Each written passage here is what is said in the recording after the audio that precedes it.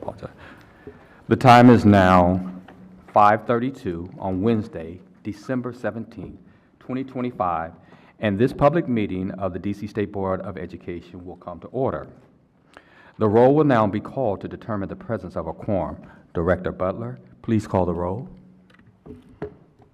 Representative Chamberlain. Present. Representative Dinkins. Present. Representative Mozamdar. Present. Representative Wardee. Present. Representative Best. Present. Representative Chang. Representative Colson. Present. Representative Goulet. Here. Representative Henderson. Present. Representative Johnson Law. Good evening and present. Representative Thompson. Present. Representative Williams. Representative Patterson. Present. Mr. President, you have a quorum. Thank you, Director. A quorum has been determined. The State Board will now proceed with the business portion of the meeting. Members, we have a draft agenda before us. Are there any corrections or additions to the agenda? Representative Johnson Law. Thank you, Mr. President. I move that we add 2 items to the agenda under Roman numeral 8. Rule 406B5, motion to waive the requirements of Section 406B1 through 406B4, and that's accompanied with the motion to approve SR 25-16, appointing a public charter school board representative to the high school graduation requirements task force. Okay, a motion has been moved. Has it been? I'll second the motion. It has been properly moved and seconded. Are there any discussions? I just want to put before the board that I understand we have the task force, and I understand that we all want equitable representation. And according to our website, and according to the 47% of students who attend charter schools, as a government body who is dealing with Aspire, who is dealing with the changes of DC CAPE, and now the upcoming graduation requirements that is before this body, I just think it's important to have the other government body who represents 47% of our children at the table, and not just from an individual standpoint, but from a government body standpoint. Thank you, Representative. Is there further discussion? Mr. President, I just want to thank you, Representative Johnson Law, for raising this issue, alerting me to it, because I had seen the Two Rivers Public Charter School representative and believed that they were the representative of the Public Charter School Board. You know, I saw that we did have, I think many people may have been confused because we did have that on our website, that Public Charter School Board was represented. So for me, I just want to have every government body at the table for this. I think that's all this does. I view it as non-controversial because we're just adding a government entity. So I thank you for catching this for us, Representative Johnson Law, and I'm going to support it today because I want to get the person you know, who's going to be representing this government body on the task force. So I support adding these 2 items. Okay. Thank you. Further discussion? I want to make sure I have everybody's opportunity. I'm not sure. I'm sorry, Representative Thompson, go right ahead. I didn't see your hand. Thank you. Go right ahead. No worries. I know it's hard when we're hybrid. A few things. So, one, I would ask that we do actually have this conversation. I am simply asking for members to consider having it at the working session.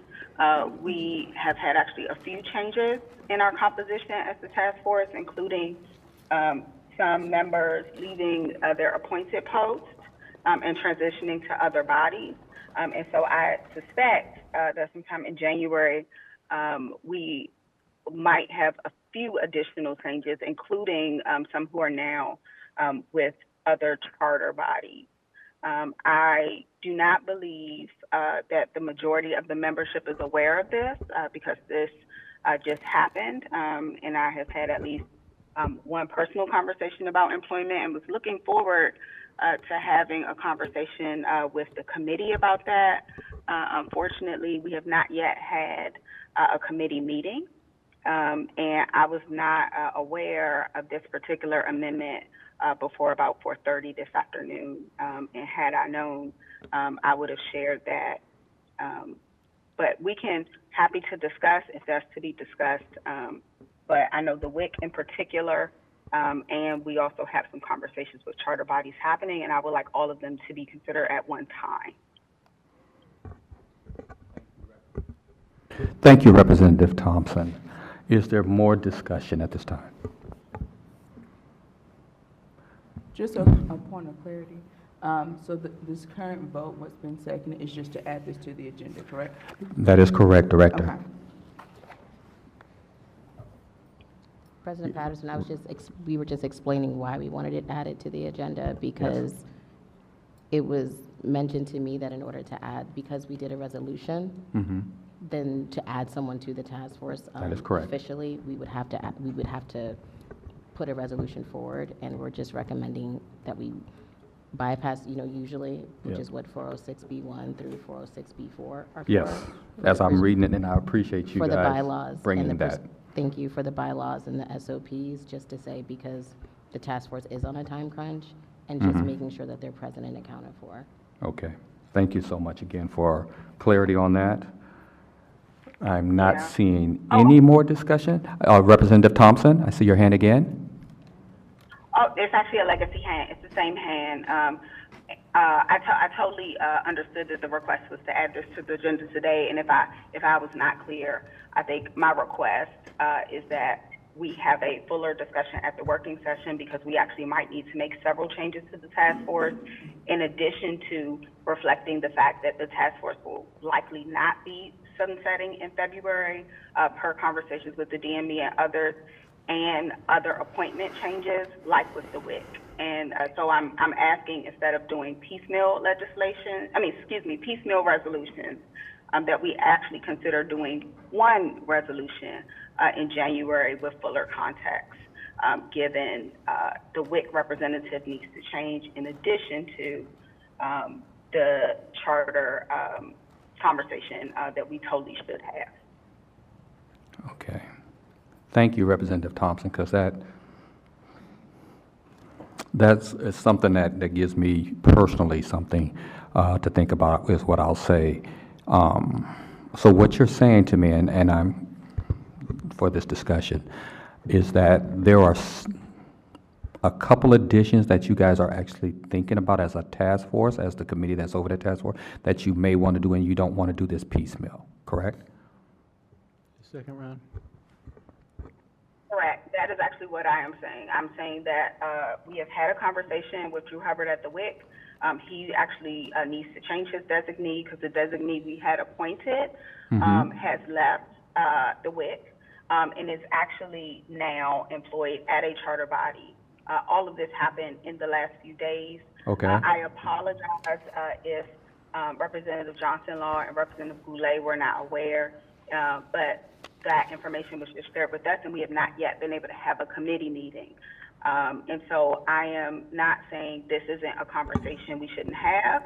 I'm also not saying that we shouldn't have outreach and conversations with the PCSB to make sure that folks are up to speed and aware of the commitment, just like we onboarded all task force members.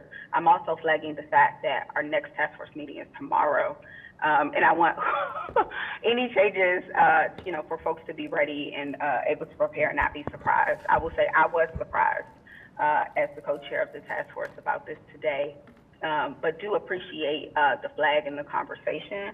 And I'm just asking that we take the time to have a fuller conversation and consideration around this at our next working session, so we can have one comprehensive resolution to update instead of 2 or 3. All right, thank you for that clarity. And I think there's a second round that wants to go. Representative Goulet. Yeah, thank you. And I appreciate what Representative Thompson is saying about having additional changes. And, for me, the distinction between the public members of the committee, which were vetted and we may need to switch out, is this is a government body. And my just fundamental belief is that every government body, particularly the two sectors of public education, should be represented on the task force. When I saw Two Rivers on there, again, I thought that we already had that.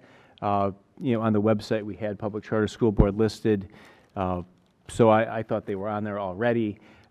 I'm going to enthusiastically support a second resolution if one comes in January and we have to make changes to this and extend it. I don't think this would in any way dissuade us from doing that. I think what this does, which is important, is shows that we are getting both of our sectors represented on there. And it really, I just view this as non-controversial and a technical fix because it's just putting a government body on there. So I'm eager to support it today to take care of the technical issue with this, and then eager to come back in January and support the committee's recommendation on the public members that they may need to adjust as well. I'll be very supportive of that too. So I think we should proceed with this and come back in January on the other matter. Thank you very much. Was there other discussion? Representative Henderson? I'll just say I would also prefer that we discuss it first at the working session, and for that reason, I'll vote against putting it on the agenda with all respect for the intent behind it. All right, thank you, Representative Henderson. Any other discussion? All right, thank you for the discussion. And now I will call for a voice vote. If need be, if it becomes unclear to me that I can't see the numbers, I will call for a roll call. But I'm going to call for a voice vote. President Patterson. Yes. Just a clarification, the vote is to move this forward as Representative Thompson suggested, or to pull it out? What does this the is, yes mean? we are currently voting, Representative Chang, thank you, welcome. What we are currently voting on is to add this to the agenda. Yes or no? Great, thank you. Yes, sir. Agenda tonight, correct? Agenda tonight, yes, ma'am. Yes, not, yeah, okay, thank you. Yes, ma'am. So, all in favor of adding it to the agenda, the motion to the agenda for tonight? All in favor? Aye. Aye. Aye. Any nays? Nay. I see one nay, Aye. 2 nays. It carries. It will be added to the agenda. Thank you. And point of clarification, and it's that both items will be added to the agenda, the motion to waive and the motion to approve? That is correct. Okay. All right, thank you for those business matters. We now have the minutes from our special meeting on December 2nd and our working session on December 3rd. Is there a motion to adopt these minutes? Motion to adopt the minutes. Thank you, Representative Johnson-Law. Is there a second? Second. Seconded by Representative Goulet. Is there any discussion? All right, seeing no discussion, the motion to adopt the minutes from our special meeting and December working session. All in favor? Aye. Any nays? Abstentions? Thank you. The ayes have it and the motion carries. All right, now we get to get to the fun part. Good evening, I am Dr. Jacques Patterson, the at-large representative and president of the DC State Board of Education. On behalf of the State Board, I want to welcome guests and members of the public, including those who are watching live via the District Knowledge Network, to our public meeting. These meetings take place on the third Wednesday of each month in the Old Council Chamber at 441 4th Street Northwest. Over the past 2 weekends, members and staff attended EdFest. And we'll get to talk about that because I see our superintendent here. We were excited to engage with so many students and families and partners. I know I attended both, and I had a great time, so thank you. Congratulations to Ossie, my school DC, and all the team members on another successful EdFest.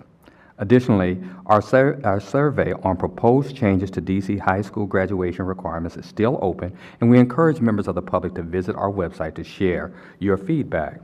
This evening, we have 20 public witnesses who have signed up to share testimony. We encourage the public to sign up every month at sboe.dc.gov. The State Board is available as a resource for our local communities. Please don't hesitate to contact your ward's representative with questions or concerns related to public education or email our agency at sboe@dc.gov. Finally, on behalf of the State Board members and staff, we want to wish you all a happy holidays. At this time, I would like to welcome our State Superintendent, Dr. Mitchell, to provide OSSE remarks.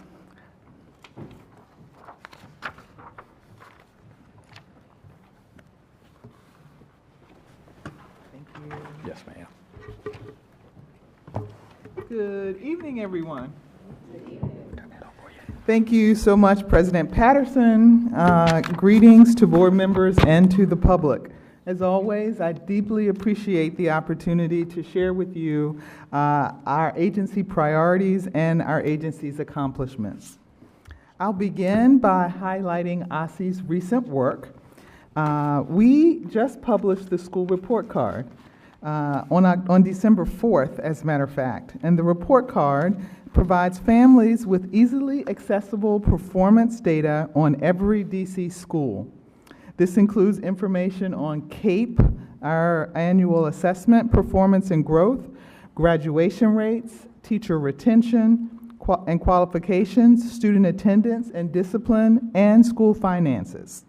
In addition, we added 2 new elements this year. One, we review school climate and information, and also course data. And this means that the community can learn how students, staff, and families feel about school safety, students' sense of belonging, and access to supportive relationships, as well as what courses are available at each school. Another important way that OSSE provides families with information about their school options is EdFest. And as President Patterson just noted, we've had EdFest for the last 2 Saturdays for our high school students at Eastern High School 2 weeks ago. And just this last Saturday, we hosted EdFest for younger grades at Kraken Courts and Skates. EdFest is one of my favorite events of the year because it's one of the few opportunities where we get to bring together families, students, teachers, administrators, public officials. We all come together in celebration of the great diversity that is our school system. Related to EdFest, we recently opened My School DC Lottery. The school lottery is the common lottery application for DC's public and public charter schools. Families with children who will be in pre-K 3 through 8th grade and want to enroll in a new DC school for the 26-27 school year should apply by March 2nd. And rising high school age students should apply by February 2nd.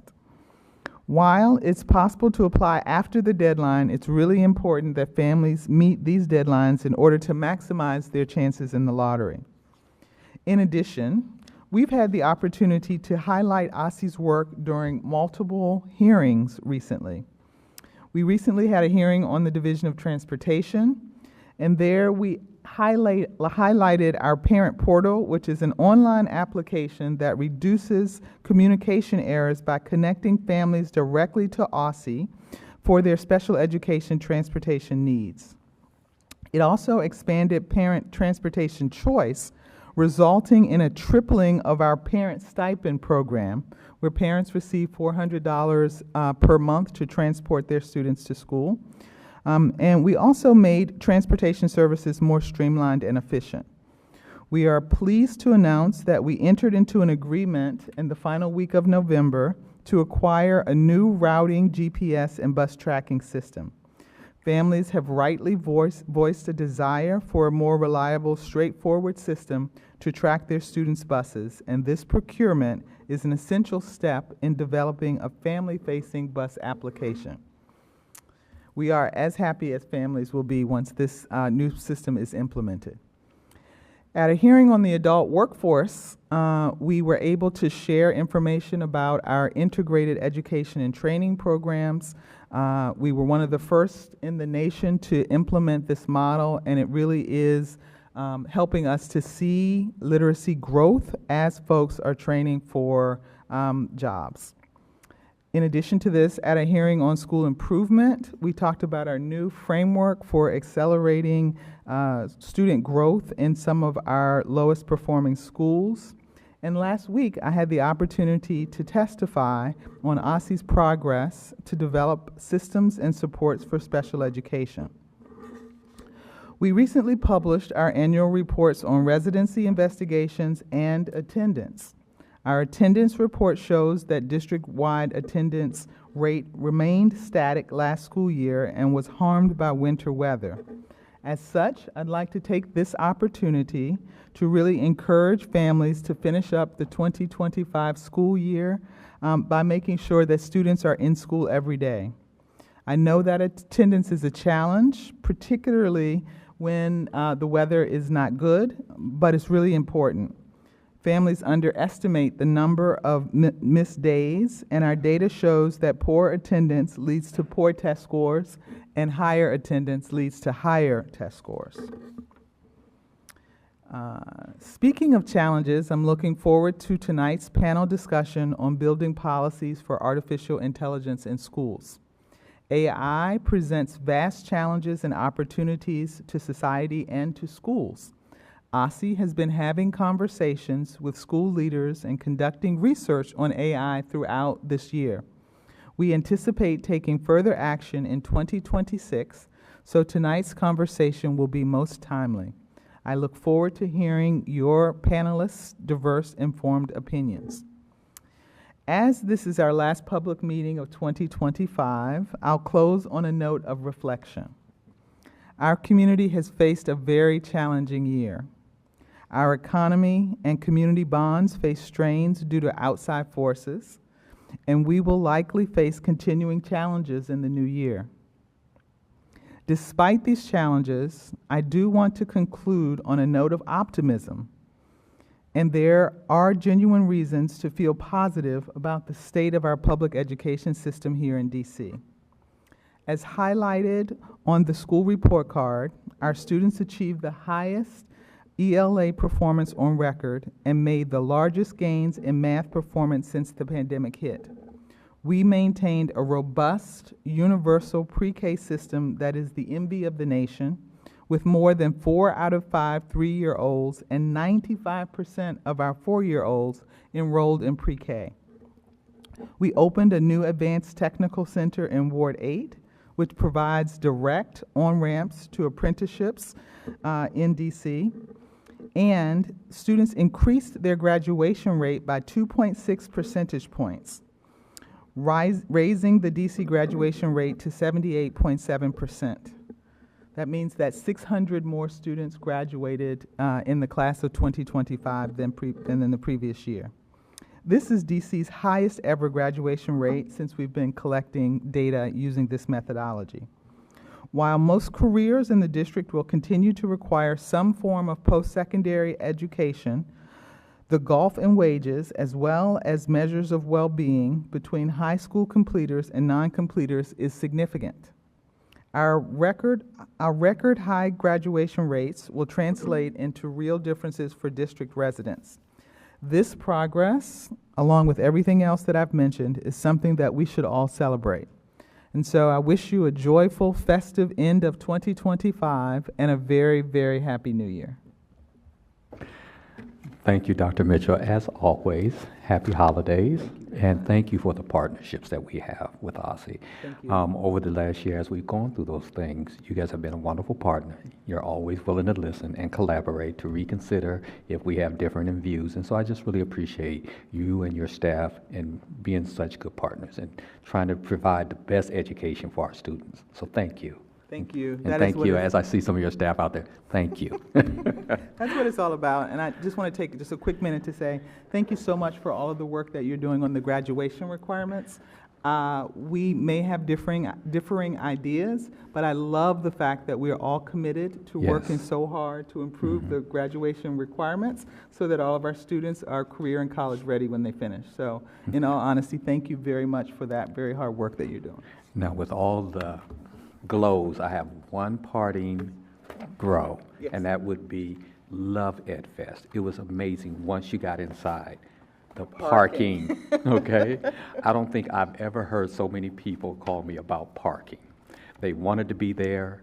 They attempted to be there. I have one resident that called me that lives in Ward 5, that not that far away. They tried 2 times to get there, and the parking was not the best. So as we consider going forward, the event is amazing. Yes. We just want to make sure parking is available for all those who want to attend. Thank you very much. That is definitely a grow, and we're already looking into it. Thank you so much. All right. With that being said, we'll now move to our expert panel on building policies for artificial intelligence in schools. As a reminder, the purpose of our expert panels is to inform state board members on a specific topic related to public education. We welcome a wide range of perspectives on each topic so we can use the information to take united action as a board. I will now call on each panelist. If you are here in person, you are welcome to the table, okay? I believe I see out there the first panelist, which is Aaron Cooney. We've known each other for quite some time, and I want to pronounce this name correctly, Amina Zazula, who's virtually, Elizabeth Laurie, and then also David Williams, okay? Panelists, each of you will have up to 5 minutes to share your testimony, and then we will move to one round of questions from the State Board. We will begin with Mr. Cooney. Please begin when you're ready, Mr. Cooney. Good evening, members of the board. Thank you for the opportunity to testify today. My name is Aaron Cooney. I'm a former teacher and DC charter school leader. I currently serve as CEO. Please make sure your mic is on, sir. I want everybody to hear every part of your testimony. Just pull it there we go. Closer. Okay. Thank you. Thank you. Thank you for the opportunity to testify today. My name is Aaron Cooney. I'm a former teacher and DC charter school leader, and I currently serve as CEO of AI for Equity, a nonprofit that builds the capacity of school system leaders across the country to be good decision makers on all things AI, from its opportunities to its risks. This past September, we launched the AI Innovation Index, a first of its kind initiative to measure and spotlight school system AI innovation. I'd like to start this evening with a data point that should concern everyone in this room. Pew Research published this data in January, showing the percentage of students who used AI to complete a school assignment. Among students from households earning under $25,000, that number was 19%. Among students from households earning over $150,000, it was 43%, more than double. What's more troubling, that gap has widened over the 2 years Pew has collected this data. Now, using AI on a school assignment isn't the metric we should care most about, but it is very likely an indicator of emerging AI literacy. And what this data suggests is that if we don't position schools to address AI literacy intentionally, this technology will not close opportunity gaps. It will open a new digital divide and further exacerbate the equity gaps we've spent decades trying to address. The reasons why this emerging AI equity gap exists are many. I'd like to highlight one for you today: incentives. I want to note that I'm a very strong believer in strong accountability systems. It is worth noting, though, that the school systems most beholden to the content of our accountability systems are those serving students furthest from opportunity. Over the long term, if our accountability frameworks don't create space or incentive for schools to cultivate student AI literacy, then we will see an AI literacy divide emerge on top of the other equity gaps we're fighting to close.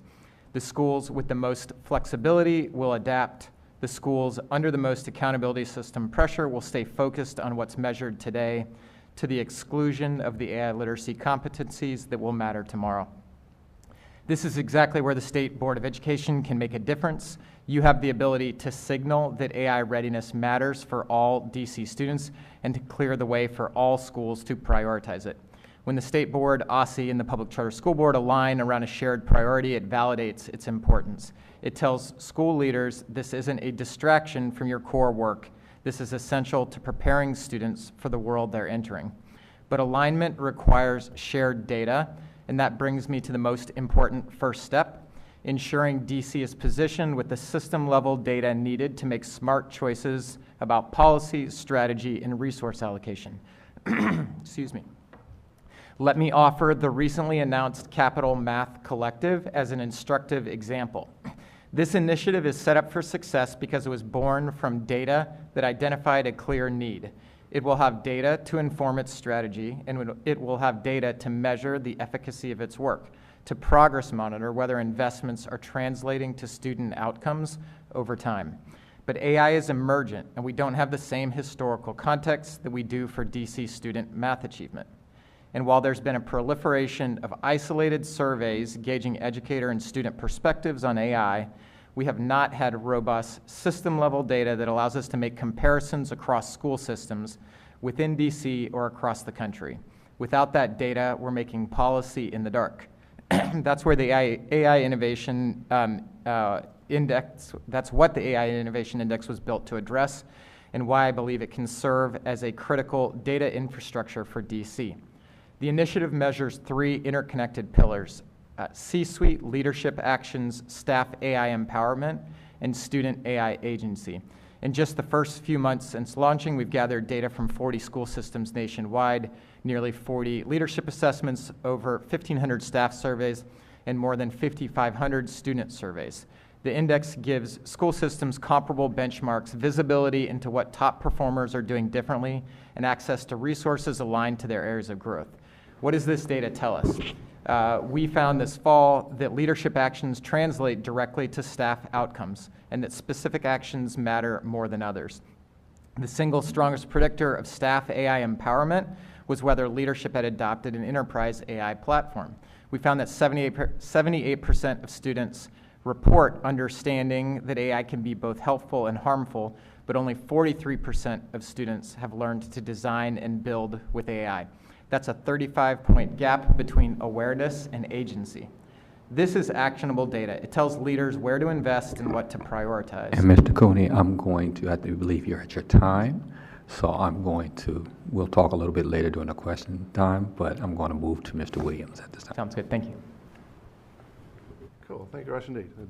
Fantastic. Glad we aligned. Just like to say with AI, we are all the same age in AI. Unlike the internet, which I can remember a time without it, none of our students are the same age of experience with it, so we're all in the same place. But thank you for the opportunity to speak today.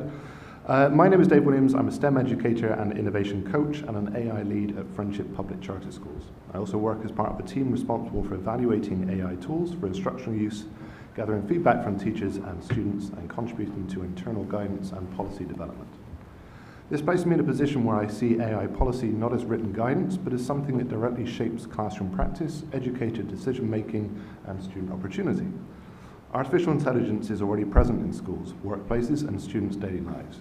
National and international policy guidance treats AI as a structural shift rather than a temporal trend, and rightfully so, with implications for teaching, learning, and workforce preparation. The policy question before us is therefore not whether AI will be used in education, but how it will be governed, taught, and integrated responsibly. At Friendship, we approach AI with a clear principle. It should strengthen teaching, not replace it. In practice, educators use AI-enabled tools to support instructional differentiation, develop exemplar materials, improve multilingual communication with families, and reduce administrative workload. Research reviews consistently indicate that the impact of AI in education depends far more on implementation context and educated judgment than on the tools themselves. For students, our focus is on AI literacy and applied understanding. Research in this area increasingly frames AI literacy as encompassing technical understanding, ethical awareness, and insight into societal impact, rather than tool use. In practice, we have found that when students understand that AI is not magic but math, systems built on data, probability, and human design rules, their confidence shifts.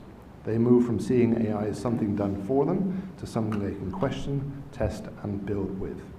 From a policy development perspective, research and practice converge on this importance of the structures surrounding AI use. Studies and federal guidance emphasize that educator training and institutional support are prerequisites for responsible and effective AI integration.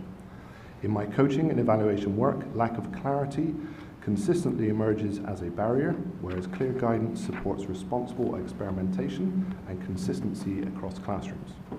3 policy needs therefore stand out. First, schools need clear enabling policy. Policy should show caution that restrictive or ambiguous approaches tend to push AI use into informal or unregulated spaces, whereas clear guardrails support safer and more consistent implementation. Secondly, educator capacity must be treated as a policy priority. Research highlights that professional learning, shared norms, and ongoing support as critical conditions for successful AI integration. Expecting individual teachers to navigate AI integration independently increases inconsistency and risk and increases the burden on teachers with an already high workload and high expectations. Thirdly, students need a coherent AI literacy and competency framework. Research underscores the importance of structured progression in understanding AI concepts, limitations, and societal implications. Equity must remain central to all AI policy decisions. Research on algorithmic systems demonstrates that AI tools can reproduce or amplify existing biases if equity safeguards, evaluation, and continual monitoring is not in place. I'd just like to illustrate where policy-aligned practice can make great learning, basically. One example involves an experimental learning opportunity in partnership with NVIDIA and StudyFetch. This is offered to our students at our high schools, public charter schools. Through this experience, students work towards NVIDIA Foundation certificates and engage with structured coursework through StudyFetch. They're then extended into meetings with Howard University for secondary pathways. Cool. The next one is a partnership with Amazon PlayLab, which proves that structures with hands-on experience can develop fantastic tools, such as ConnectEd, designed by 2 high school students to support teachers learning experiencing stress. Another one, ParkEasy DMV, which uses local crime statistics to better allow people to navigate through DC and with contextual awareness. Third, PrepPal helps students with their career advising and guidance, and also gives them timescales for achieving the GPA which they're aiming towards. Thank you, Mr. Williams. I know you're at time, and so with that, I'm going to move to Ms. Fazula, who's online virtually. Hi all, can you hear me? Yes, we can. Great. Good evening, members of the board. Thank you for holding this meeting today to discuss key considerations as you develop a policy on AI use in your schools. I'm Amina Fazula, head of policy advocacy at Common Sense Media, the nation's leading nonprofit protecting kids in our digital and AI world. For the past 20 years, we've done 3 things related to media and tech. We rate, educate, and we advocate. We're doing that now with AI, just as we have with movies, TV, cell phones, and social media. I'm also, in addition to policy advocate at Common Sense Media, I'm a proud parent of a DCPS student in 3rd grade at Oyster Adams Elementary. Today, to support your work, I wanted to briefly review some of the findings from our recent research and assessments on AI products in children. However, before doing that, I wanted to provide some insight into the existing protections governing technology use by children and how they relate to AI. While data privacy protections exist in the form of COPPA and FERPA, neither law has yet been modernized to reflect the realities of AI use. Last week, the president signed an executive order that would have the effect of discouraging states and other local policymakers from enacting or enforcing AI laws, including those focused on child safety. Also recently, federal efforts to fund digital literacy have been stalled by the National Telecommunications and Information Administration, and challenges to halt those funds are just now making their way through the courts. All of this is occurring while AI products are rapidly being embedded in existing products used by kids or introduced as new AI products. Because there's no comprehensive regulatory regime to oversee and ensure safety in AI products, educational procurement is one of the few ways institutions serving children can demand safer AI products. Procurement will be a powerful tool, especially when it's used to ensure both safety and efficacy with all components met. Updated privacy requirements protecting student inputs from being used for training, demanding greater privacy protections for student and family data, demanding evidence of proven efficacy for promised uses, recurring third-party safety evaluations from pre- and post-deployment testing, and avoiding arbitration to secure a clear pathway for redress in the event of harm to a student or staff. Finally, and perhaps most importantly, educational communities should apply a healthy dose of scrutiny and take a limited approach before adopting any student-facing generative AI applications or those that could affect the decisions governing their educational careers. Our research finds that 70% of students are already using AI, and while usage is growing, only 40% of schools nationwide have policies in place to govern its use. While AI policy will inevitably need to be updated, it's important for educational institutions to establish a policy to govern AI use.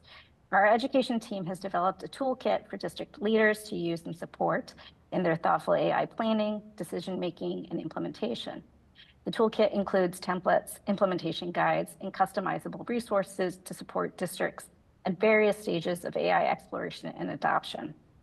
In addition to our toolkit, we've been working with Stanford Medicine to conduct the most comprehensive and independent risk assessments of generative AI chatbots to date, including AI companion platforms and general purpose AI chatbots like ChatGPT, Gemini, and Meta AI.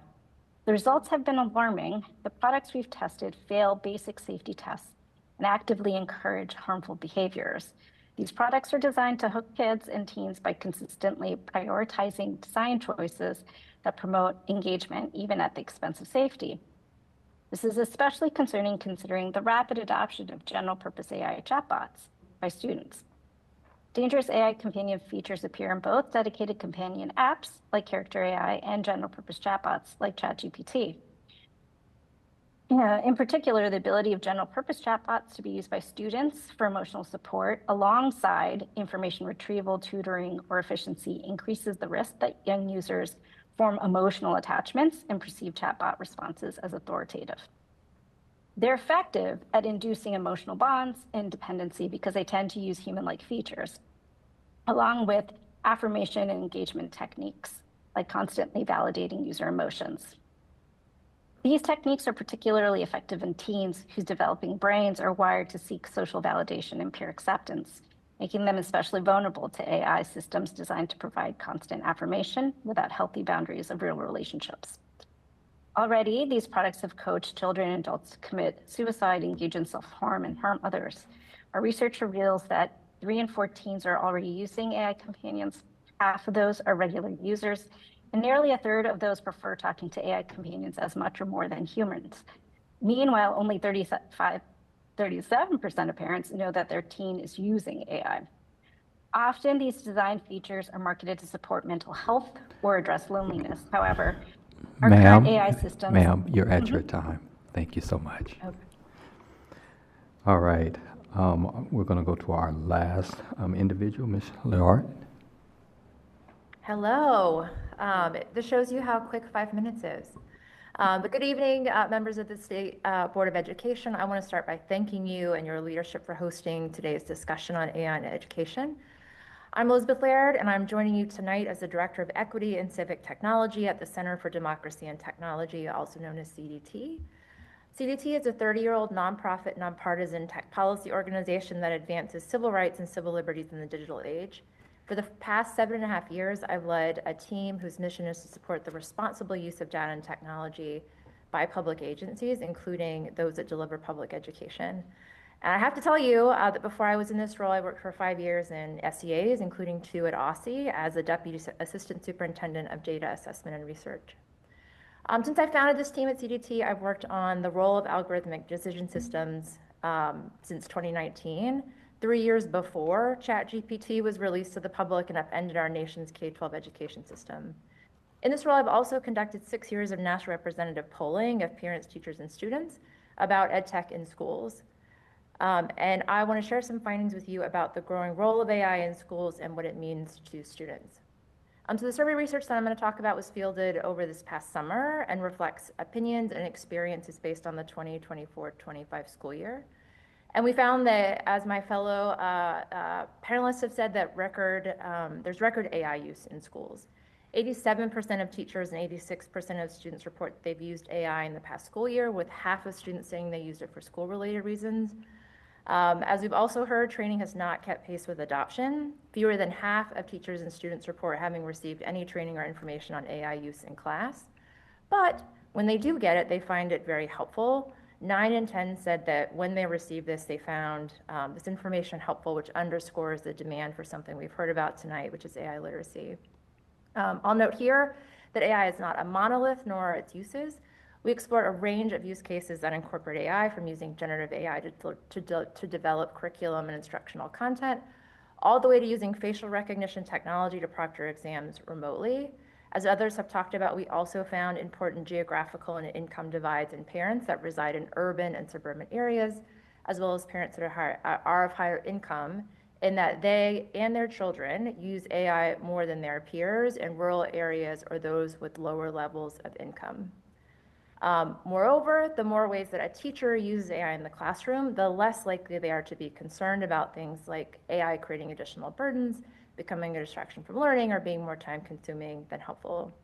However, the proliferation of AI in the classroom is also having negative effects on students. Half of the students we surveyed said that using AI in class makes them feel less connected to their teacher, and 7 in 10 teachers worry that AI work weakens important skills that students need to learn. You hear these as critical thinking skills. Additionally, the more ways that a student says their school uses AI, the more likely they are to be concerned about issues related to AI, like making them feel less connected, exposing them to extreme views, or treating them unfairly. As others have talked about, the use of AI in schools is not only affecting their relationship with their teachers, but also their parents and their peers. Our survey research found that students or a friend of theirs had back and forth conversations with AI in the following ways that I think a number of folks would be concerned about, and all of these are more common the more ways that AI is used in schools. So 42% of students said that they've turned to AI to get mental health support, as a friend or a companion, and as a way to escape real life. 1 in 5 students says that they or someone they know has interacted with AI to have a romantic relationship. And to bring it back to schools, nearly a third of the students we surveyed said that they have had these personal back and forth conversations with AI on a school-provided device, tool, or software. However, only 1 in 10 teachers say that they have received training or information on how to respond if they suspect students' use of AI is detrimental to their health and well-being. I'm going to skip ahead. You all have my full testimony, but I want to raise just a couple more issues in my last few seconds. In addition to the polling that I talked about, we also released a report recently about the overall status of transparency in EdTech tools that incorporate AI. This is really important. It's a principle around which there is consensus, but we found that using a rubric that we came up with, evaluating over 100 EdTech products that incorporate AI, they offer very little transparency about their products, particularly related to whether they are tested and evaluated and whether they've been adapted to work well in K-12 schools. And then last point that I wanted to raise is how this is playing out in the disability community. The use of AI by licensed special education teachers to develop IEP and 504 plans are growing each year. It's gone up 18 percentage points since last year, but this raises important questions when it comes to complying to some of the laws And we've thank talked you. I about did want to around hear the language last part, but thank you, ma'am. Director Butler will now call a round of member questions, which will begin with our student representatives. Each member will have 3 minutes. A reminder to members that the 3 minutes include both the time to ask the question and the panelists to respond. Director Butler. Representative Chamberlain. Good evening. I'd like to thank you all for coming and speaking to the board today. I know AI is a very relevant issue in schools right now. I'd like to start with Mr. Williams. I'd like to know what feedback you've received from parents and families about the use of AI or AI policies at your school, in your school system, and what do you communicate to students, parents, and families who have concerns or want to avoid it? Cool, thank you. So we have been very transparent in which tools we have approved, which ones we've used. Obviously, we don't govern what internet they can access when they're at home, but we want to reassure them that what we have, because we have dedicated devices at school, so therefore they're not bringing their own devices in. So at least we have a semi-controlled environment with that ilk. We do also make sure that it's part of academic integrity. We make sure that we report the use of AI and make that transparent to parents as well. I have one more question for Mr. Cuny. I hope I did, is that correct pronunciation? Yes. Thank you. So I've seen that AI is used differently in lower versus higher income schools, whereas in lower income schools, it can be used more for basic learning rather than as an add-on to the school environment. So I'd like to know what we can do to address this difference when we are creating AI policies within education systems. Thank you. That's a great question. At a high level, we believe the most important thing we can do is build the capacity of the leaders in our school systems to be good decision makers and to subsequently build the capacity of teachers. AI can be used in the classroom to collapse rigor. AI can be used to actually raise rigor. Right now, we are working in partnership with a few organizations, including Leading Educators, Bellwether, Teaching Lab, TNTP, to build a framework that provides really concrete examples of how AI can be used to inject complexity into student thinking, how AI can be used as a Socratic partner to promote critical thinking, specifically within the types of thinking work that are happening across content areas. And so we think really frameworks that provide really concrete examples like that and that subsequently can be used as the basis for training leaders who are going to scale the development of that thinking with teachers is an important strategy that we are looking to support. Okay, thank you, and thank you all for your time. Thank you. Representative Dinkins? Thank you all so much. My first question is for Ms. Laird. Your data shows that students are increasingly using AI as a source of emotional support or companionship, and I was wondering what responsibilities schools have when AI begins to interfere with students' mental health and human connections within the schools. Thank you. So the first thing I would say is that we did find a connection between how many ways AI is used in schools and students turning to AI for the personal reasons that you just described. There's definitely a connection, whether it's caused, we can't speak to that. So to me, the first thing that needs to happen is we need to educate children that this is not your friend, this is technology, this is designed by adults.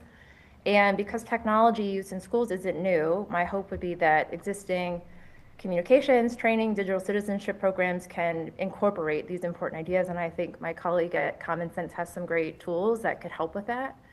But I think the first step is to really make students aware that these things are not necessarily equipped to do what you're turning it to. And part of my testimony that I wasn't able to get to, that I think Amina talked about too, is that parents need to be more involved. Parents and students agree that neither knows how kids are using AI.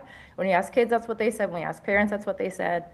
But I hope our research can contribute to drawing that connection and helping to show schools that you are playing a role in this. They are doing it on your devices. And so how do you communicate to them what the limitations of these tools are? And I think my follow-up question would be, what warning signs should they look for when recognizing that AI might be detrimental to their well-being? I think it's a great question, and I think, to be totally candid, we're all learning about this right now. I think we're learning. I'm not a psychologist, but I can say that in our research, we've talked about AI literacy. What does it mean? We asked teachers a variety of topics that they could be trained on around AI literacy. One of them was, has anyone given you guidance on how to intervene if you suspect that a student's use of AI is detrimental to their well-being? 11% of teachers have gotten that type of training and guidance. So it is very much an area that deserves more attention, and even though schools may not be encouraging it explicitly, we are seeing that connection happening implicitly. Thank you. Representative Mozumdar? Hi, I wanted to thank y'all for coming out and speaking to us today. My first question is for Mr. Cooney or Mr. Williams. I wanted to know how early y'all think that AI literacy initiatives should start in terms of schooling, or rather, how can we implement effective AI literacy like training for like elementary age students? Like I know the distinction was made like that AI is not magic, it's math. And I want to know how we could incorporate that from an earlier age and what that would look like.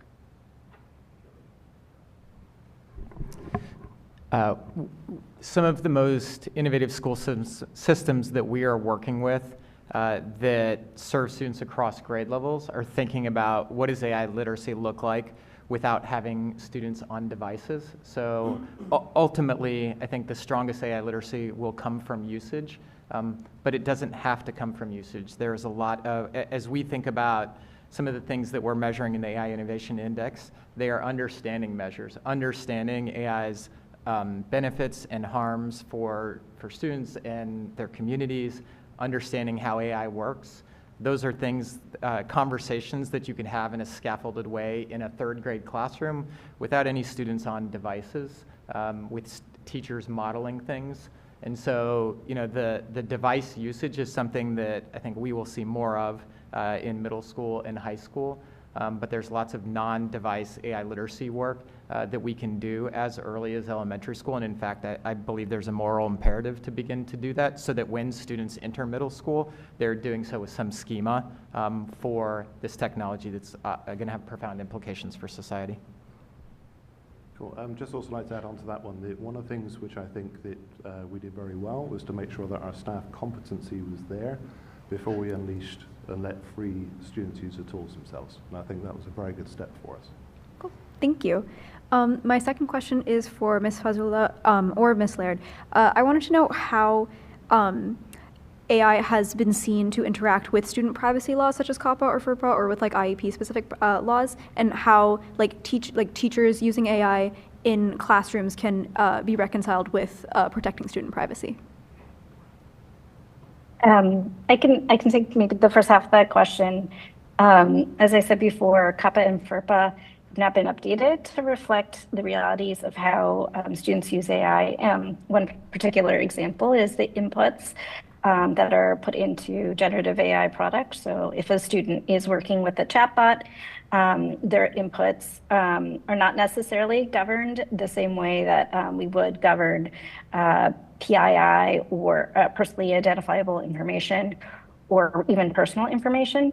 Also, we understand that children tend to, because of the very human-like qualities of chatbots, tend to be very rich in their conversations, can offer details related to themselves, others, their family. Thank you both so much. And then I would just add on the privacy front. Part of what I wasn't able. Oh, sorry. Yeah. So we have to move on to the next board member, Representative Warreed. Hi. On the behalf of student representatives, before I start, I would like to wish you all happy holidays. I only have one question tonight. I was going to ask if you guys have a number on the amount of teachers or adults that have been assessed on if they might have used AI detection websites rather than, you know, a school-based technology to assess if a student has used AI in their work. Because I know, for example, a few peers of mine have been pulled back in class and been told that they have used AI in their work when they haven't. So I just wanted to know if you guys have a number of teachers who use outside platforms other than school-based platforms to detect AI, and if you guys are developing any training for adults or creating anything to help adults with detecting AI better to help students. I can say, while I don't have a number on the percentage of teachers who are using AI detectors, the guidance that we give to school systems is to not rely on those. Even an AI detector, the rates, the accuracy rates of those, the reliability rates are not high, and even something that is 95% accurate means that 5% of the time you may be in the position of making a false accusation. And so our guidance now is for school systems to be more intentional about the expectations that they are setting for students. And when students are outside of school in an environment where the school cannot control what devices are being used, The expectation should not be that AI is prohibited, and if inside of school, if school systems do not want students using AI for a particular assignment, which should be the case frequently, the school has to manage the environment. Laptops are closed, pen to paper. Do not put yourself in a position of making false accusations. If I could add, 70% of the teachers we survey said they use it. I think similarly for us, we don't have like specific numbers, but I think it just comes down to teachers knowing their students. And I think where I have flagged up students and gone like, have you used AI for this? They go, yeah, all right. And I think this part of that conversation, I think that that's one of the things with, especially with AI and how it changes education.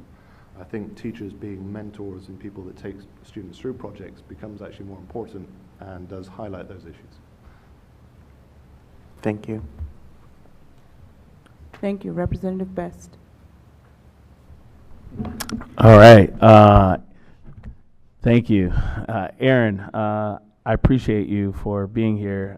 I think we first started having these conversations back in 2023. And so I know my colleagues are pretty tired of hearing me say stuff like this. But look, our world is shifting, and education needs to as well. And so check this out from a personal level.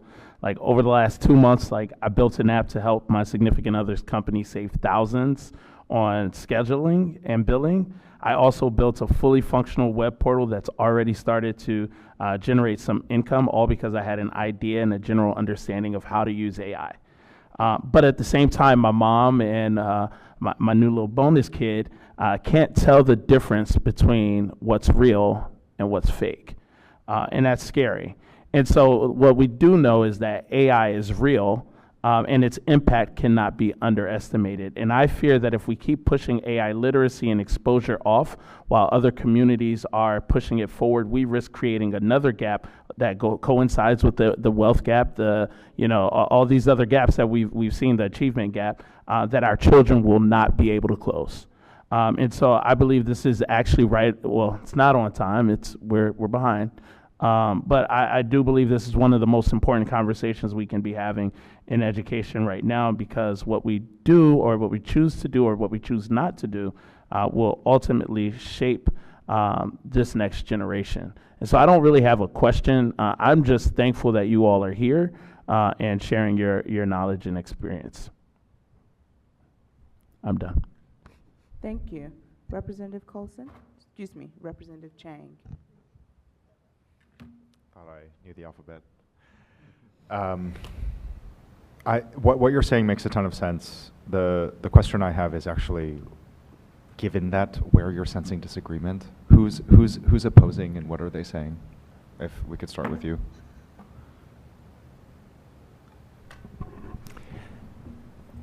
I can say that it is a very, very small, maybe a vocal minority who believe that AI is something that schools should avoid addressing. I think like some of the concerns that we hear from educators are AI is going to reduce rigor. Students will come to over-rely on it. I learned how to write, as an adult. I can leverage AI effectively now because I have 3 decades of learning how to write effectively. That is not true for, the 12-year-old who's sitting in front of me. And so I think there are a lot of very valid concerns. Our perspective would be that concern should not lead us to close our eyes and pretend like this is not happening or not have these conversations with students. But it is imperative on us within the education system to think about how we hit that sweet spot of cultivating student AI literacy and still maintaining the cognitive rigor that will benefit students over the long run. What about for you, Mr. Williams, in terms of the actual implementation? Where have you had choices and options, and where did you decide to take a fork in the path? I think that sort of having good parent awareness and parent engagement. I think that making sure that the parents are involved with those decisions, making sure that you're transparent over the tools that have been used, and exactly how data is handled. And I think that's one of the main concerns, because AI is very nebulous. Where does your data go? What is it used for? How does it come back again? And I've always taken the approach, if you can't access your data, it's not your data. And so therefore making sure that we are very clear on our policies and how reporting is done does, you know, help. This is general best practices for any implementation of any new program or change, right? I think I'm curious about, when it comes to this specifically, that makes it sound like actually there's not much pushback or friction or decision points that we need to make as I don't think LEAs or so. I think schools. just having clear guidance, and Yeah. so saying what we are doing is just the best way forward. And what is the best way, I think, is the question. To make sure that that any decisions we do make are tactical and well published, and so therefore we're making decisions which is based on particular vendors or avenues or policies based on research. Yeah, I'd love if I could follow up with Yeah, you on absolutely. the details of what Please, that yeah, yeah. means, right? I mean, Yes. what are the actual decision points that we have to make? Thank you. Yes. Thank you, please, yeah. Representative Jane. Representative Colson. Good evening. So right now, I believe the average of a single-family home is $700,000 here in DC, and to rent a one-bedroom is about $2,500. So I give that context, right, just to ground us. And so the purpose of graduation requirements in college, et cetera, is for us to go on to live our best lives. I think Representative Best just highlighted my point. So he was able to create a few apps that sound like they can be very lucrative. As we're having this discussion now about high school requirements, my question is twofold. What could we include in our high school requirements to get our students to that end that he just discussed? And what other careers or things should they be learning, not to consume AI, but to create AI information that can help them get to that, being able to live here in DC and afford it comfortably? I think for us, we've had a lot of like hackathons at events where students are actually developing and sharing and creating apps for themselves, which they share back with others. I also very much encourage the students to look at their communities, look at their schools, look at their teachers, and have those students create those things for their teachers for better. So for example, students producing study guides, revision guides, just brings that to everyone, I think, at the same time. And would you say that creating something, as you just described, is that something that we could then take and make a requirement? Is that a graduation requirement? Is that a part of curriculum? Walk us through that, and anyone can jump in.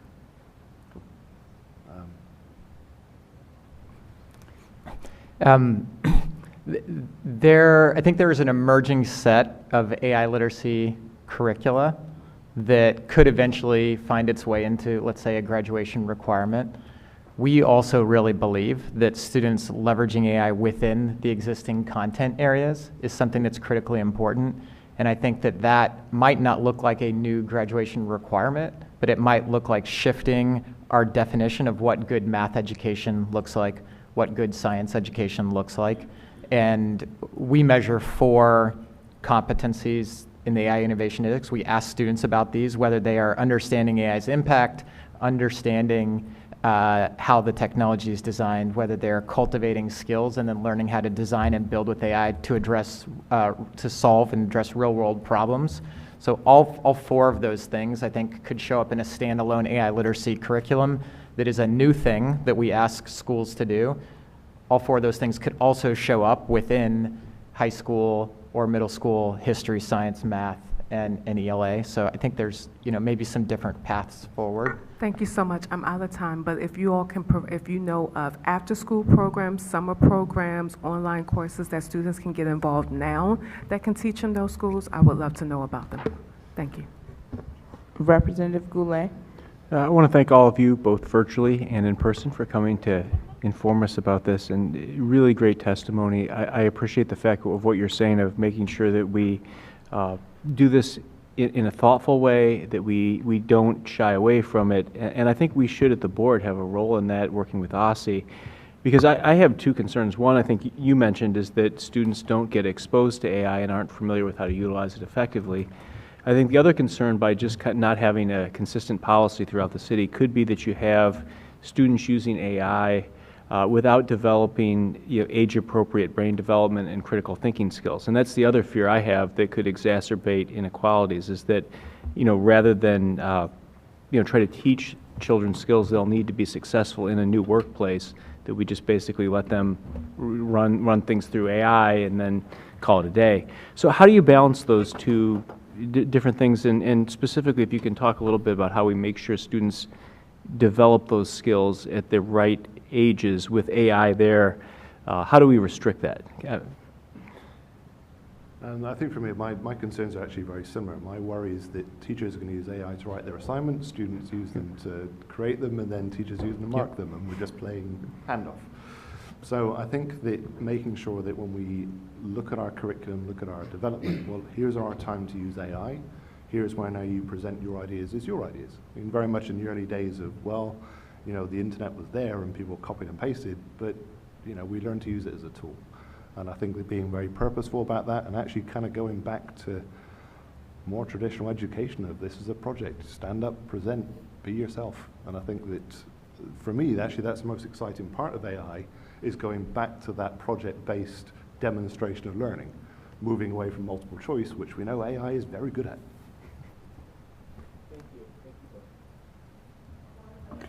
A big part of digital literacy that could be really important to guide healthy use is just supporting critical thinking, but also understanding limitations.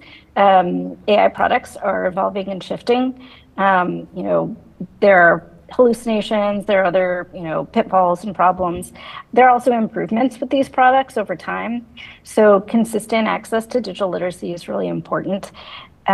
Consistent access to professional development tools is really important. We at Common Sense have developed both tools and are consistently updating them. And so I think that can be really important. And then back to my first point about procurement as being, I think, a very baseline approach to ensuring both efficacy and safety, so that you can feel comfortable taking advantage of some of these tools, because you will have more concrete assurances of the kinds of products that you'll be engaging with. Thank you. Representative Henderson?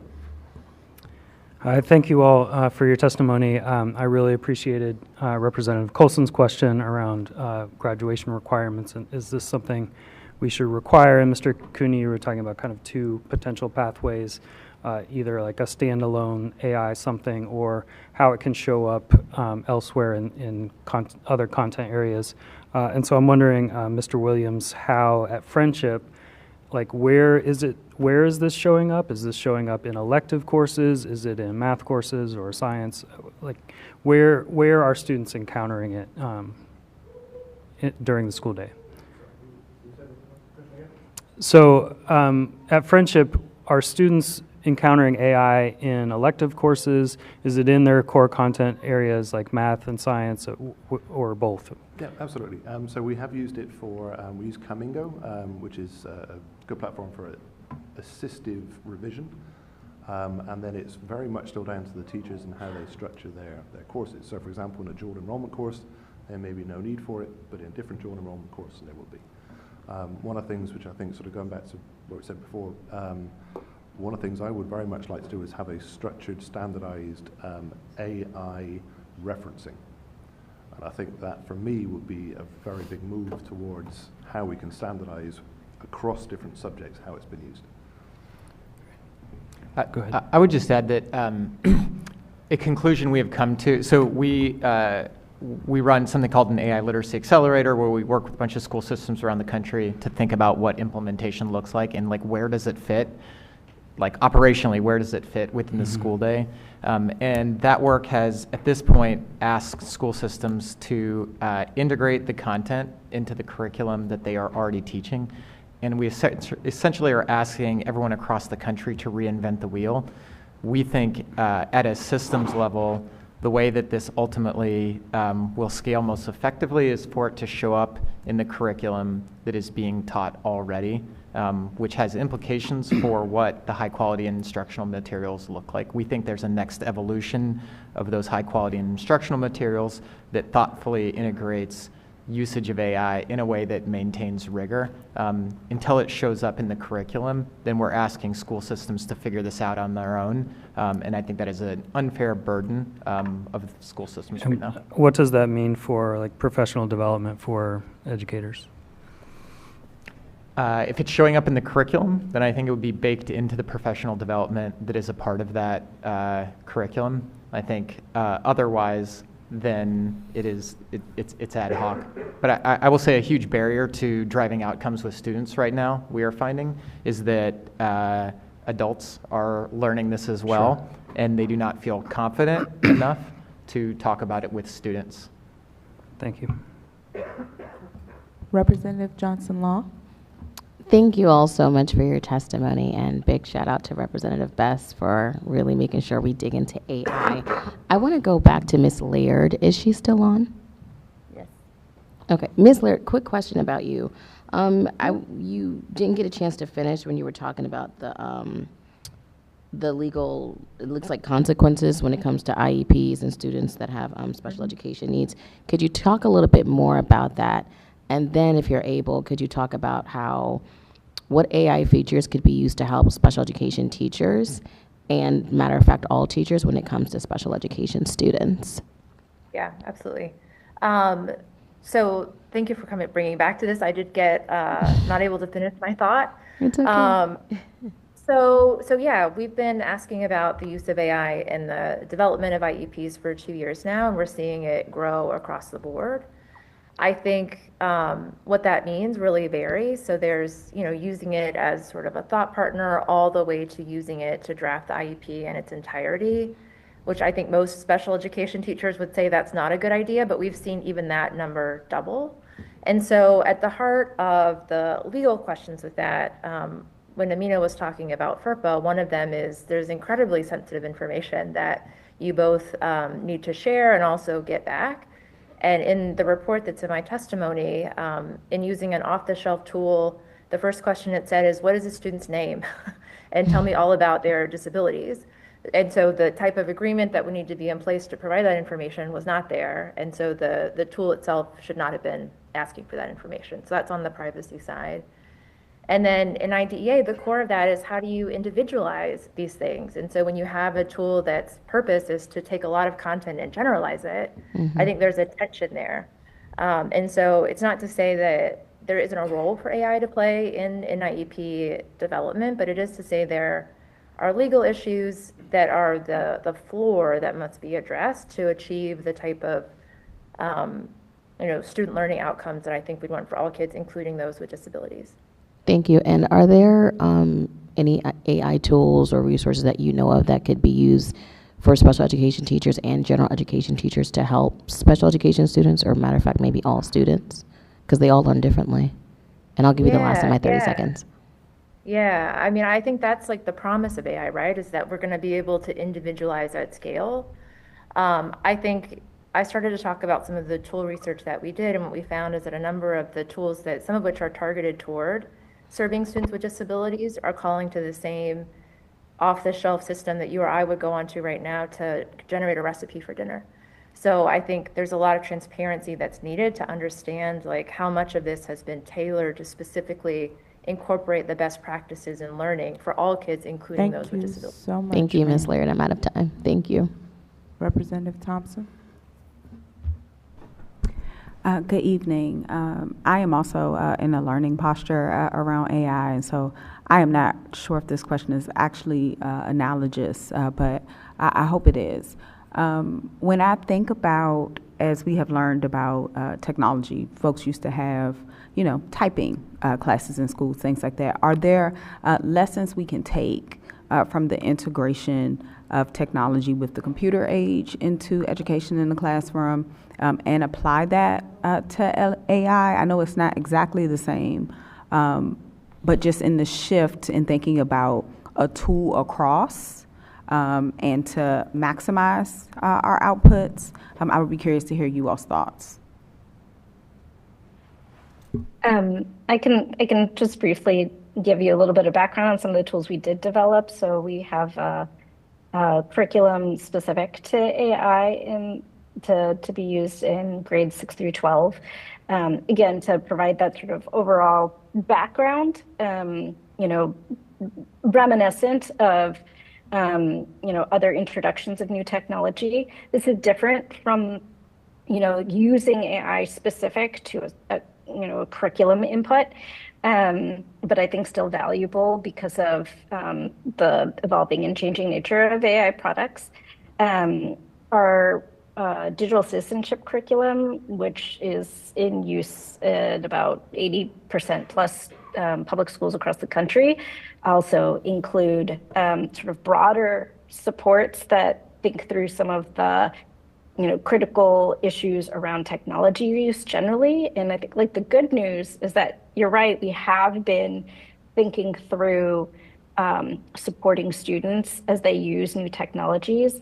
While AI, I think, is unique and different in a lot of ways, we do have some muscle in the education community in supporting students to understand what's in front of them, understand what those limitations are, understand how to safely use something, and understand what the advantage might be. So I think we can take advantage of the existing digital literacy components within schools to be able to add on AI literacy as well.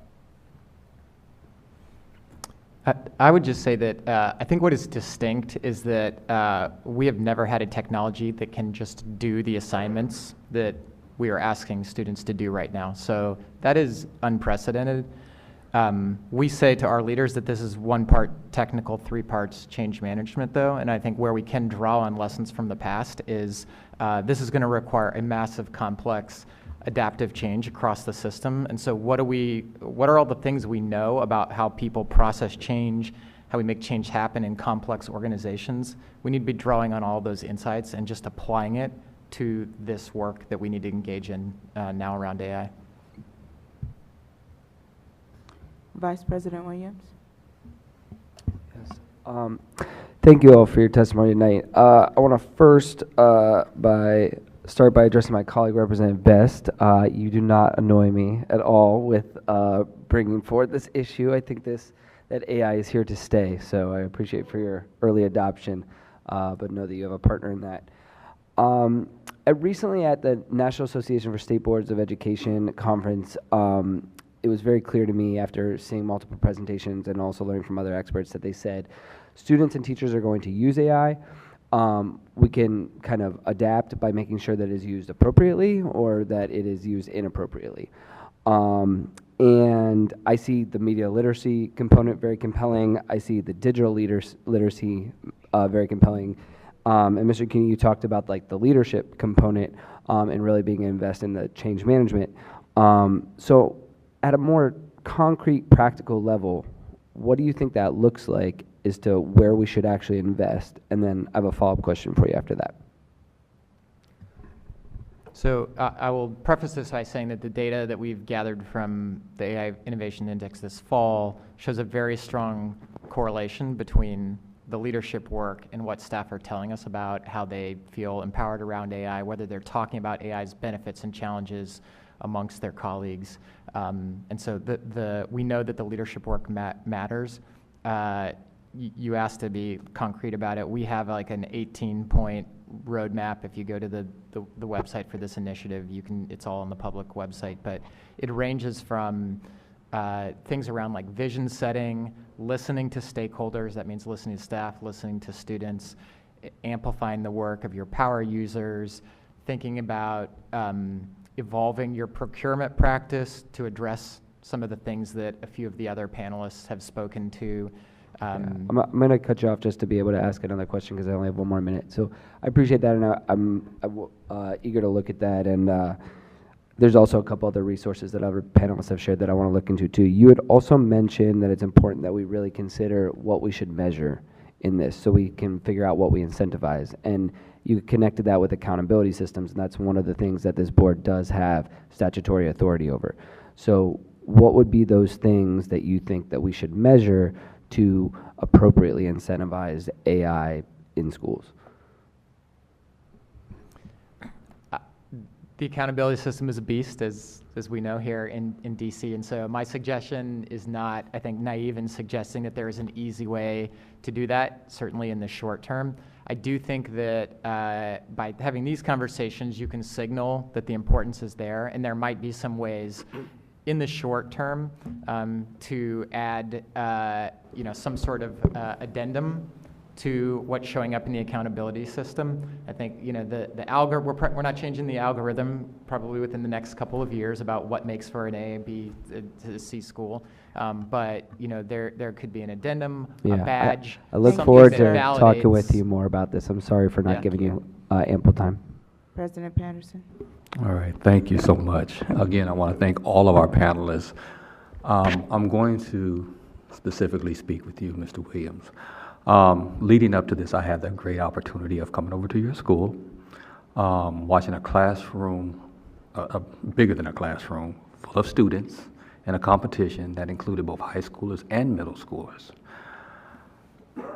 Without us having policy at this particular time, it's kind of like the Wild Wild West, so to speak. And you put this together, this class. It was engaging. You had multiple teachers that were in there monitoring as they put together different AI applications. I thought they were some of the best applications that I've ever seen, and I wish were in place when I was a student, as I stated. What I want to know, my question to you, since we don't have policy, how did you go about putting that class together? What parameters did you put around it as you got ready to prepare that lesson, that whole process? So to give me kind of some insight as we move forward, we put policy together, what was your thought process of putting that particular class together? So the process around that one, so one of the companies which we work with, I'd already worked with before, so they already had my trust. We've tried it, tested it, rolled out to students. The students which were selected for that program were students which we'd identified as a group of teachers as those that would be very good to lead us through such a thing. And I think as well, we also were very careful to not put too much guidance into that one, so make sure that they had enough freedom to play. And I think for us to put that together, the overall drive for it was actually the Presidential AI Challenge. So that was the overall output for that one. And then making sure that we just put as many people in the room that we could to spark that conversation. My follow-up would be, it was Friendship, Friendship Public Charter Schools. Did they put any parameters around how this competition was going, making sure that there was safety, things were there? Did they give you guys any guidance even as you entered this competition? So the guidance actually, so I'm actually one of the people that's on the alert system for those systems which we were using, those programs, and they were pinging all day. But that, however, was a fantastic data gathering for us to see what is getting flagged, what is being falsely flagged, what is correctly flagged, how are students actually using this. So actually it worked as an experiment for us as well on the staff end. And I appreciate that.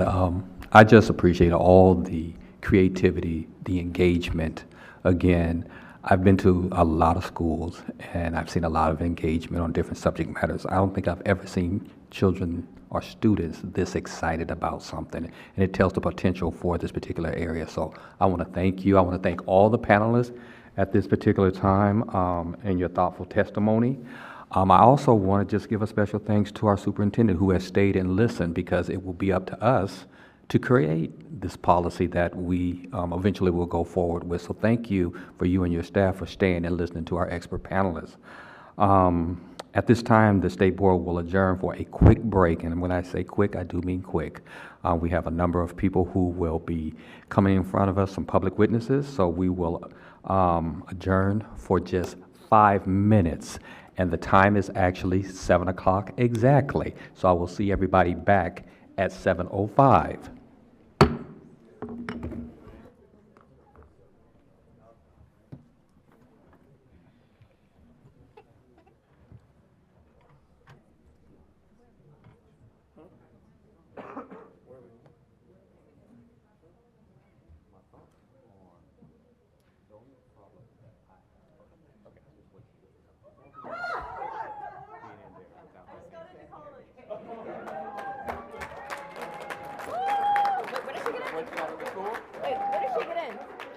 got into one?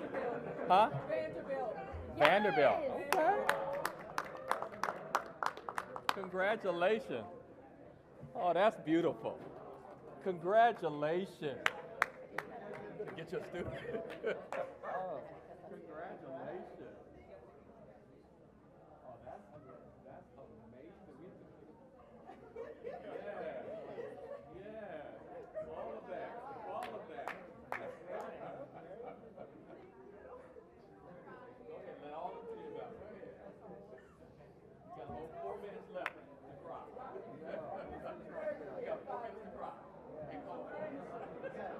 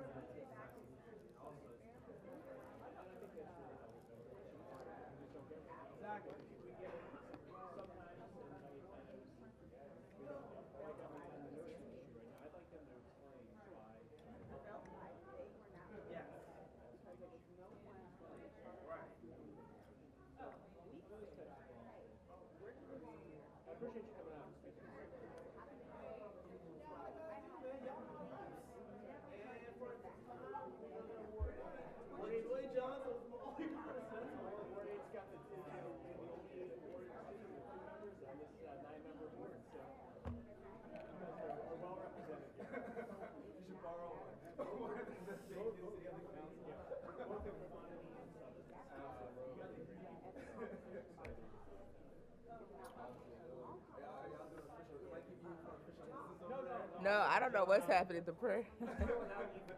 I am. Eric, do you have hot fries left? I would like some.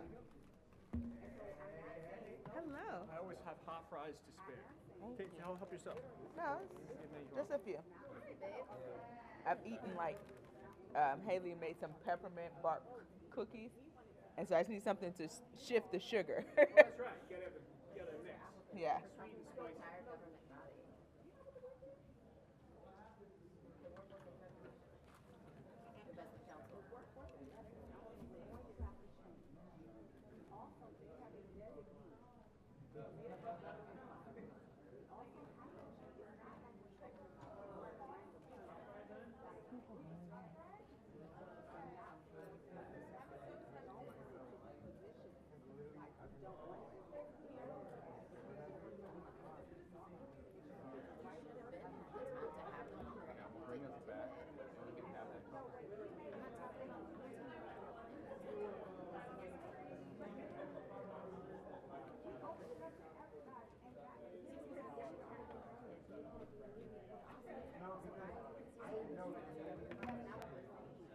You can go ahead.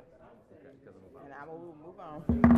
Because I wanted to listen to see if I could get some of the debate out now.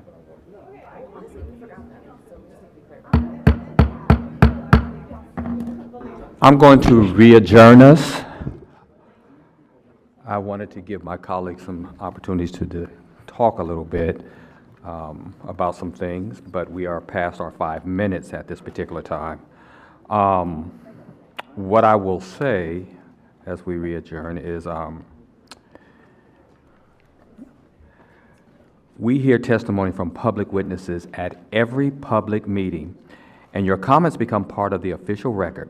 If you would like to speak at a future public meeting, please sign up on our website at sboe.dc.gov or contact our staff by email at sboe@dc.gov or by phone at 202-741-0888. Sign-up closes, again, 48 hours before the public meeting. We have 20 witnesses who have signed up to share this evening. We will adhere to the time limits because we have 20. As a reminder, all public witnesses must share a copy of your testimony with our staff at sboe@dc.gov so we can add it to the public record. So if you haven't done so already, please do so. We will hear from those in attendance in panel format. Each witness will have up to 3 minutes to provide comments. If you are with us in person, please note that you must use one of the microphones at the table, which is already on. After each panel concludes, we will pause for questions from State Board members. If members have questions for public witnesses, they will have up to, again, 3 minutes. Those 3 minutes include your question, comments, and the panelist's answer. We would adhere to the time. Executive Director Butler will call the public witnesses in groups and announce the question rounds. She will also assist with timing to ensure our witnesses and members stay within their allotted time. Director Butler, I'm turning to you. Please call the first round of witnesses. Thank you so much. Elizabeth Mitchell.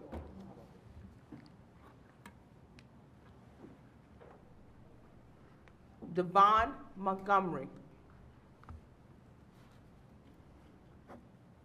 Scott Goldstein. Zach Wilson.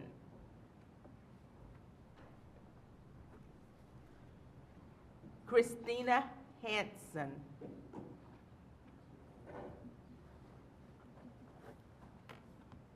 Christina Hansen?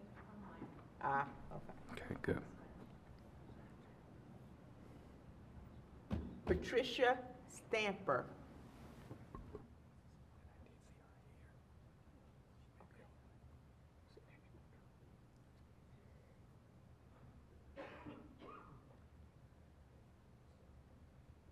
Ange Perko.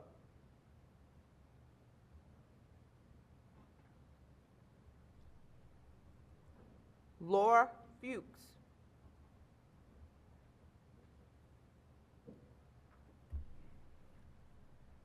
Allison Kreiner Brown. Okay, they're online, great.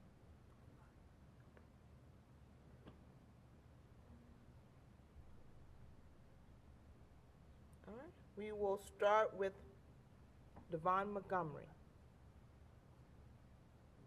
Good evening, State Board of Education members. My name is Devon Montgomery, and I'm the Dean of Students at Harmony DC Public Charter School Award 5 and an Empower Ed Fellow.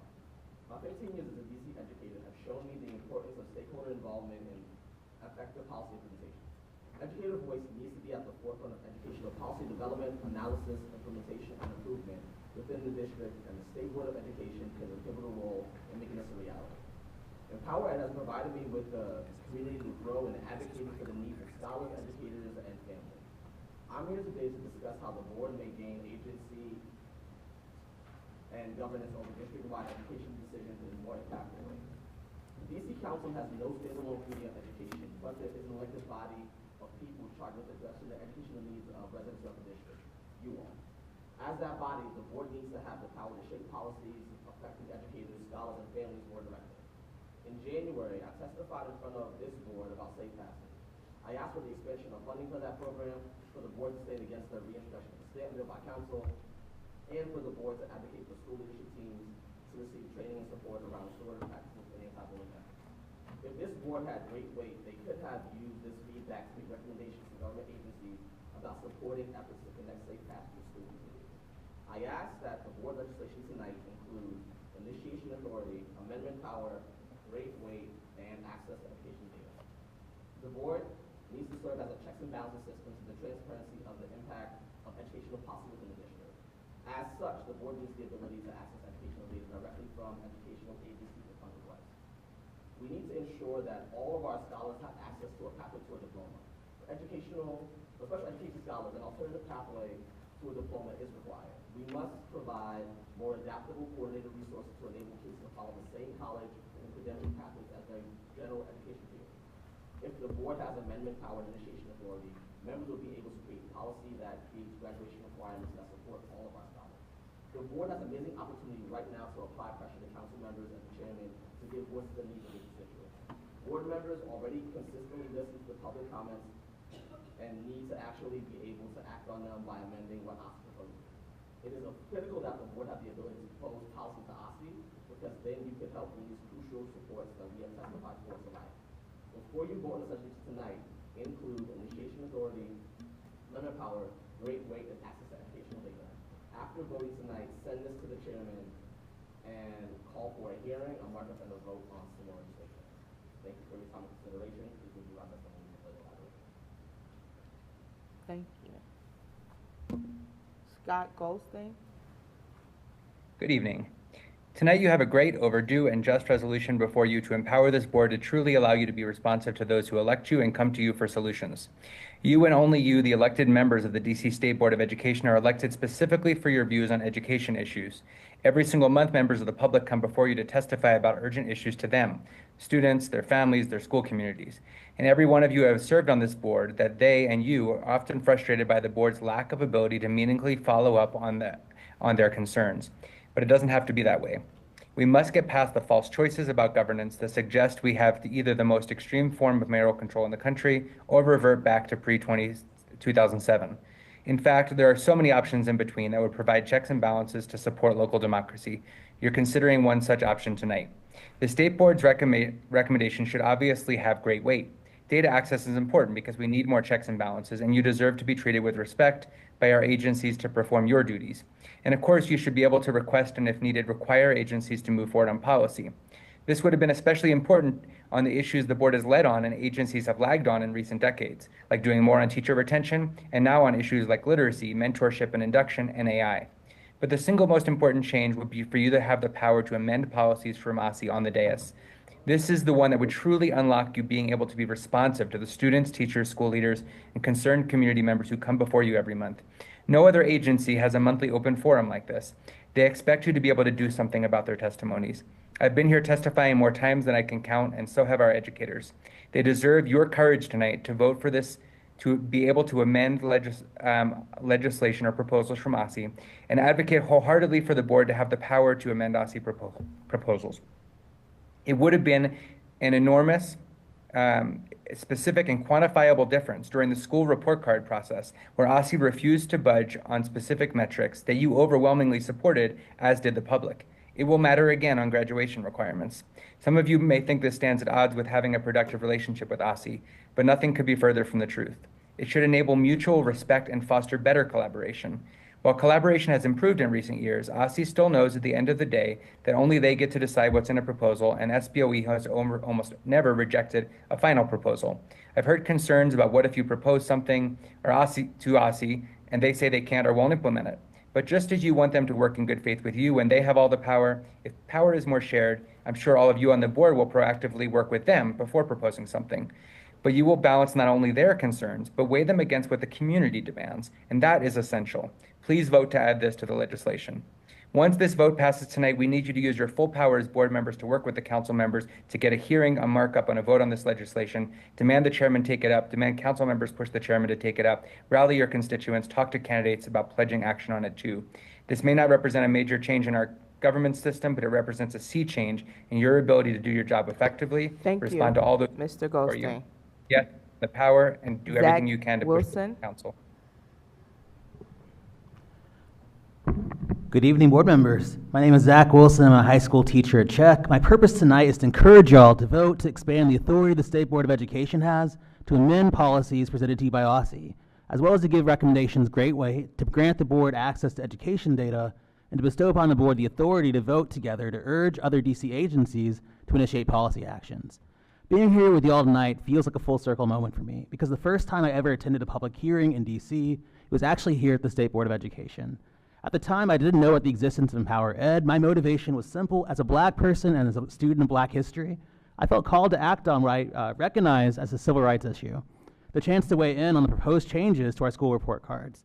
It's obvious to the board, it's obvious to anyone black, it's obvious to anyone paying attention that the way the school report cards continue to center test scores as our school's main story and provide a definitive label to schools as either good or bad misleads families, exacerbating not just white flight and the flight of the black middle class, but also heightening segregation and processes of gentrification and systemic racism.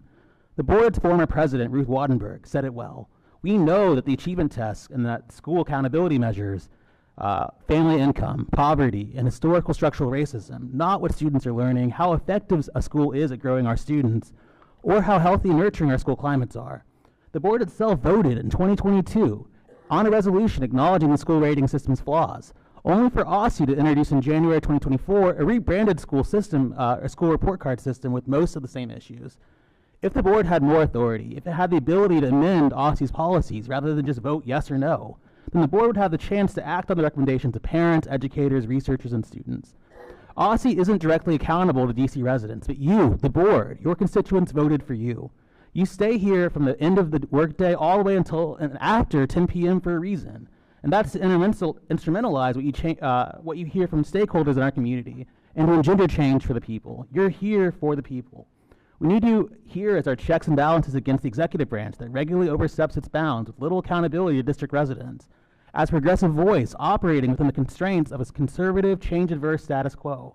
Compared to OSSE or the council, the State Board of Education is more in touch, more informed, and more accountable to residents and voters due to your specialization in education and your monthly listening sessions with DC families. In 2024, we did not succeed in moving OSSE's hands on school report cards. Schools like mine are still penalized and labeled as less effective because of the students' color that we serve, who are further away from educational justice. I invoke this failure for a reason then, calling for all of you to send this legislation to expand the board's authority to council, with a critical addition to allow you to amend OSSE policy as well. We need you to urge, persuade, and challenge Phil Mendelson to hold a hearing, a markup, and a vote on this legislation. After all, you are here tonight for the same reason that I am, to advocate for racial justice in DC schools and to give voice to our communities. Thank you for your time. Thank you. Christina Hansen. Good evening, everyone. My name is Christina Hansen. I am a 20-year educator, a parent of 2 DC public school students, one in pre-K 3 and one in 8th grade, and a 15-year resident of Washington, DC. And education is one of the most important things in the world to me, and not just professionally, but personally, and especially as a mother raising 2 Black girls in this city. And I'm here tonight because despite my deep engagement in DC's education system, this is actually my first time testifying before the DC State Board of Education. And that fact alone says something important. For many years, I have had to be strategic with my time and advocacy, and going directly to the DC Council has often felt like the only place where real decisions could be made. That reality is not a reflection of a lack of respect for this body, but it reflects how limited the state board's authority has been. And that is why this legislation matters and why it must be strengthened and move forward. So as you consider this education governance legislation, I ask that you consider my experience as both an educator and a parent navigating a system where community voice is frequently heard, but too rarely acted upon.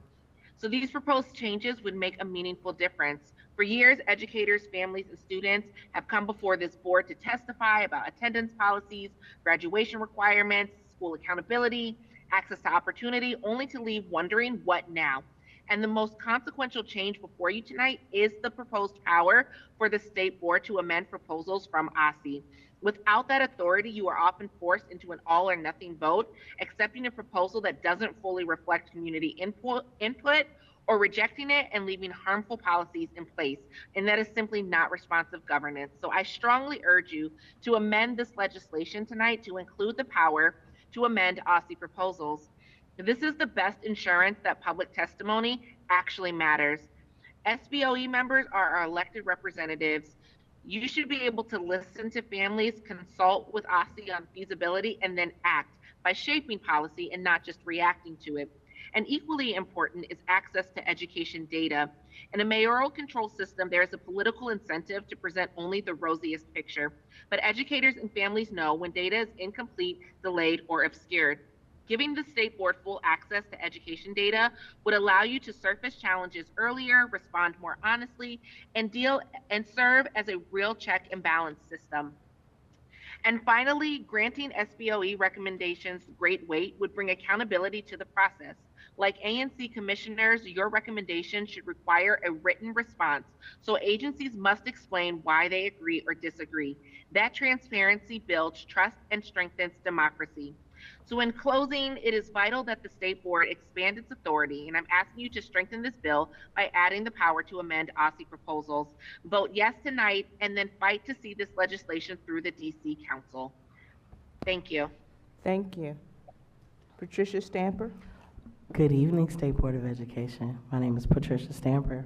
I'm the former ANC Commissioner for Advisory Neighborhood 7C06, which contains H.D. Woodson High School and Burville Elementary School, a charter school, Riverseed, and I think some other school, I'm not really sure offhand. However, good evening, Chair, Vice Chair, members of the State Board of Education.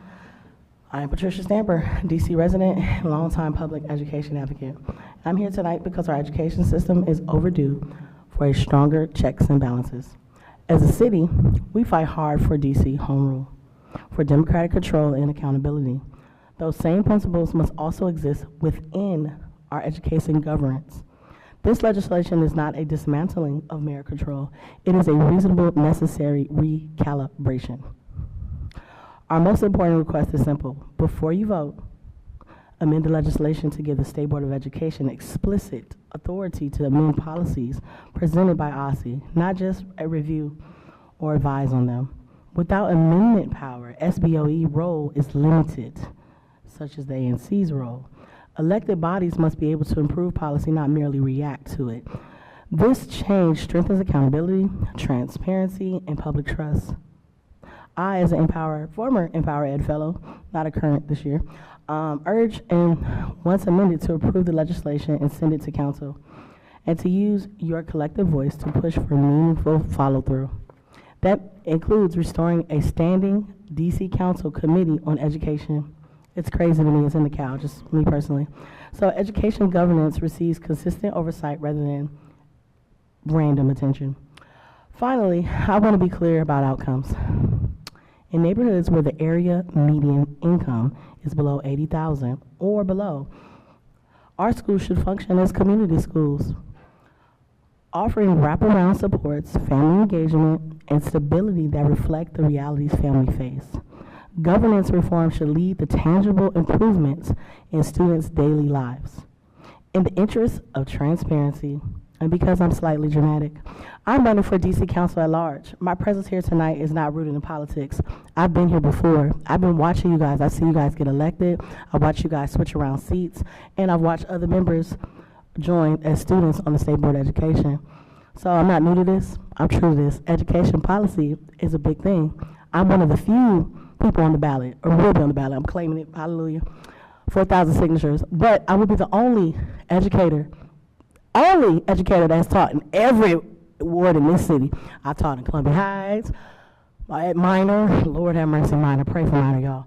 I've taught at every school in each ward multiple times. They challenged me on my classroom management skills, and I was offended. So I went and subbed for 2 years. So I got the chance to serve every school in all 8 wards, just about a DCPS portfolio. Thank you. Thank you so much, ma'am. Allison Kreiner Brown.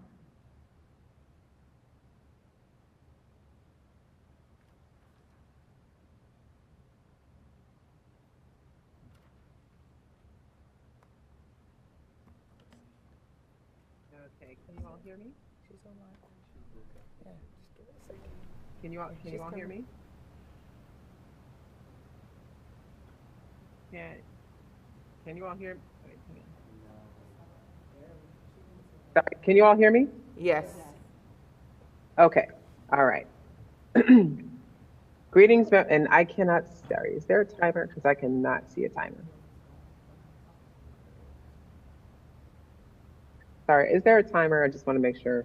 Yes, it's at 3 minutes.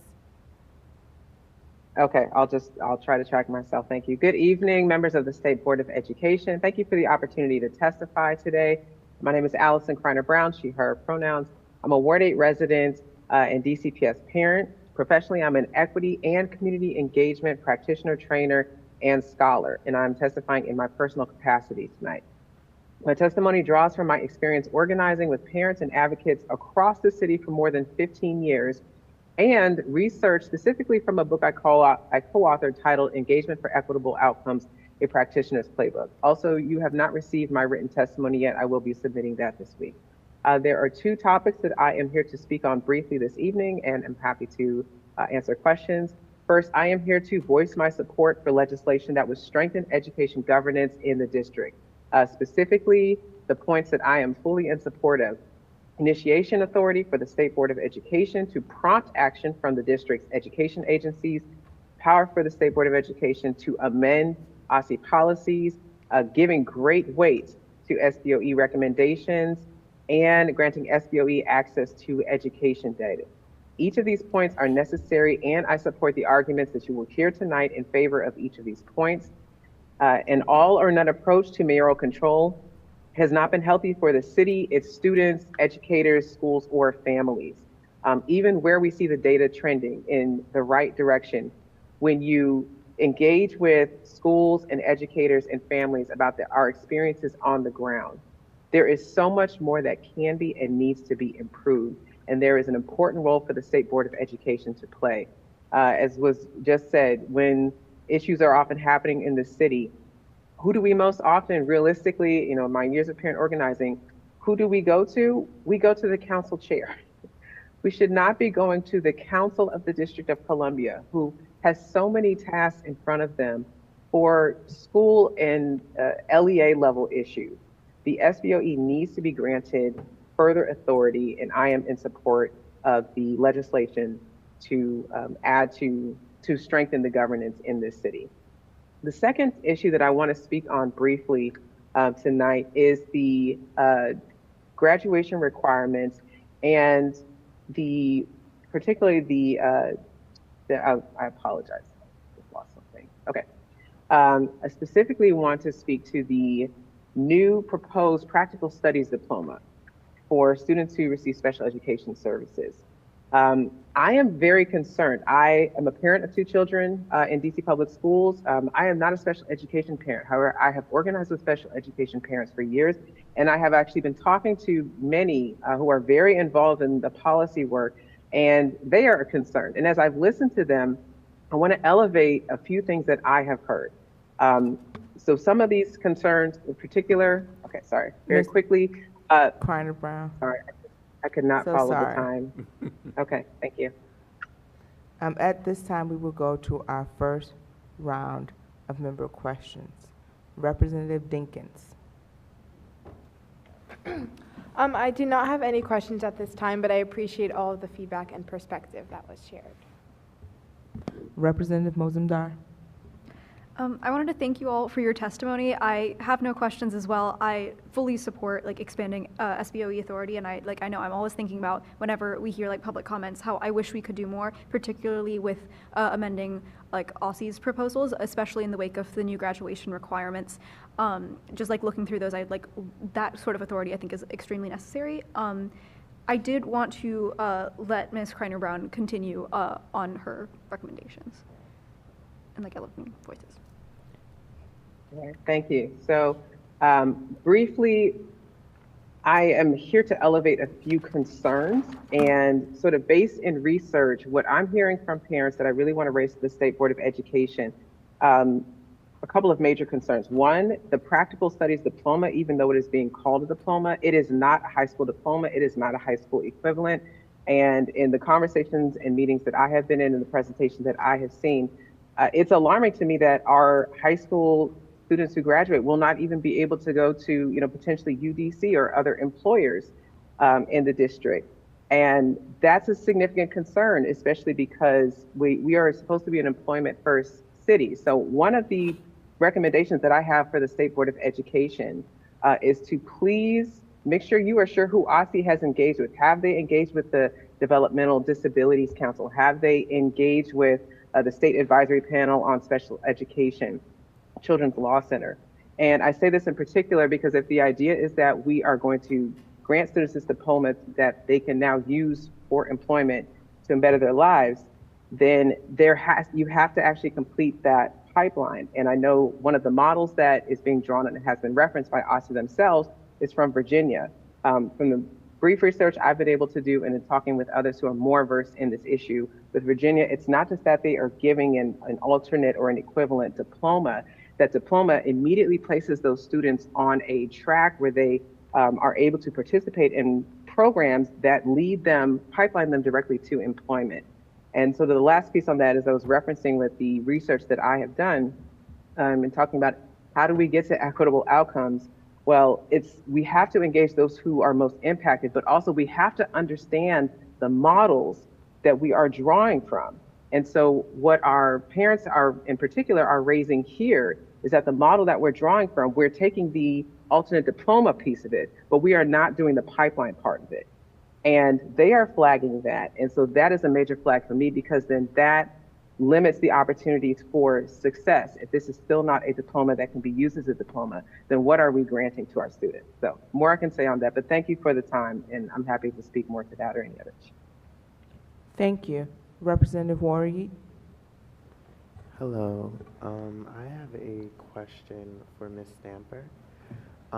As a student who has grown up and was raised in Ward 7, as a matter of fact, I attended Drew Elementary School. As a person who wouldn't be here if it wasn't for the resources that were given to me, like for example, I wouldn't be in this very spot if it wasn't for my after school program Life Pieces, which is also in Drew Elementary School. What is something that you can see schools doing that is, I'm trying to figure out a way to word this, that could be really effective as of right now. I know, for example, my school, my previous elementary school, we used to do this thing, these different food drives, especially because Ward 7 still is a food desert. And so basically my question is, what do you think? Not what do you think? Can I answer now? Because it's 2 minutes. Yeah, my bad. So I think all Ward 7 and kids should have mandatory community service hours. Currently, how many community service hours do they get, Ms. Thompson? What is it, about 100? I know in the state of California, to qualify for a scholarship, I exceeded that expectation in 2004. I had 1,000 or 1,200 hours. So that qualified me for the Salvation Army scholarship. I got extra $8,000 just for my community service work. I think kids should be required, not optional, required to do internships. I believe they should be required to do mentorships, at least for a semester, if anything. Because I feel that exposure, being strategic, and building those connections, that's not always a given east of the river. It's kind of an anomaly, an exception. However, I've seen some great community schools models and business models, like at St. John Bosco, which is in, I think it's Tacoma Park, where I went to undergrad, and where they required the students there. They had to do an internship, they had to do volunteer hours, and it was required every year. At the great Washington Adventist University, where I attended school for undergrad, we were required to do a service day twice a year. If you did not attend, you were required to make that up, and you had to get it written. That was part of our curriculum, because at Washington Adventist, you entered to learn, and you departed to serve. So I just think that level of service, you can do like this, Adventists, they have their own version of Salvation Army, and we were required to volunteer. We were required to transport the extra food from stores to the churches. We were required to participate in counting the money, running the board, understanding the church politics and how to Bible rules of order in a church board meeting. But they built that into our education system. So, yeah. Thank you. Thank you. Representative Chamberlain. Thank you all so much for coming. I think the other that's all right. I think all the other student reps have pretty much covered really what I'd like to say. I understand the message that you all are putting forth today, and I fully agree with it. I mean, I'd like to thank you for your time and coming out here, and you know, it's the evening, so thank you. Representative Chang. Thank you all, and no questions, additional questions at this time. I appreciate you joining us tonight. Representative Colson.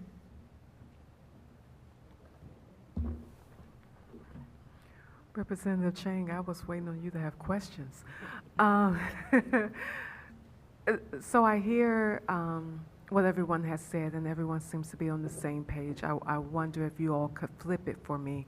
If someone asked you to make the argument against this, what would your argument be? Because some would say that if we're giving the authority to us to then propose new policies, and then that is hindering OSSE and the work that they're already doing.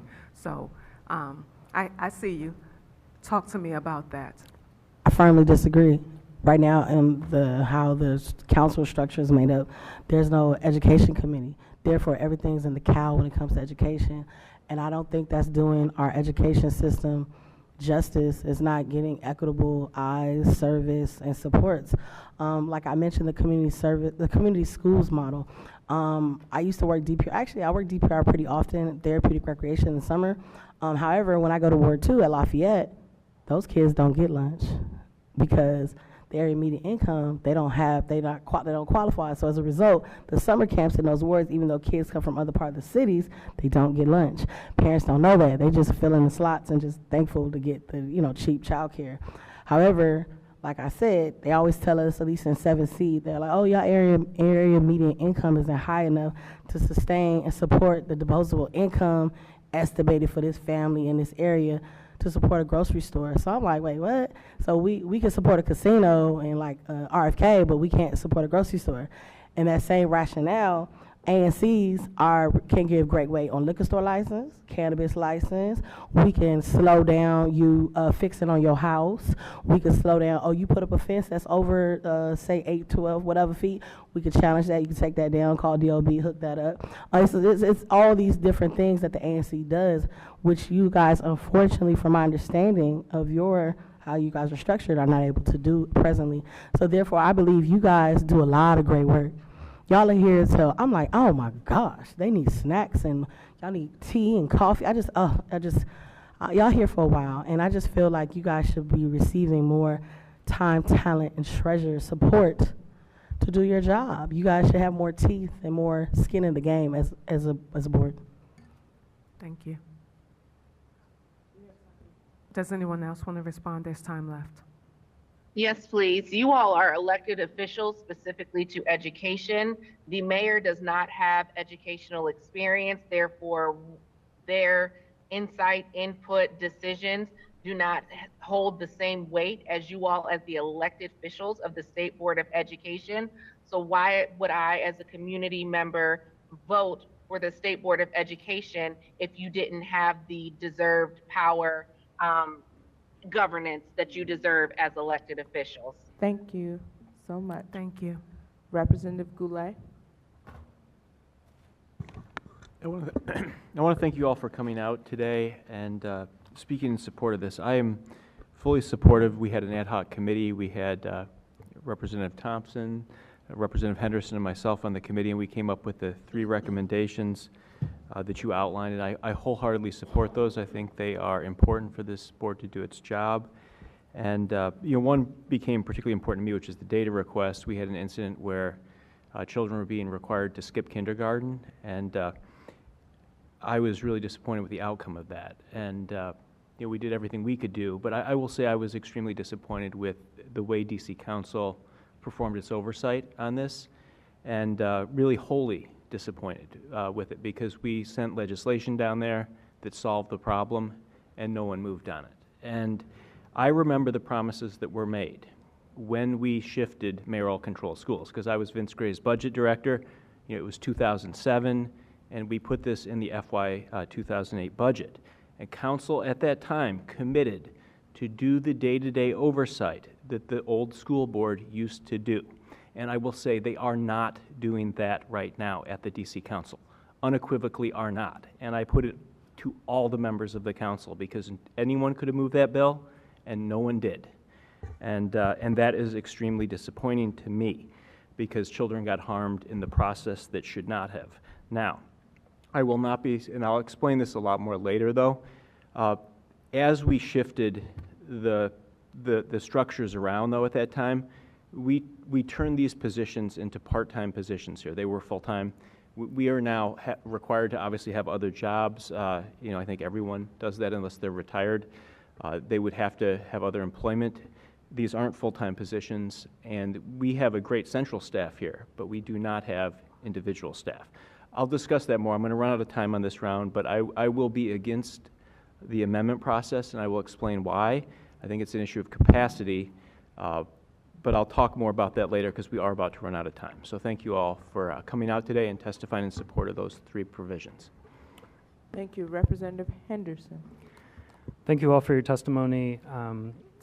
Thank you to Christina Hansen for your candor about not even bothering to come before the State Board because of our limited authority. I have to say, and I'm not asking for sympathy, but the hardest part about this job is the mismatch between the issues that the constituents who elected me bring to me and my ability to help them. There's just a huge gap. What we're asking for here is a pretty modest increase in ability to affect change, but I think in important ways to enhance our role to represent our constituents. And so I hope that we will be able to do that. Thank you for your support. I do want to ask Ms. Kreiner-Brown about the practical studies diploma. I am sensitive to your critiques. My question is about the addition of a practical studies diploma option versus the status quo, where many of our students are getting a certificate of completion or nothing, and if you think for those students there would be benefit from having another option, especially if we are able to build out some of the pipeline issues that you rightly raise about what will this mean at, say, UDC or in employment programs. Sure. So as a number of you know, I have a lot of experience in education. I will be the first to go ahead and say special education policy and graduation requirements are not my specific area of expertise, and I am perfectly fine to own that, because I do want that to be considered. This is Zora. So in terms of, sort of what should the approach be, so my understanding from what I'm hearing, and this is where I give great weight to parents of special education students and their educators.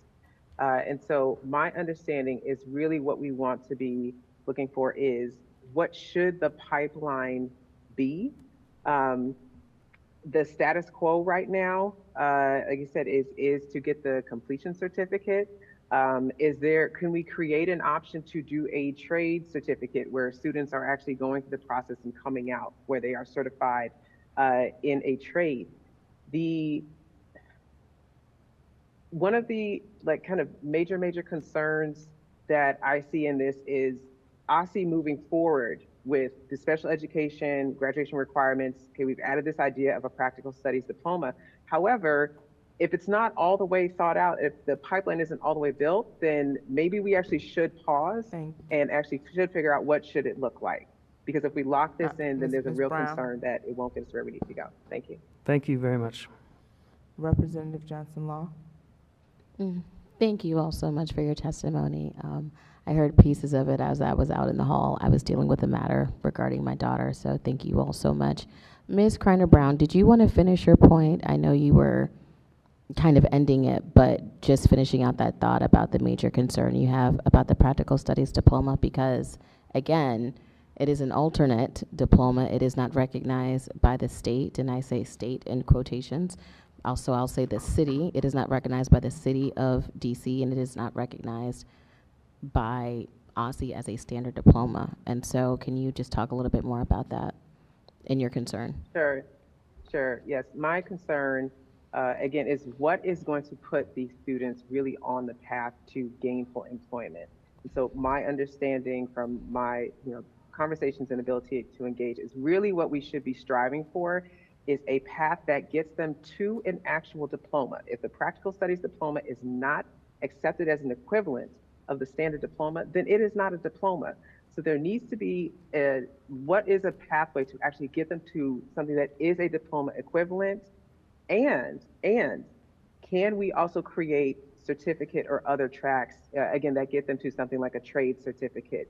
There needs to be not just a diploma in name, there needs to be a pathway or ideally pathways that get them to meaningful employment, because otherwise, and I don't have the language directly in front of me, but when I read through OSSI's their own justification for pursuing this, they listed employment, gainful employment, as really their the top justification for moving to this. But what they proposed does not get us there.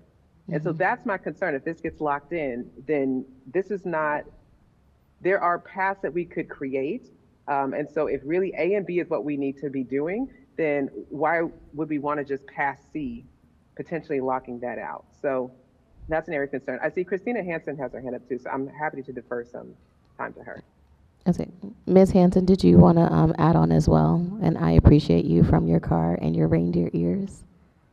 Yes, hey. Hey. In terms of the pathways, I want to build on what Allison Kreiner-Brown is naming. I have given the example of, I am a proud graduate of the University of North Carolina at Chapel Hill. I have a bachelor's of arts degree. However, there are individuals who graduated from the University of Carolina with the Bachelor's of Science degree and are helping with COVID vaccines and those kinds of things. What I do know is that we were on two different pathways to get the credits that we needed to all walk across that stage. And for me, the standard diploma and the practical studies diploma is no different a concept in that we should allow the pathways. If we're expecting all students to get the credit hours, they should absolutely be entitled to a pathway to get them there.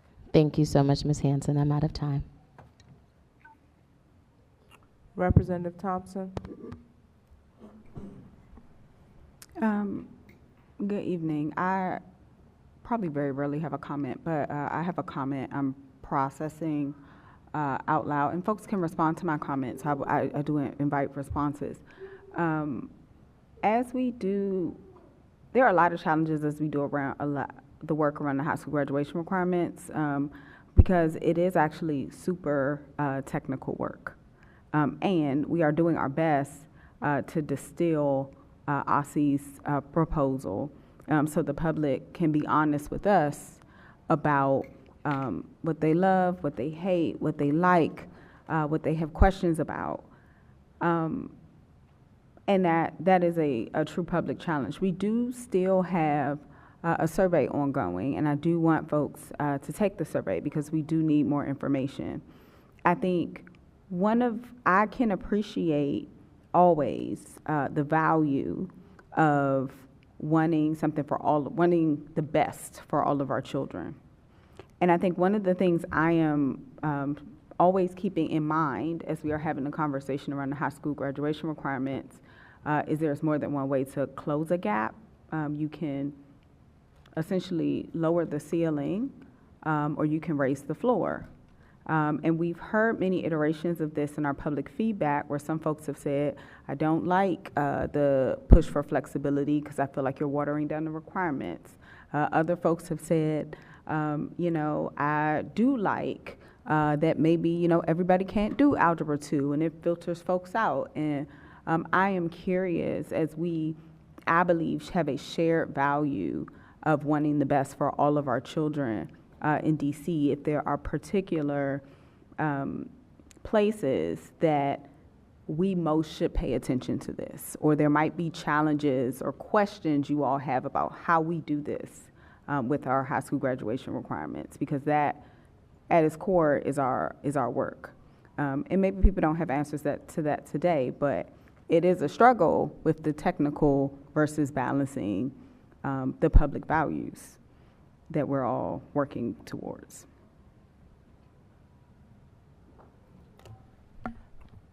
Representative Best? Oh, Community gonna schools, respond. I think we need to fund them, especially with the area median income east of the river. In a lot of communities, they could barely afford deodorant, lotion, pull-ups, wipes, and soap to have the proper hygiene. As a special education teacher, I work with students, and their hygiene is not the best. However, if we had wraparound supports and money to support a community school model, the teachers and the paraprofessionals would have to come out their pocket and pay for it. Just a thought. Thank you. Representative Best? I actually have no questions at this moment. Vice President Williams?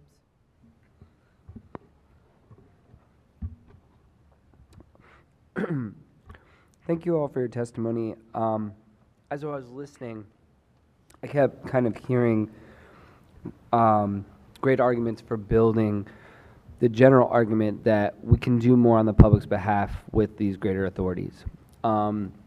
In full transparency, and my colleagues are aware of this, I have circulated an amendment and plan to move an amendment to ensure that we at least get to discuss and hopefully vote and pass tonight the ability to have an amendment power in which I think rises above kind of personalities on the board and personalities at OSSI and really creates a more structural way of advancing equitable outcomes for students and families in the District of Columbia.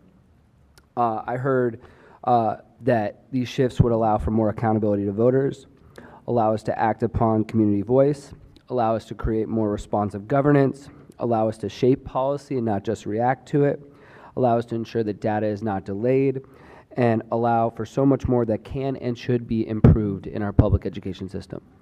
So I really appreciate all of you for being able to help us understand the broader importance of this vote tonight and being able to make sure that we can be agents of change for creating a more equitable education system. Mr. Montgomery, you had kind of said in particular that you thought more good could be done from your vantage point with regards to safe passage if we had the ability to access educational data. Can you speak to what in particular kind of came to mind to you and how that ability could have impacted that issue? Yeah. So with safe passage, I think just by and large, the biggest support would be helping it become more a part of what's happening within the schools. And right now they're very separate, and I think that if there was an ability to help direct agencies or to help the workers actually be a part of the efforts within the schools would be very helpful. So any kind of suggestion to create that bridge would be very helpful. And that was the big gist of the safe passage work was, can we get the workers within the schools? Can we give the schools the capacities to do restorative practices? Because that was another gap as well, was that schools are asked to do restorative practices and don't have the resources to do that with fidelity. Right, and to be able to take stock of where we're at with that. And then I just want to thank Ms. Hanson and Ms. Carter-Brown for kind of your helping us understand the importance of the pipeline piece with the additional diploma option that is being marketed as an additional diploma option, and how we really need to take that seriously as we continue with the task force work. So thank you for your testimony tonight. President Patterson. Thank you. I really appreciate this panel and what has been said. And what I'll say is this. We have in our audience, and she will come up and speak, our former president and board member, Ruth Wattenberg, who's here. We've been talking about this since she was on the board. And now she's not, but she's here to talk about it. I watched my colleague, who I joined in 2020, Representative Thompson, go through a whole governance report on this. This conversation has been going on for quite some time, is what I'm trying to emphasize, okay? But more so, I also want to say a lot of things have changed in the education environment since we started this and where we are tonight. And that's what really has informed what I'll probably and how I will vote later on this particular legislation. That so much has changed, and what people are calling us to do at this particular time around this. Residents, I'm a proud Ward 8 resident, are coming to us and asking us to do certain things because they need someone to make sure we're putting the proper policies in place, that we're being proactive, that we're protecting them against all the things that are happening in the public education atmosphere and environment. And I hear them. When you live in Ward 8 and you know the statistics of the students and the parents and the things that they need there, you really start to think about where we started with this and where we are now and why it's important to be responsive. And so I just wanted to say that I truly appreciate everybody who has talked tonight. One of the people who made the most pertinent comment to me is shaping policy instead of responding to it. That's important in this particular time, to truly look out for our residents and our parents who really need us to be truly proactive and shape policy that speaks to where we are now. So I look forward to the next panel. I appreciate this panel. But yeah, I'm looking forward to this vote. So thank you. Thank all of our public witnesses for their testimonies. We will now call the next round of public witnesses. Emmanuel Guidilio. Are they online?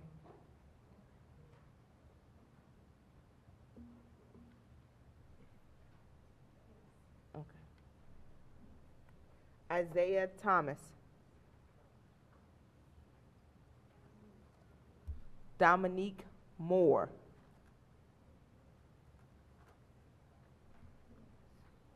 Ruth Wattenberg.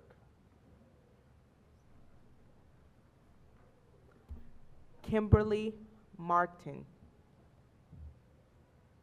Kimberly Martin.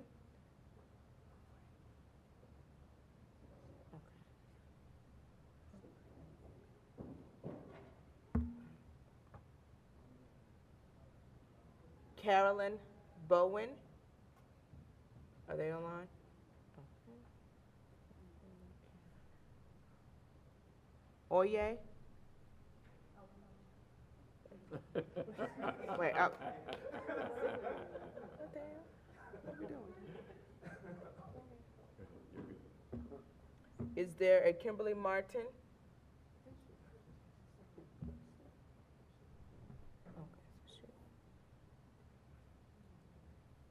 Ashley Bryant.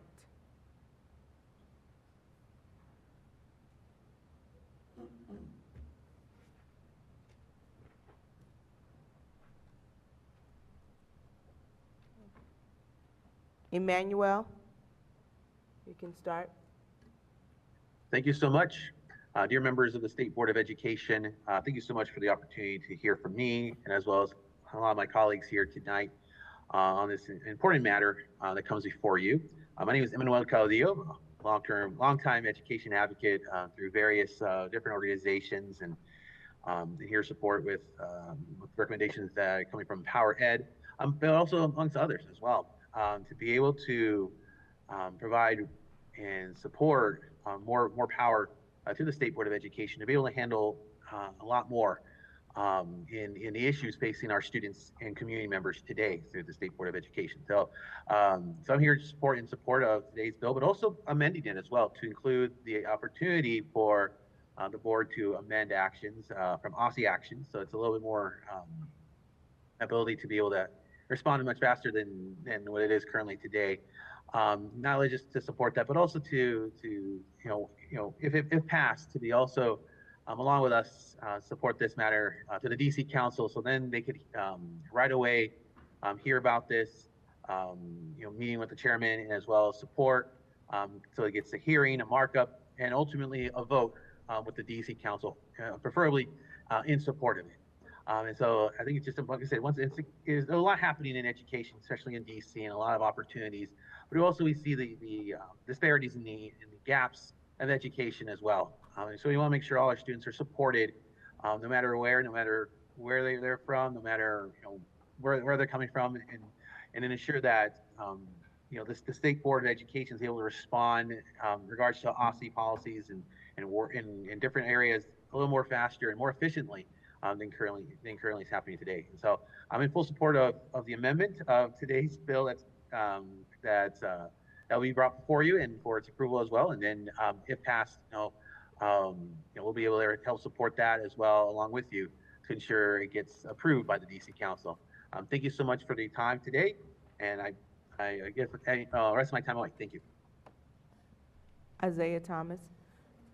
I'm sorry, one remark. Please make sure you press the button on the mic if you're sitting at the table. The light should come on. Thank you. Good evening. My name is Isaiah Thomas. I'm a teacher in Ward 5 at a school called Mundo Verde Bilingual Public Charter School.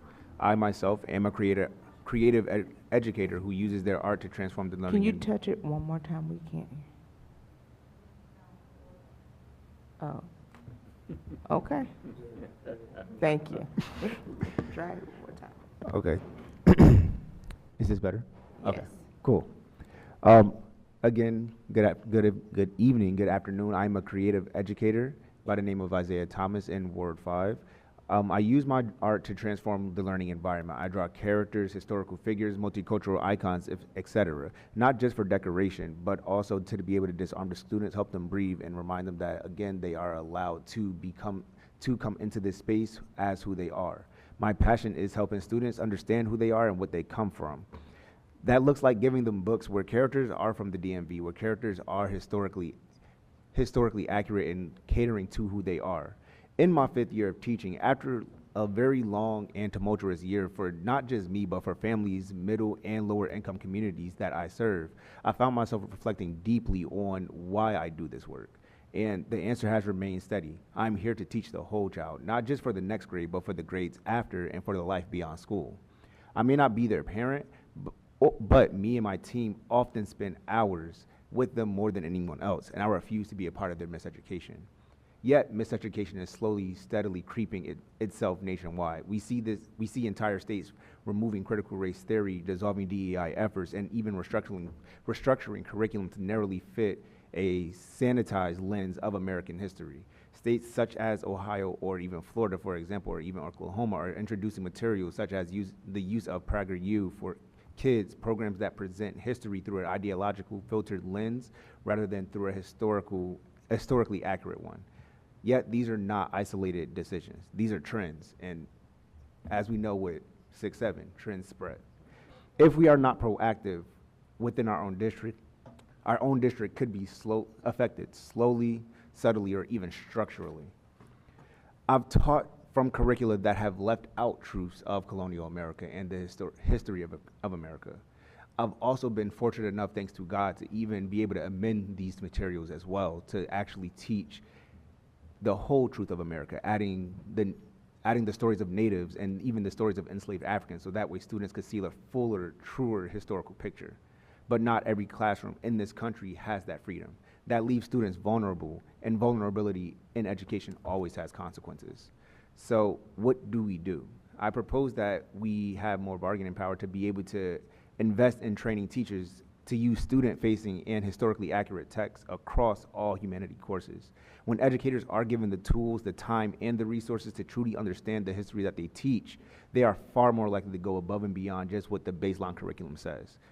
This is preventative work, this is protective work, and it ensures that our students are not learning history shaped by political winds, but history grounded in truth.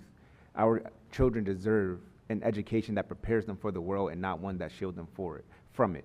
So I suggest that we act now before reactive solutions become our only option. Thank you. Dominique Moore. Good evening, members of the State Board of Education. My name is Dominique Moore. I am the community organizer for Empower Ed, one of the many hats that I wear. And tonight I will be speaking a little bit about the artificial intelligence, the graduation requirements, and the governance authority. So we are preparing our students for a future that is changing faster than our policies. AI is already reshaping learning, assessment, and workforce expectations. Graduation requirements, attendance policies, and academic standards must evolve, but they must evolve with public accountability, transparency, and collaboration. That is why the legislation to strengthen authority in SBOE before you tonight is so important. This bill will strengthen the authority that the SBO has while reinforcing, not undermining, collaboration with OSSI and DC Public Schools. First, the SBOE Initiation Authority allows this board to formally prompt agencies to explore and initiate policy reforms. That does not replace OSSI's role. It enhances collaboration by elevating emerging issues that the public raises.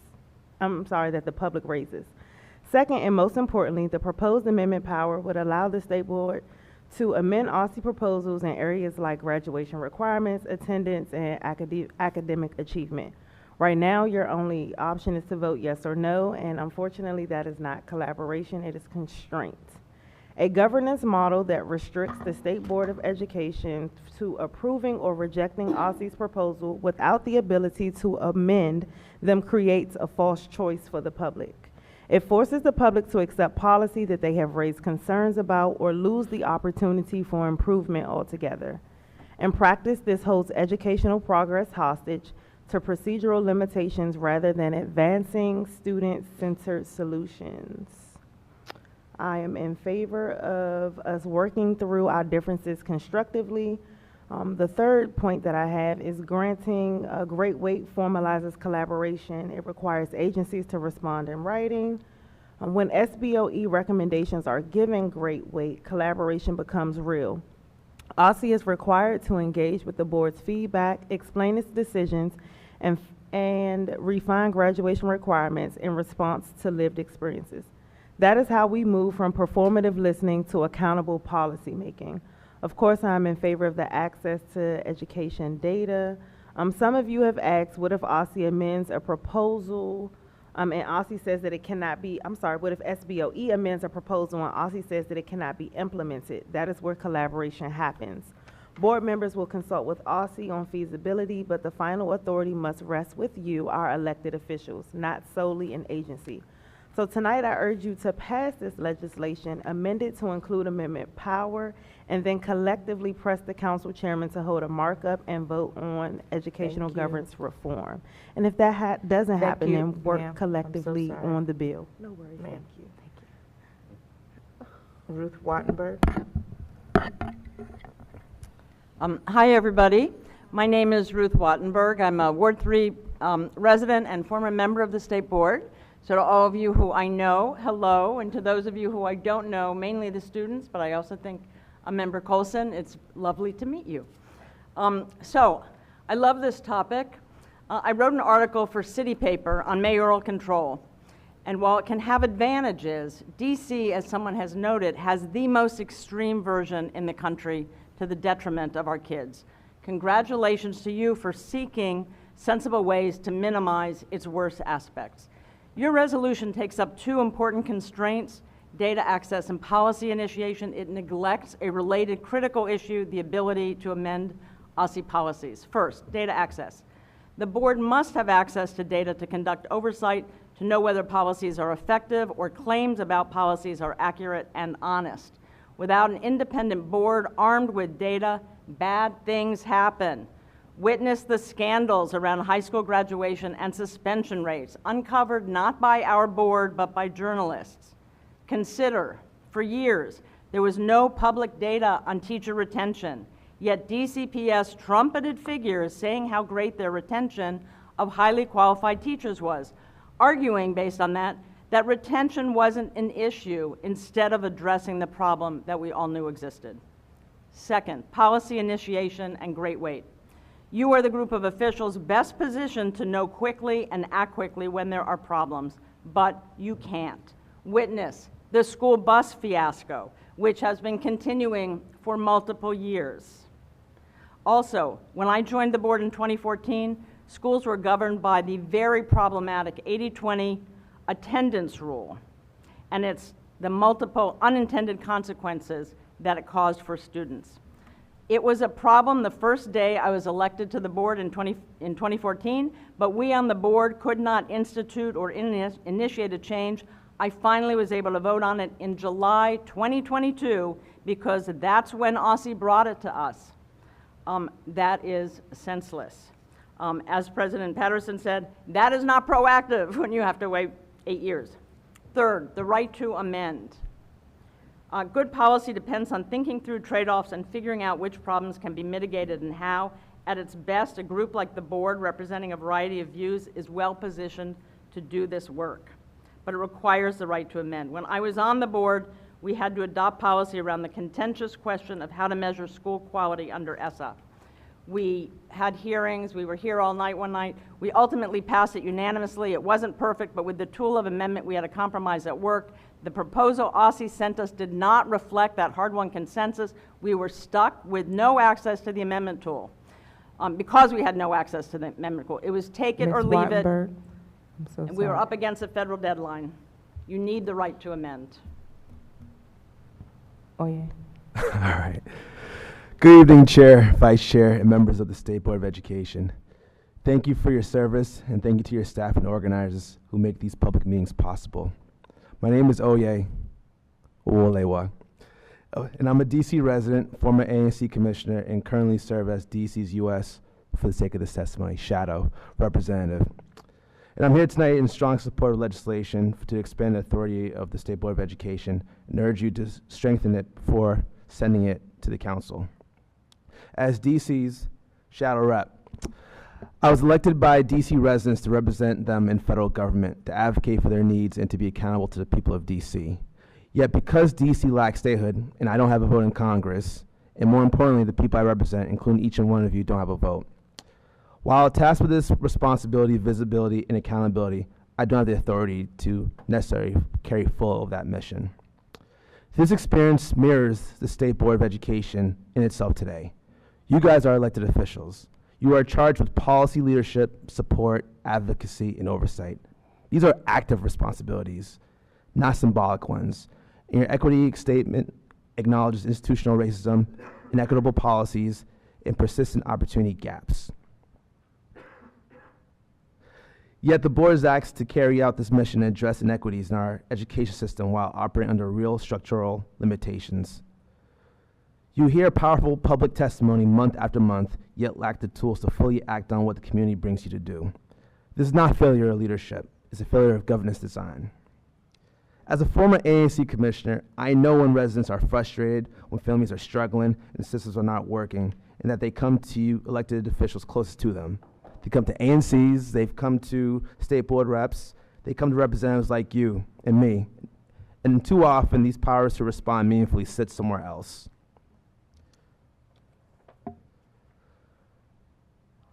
Hold on, sorry. This is why I urge you to not only send this legislation to council tonight, but to make sure that your recommendations are given great weight. These tools are essential if the board is to fulfill its mission and live up to its equity commitments. Finally, I urge you to use your collective voice to call on Chairman Mendelson to hold a hearing, mark up, and vote on education governance legislation, including this proposal and bills introduced by Councilmember Parker. This is a critical moment to restore balance, transparency, and accountability in DC's education system. Thank you again for your leadership, for your service, and for the opportunity to testify tonight. Thank you. Ashley Bryant. Good evening, President, Vice President, members of the State Board of Education. My name is Ashley Bryant. I'm an educator from Ward 6 who teaches at a DC public high school in Ward 3. As a social studies teacher, I teach my students every day about civics, good governance, and the importance of checks and balances. I believe our local government system should model those same principles. Through my work in DC's public schools, I have seen how hard community members fight to be heard and how often we leave this room wondering what impact our testimony will actually have. That is why I'm asking you tonight to vote to expand the authority of the State Board of Education so it can truly act on the voices it hears. These proposed changes would make a real and tangible difference in how education governance works in DC. I've testified before the Council on Attendance and Academic Achievement over these past few months, as have many educators, parents, and students, offering concrete recommendations. Too often, even when the board agrees with public testimony, your hands are tied. Currently, OSSE is proposing changing graduation requirements, which would have drastic impacts on certain departments' staffing and hiring if these changes are approved. You can only vote yes or no on proposals brought to you by OSSE, even when a proposal could be made stronger, more equitable, and more responsive with targeted amendments. That is why it is absolutely critical that you add the power for the State Board of Education to amend OSSE proposals before voting on this legislation tonight. Without amendment authority, the public's voice remains filtered and limited. Expanded access to education data is also essential. In a system of mayoral control, there is a strong incentive to present only the most favorable data, but we cannot solve problems we refuse to see fully. For example, in the past few years, our graduation rates for DCPS high school students have increased, which looks like a great improvement. However, as an educator on the inside, I experience the pressure to put on me and my colleagues to pass students. When the lowest grade I can give is a 63, and students only need a 63.5 to receive a D and pass, I worry the district is not actually preparing students for the rigor and realities of critical thinking beyond their school walls, but instead pushing them to the finish line to help their graduation numbers. This board should have the authority to request and review any education data necessary to understand what is really happening in our schools and to act as a meaningful check and balance. Similarly, granting the board great weight would ensure that when you make recommendations grounded in community testimony, other agencies must take them seriously and respond transparently. Chicago is currently transitioning away from mayoral control of its own public schools, moving to a fully elected 21 board member by 2027, a historic shift supported by teachers, unions, and voters. I know that DC needs to and can do the same to ensure more voices are heard and that our democratically elected school board members actually have the ability to effectively use their voice as they were elected to do so. Tonight's vote cannot be the end of this effort. I urge you to pass this legislation, strengthened by including the power to amend OSSE proposals, and to use your collective voice to push the DC Council and Chairman Phil Mendelson in particular to hold a hearing, markup, and vote on education governance legislation. We elected you to elevate community voices, and this is your moment to do so. As a DCPS educator and voting resident of this city, I know how urgently our public education system needs stronger checks and balances. Thank you for your time. Thank you. We will now go to a round of member questions. Representative Mozendar. I wanted to thank you all for coming out here and testifying tonight. My thoughts and support from the last round of testimony carry over to this one. I recognize and understand that there are the disparaging structural conditions that we can at least attempt to mitigate through expanding the procedural authority of the State Board, which I'm in full support of. I have no further questions, but thank you all for coming out here and giving your powerful testimony. Representative Chamberlain. Like Representative Mazumdar, but much less eloquently, once again, I understand the message that you're bringing to the board tonight. Just like, geez, yeah. It's very important, and Mr. Thomas, your points about the way that social studies and history are taught are structurally, it needs to change. I know that we just went over the social studies standards recently, but yeah, I had a friend do we have to do a senior project in order to graduate at my high school, and she did it on how the Reconstruction era was taught and how it's centered around the white experience. And it really opened my eyes, and I thank you for bringing that to the board today, and I understand what you all are bringing here. And Ms. Wattenberg, I feel like a child like visiting Santa. This is great. As a Ward 3 former constituent, I'm really pleased to be able to hear from all of you today, and I value all of your thoughts. Thank you. Representative Dinkins. I think, I think my fellow representative said it best, but I greatly appreciate all of the testimonies that you guys have provided. I think you all brought up crucial components of education policy, and I understand the points being raised about like limitations of a yes or no vote and about how accessibility to education data is an integral part of State Board of Education data. I see how all of these factors contribute to how the board responds to public feedback, and I find all of the feedback very helpful. So I just wanted to thank all of you guys. Thank you. Representative Colson. Yeah. Good evening, everyone. I'm sorry. Are you Ms. Bryant? Ms. Bryant, you touched on something. So I know that we've discussed graduation requirements, but you touched on grading. And so if you will, please explain grading and what you have experienced in terms of attendance and grading in your experience at your school. Let me also add, because I asked that because I think just the way that we're looking at graduation requirements, we also need to look at attendance and grading and proficiency, because that's equally important if we're preparing our students to go on and compete with the rest of the world, because I say all the time, DC is competing with the rest of the country for jobs here. So please speak to that. Yeah, absolutely. Thank you for that question. So just make sure I'm understanding it correctly. You're asking about the correlation between grading and attendance. Is that correct? Yes. Okay.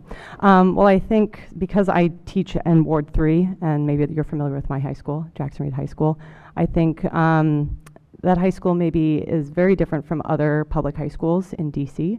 I actually spoke previously about the council about attendance in my school, saying that while I do have attendance issues with some of my classes, particularly first period, I think some of the attendance issues at Jackson Reed are not nearly as stark as some of the attendance issues that are in other parts of different wards. So what I can see in my class is that there is a correlation. Oftentimes, black and brown students are coming late to school and therefore receiving low grades. I think there's definitely a correlation there. I think that leads to a lot of other things, like my previous members have talked about, like community schools and wraparound supports. There's a reason why students are not coming on time. There's a reason why they're not doing well. I think there is definitely a correlation with attendance and grading. I think that's a bigger conversation for another time. What I can tell you in terms of the pressure I'm experiencing at my school in terms of grading, I think it's really disheartening when I have the lowest grade I can give a student is a 63, and that includes a student writing one sentence on a paper for an essay. That to me is completely incomplete. That's not responding to the prompt at all, yet I am required to give a 63. And like I said, when the highest grade that you need to pass is a 63.5 to get a D.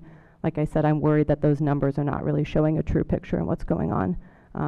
I do understand the importance of graduation. I understand the importance of a diploma, that can really open the doors for a lot of students, and I'm not ignorant to that. However, I believe we really got to be taking a whole child approach here and figure out what's going on to really make sure that the grades students are getting are reflective of what they are learning in the classroom. And I worry that maybe right now they are not. Thank you. So maybe we should be looking at whether or not our students are graduating with diplomas of Ds. I'm sorry, I don't think I understand your question. So if you can graduate with a D, right? So maybe we should look at how our students are graduating. Are they graduating with A's or are they graduating with D's? Because that speaks to proficiency, that speaks to grading, that speaks to whether or not they're prepared to moving on. So you have a diploma, but you've graduated with D's. That's what I'm saying. Representative Colson. I got it. Thank you. Representative Goulet. Thank you all for testifying today. I believe one of the panelists made a prediction that at some point I would come around to their point of view, I think, on a variety of these issues, and we're getting close. So with mayoral control of schools, I think there's two elements. One part I am rock solid on still, and that is the fact that having the trifecta of DME, OSSI, and DCPS reporting to the mayor, I think adds accountability where it needs to be and that type of focus there. We have then the other component of mayoral control of schools, which is the oversight component.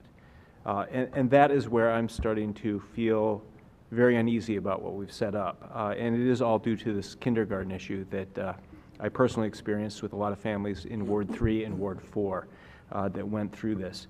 And back when we shifted, we dissolved the old school board and we set up council.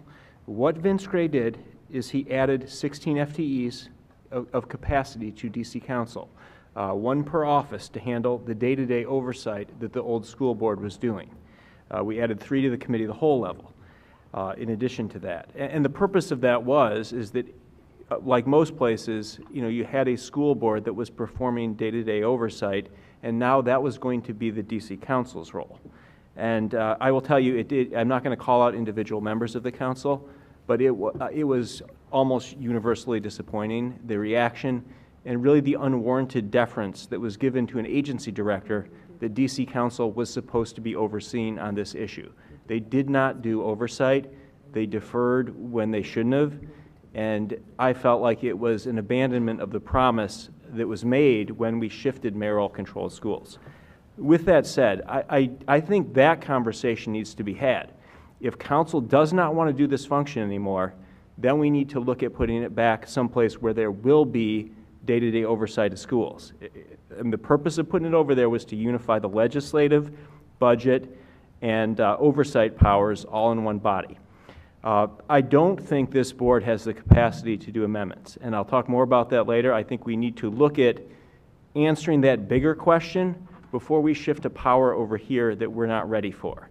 So that's where I am at this point, is I think there's a question that precedes what we're doing today. I think that needs to be discussed in detail, evaluated, and answered before we shift something over here that we're not ready for. I'll be glad to talk more about this when we get to the bill. Thank you, Representative Goulet. Representative Henderson. Thank you all for your testimony. Mrs. Wattenberg, I want to ask you, since you've been on this side of things, how you think that amendment power in particular would influence the collaboration, the back and forth with OSSI over issues. So, can you hear me? Is this good? So, to answer that, I want to go back to the last piece of what I said, but I hurried through, which was when we were working on the report card, part of what we had to do, and you guys do it too, is you have to all work across the aisle, so to speak, across a lot of differences to figure out what's going to work and to figure out the trade-offs and how you're going to mitigate them and so on, right? And when you have a group that's diverse like this, you have the ability to try to figure that out. And you figure it out in that setting, in the setting of the board, by using amendments. Like you try to do something this way, but no, that's not good enough for over here, so you're going to have an amendment, you're going to do it that way. It forces a conversation. It forces people to sort of think outside of their boxes, to figure out how to come to the compromise that makes some sense. So I think if OSSI knows that you have that ability to do that on your own, and you can do that with them, it's going to cause them to be a lot more serious about what they put in front of you and take your views and the views that you convey from your representatives much more seriously. I mean, I think there has been, I hope it's a little less now, but very much a sense of, you know, this is what the mayor wants, this is what OSSI wants, this is what we're going to do. That's kind of the end of the story. And that overstates it a little bit because I think there, you know, over time there's a little more back and forth sometimes on some things. But the nature of power determines how much people are going to collaborate. So that's really my answer, I guess. So just to restate it, even if it didn't come to the board amending a policy on the dais, just having the ability to do so would impact the whole exchange. I think that it would, but I also think having the ability to amend it on the dais is huge because that's often when you're, you know, it's the final proposal, it's when everybody's tried to figure it out, and sometimes it's not good enough, and, you know, it commands attention and people figure it out. I mean, I think we saw that many times with the work that we did. Thank you. Representative Johnson-Law.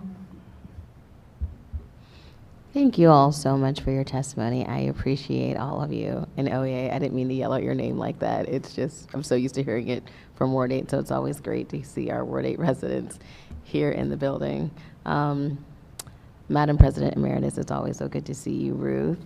But majority of my time, I'm going to give back to Ms. Moore Ms. Moore, you never got a chance to talk to us about, you said you had some concerns about the graduation requirements, and I wanted to give you a chance to talk through what that was,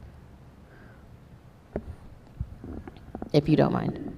I'm not going to open my laptop back up because I do want to share the time. But as it relates to the graduation requirements and I guess the overlay of governance, it would be a great how cliche, to be able to have amendment power, to be able to go back and forth with OSSI as it relates to the graduation requirements.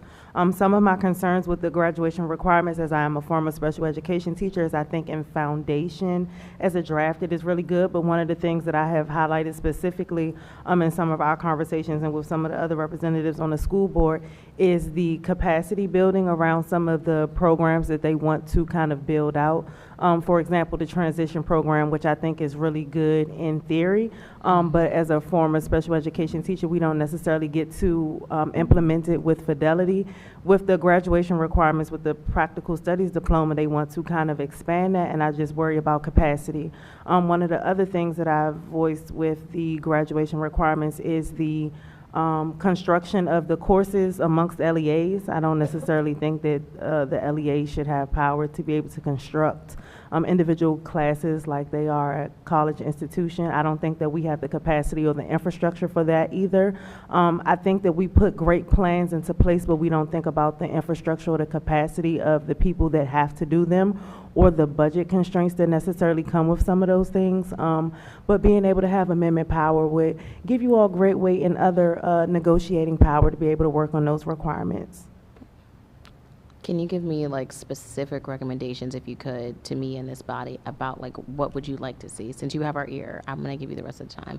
Like, what should be in there? Because we hear about what's wrong now. What should be in there? I definitely agree that we should have a real pathway to be able to allow the students to be able to get job training or be able to take this to a secondary university after they finish with DCPS or the charter, whichever route that they take. But it should have some tangibleness to it, and right now it just doesn't. Unfortunately, if this was the plan, they should just go get a GED. And unfortunately, I say it like that only because that's how it was worded in the recommendation, not because I'm not empathetic or sympathetic to the situation. But if we want them to have college and career readiness, then the pathway that we are suggesting should indeed set them up for that, and it doesn't. Thank you so much. I'm out of time. No Thank you, worries. Ms. Moore. Representative Thompson. Good evening. I appreciate the testimonies tonight. I think I've been elected maybe about half of my life at this point. We're not going to do the math on how old that makes me. I will say when I first was elected, I represented 2,000 people as an ANC, and I had great weight. I am now elected, and I represent closer to 90,000 people, and I do not have that power. I appreciate you all showing up here today and digging in to the recommendations because years ago, when we started the work of the Board Governance Committee, we were asking the question, essentially, how are people experiencing our education system and what would be needed to improve that experience? I remind people of that because a lot of what folks told us was symptoms about either not being heard, not knowing who to go to, having a whole bunch of difficulty navigating, getting a response. And as someone who lives in the same community I grew up in particular, that is very hard for us because we don't have the money or the votes to move a mayor. I do want to be very clear about a couple things. In addition to this legislation transmittal, in addition to the findings of the governance report, and this is not the full governance report, this is actually still mayoral control of schools to a certain extent. This is not a return to what was, and it's not necessarily keeping what we have. because this set of recommendations does still vest many powers with the mayor, similar to many other states where the governor has certain powers. And then there are local responsibilities. I think it's important people say that because one of the questions folks are asked is, are you for mayoral control or are you for this? And this is still a semblance of mayoral control, which I heard in especially former Representative Wattenberg's testimony tonight, but it is a shift away in a degree. And so I yield the rest of my time, but it is a thought that Representative Wattenberg sparked for me. Representative Best. Yeah, I often get caught up navigating voting on things like based on how they are versus based on what it could open the door for. Like my colleague here from Ward 3, I do fear capacity, but I think more importantly, I fear when, I think we have a good relationship with OSSI right now, but I do fear what happens when the board and OSSI are confrontational as it relates to the amendment. I look forward to talking about it during discussion, and I can leave it there. Representative Chang. Mrs. Wattenberg, welcome back. I have a question for you that I've asked you in the past, but I'm curious how you think about it with this iteration, which is, let's say we pass this, we look back a year from today, it's December, what year is it, 2026. How do we know if this has been worth all of this time that we've put into having this conversation? Worth all the time?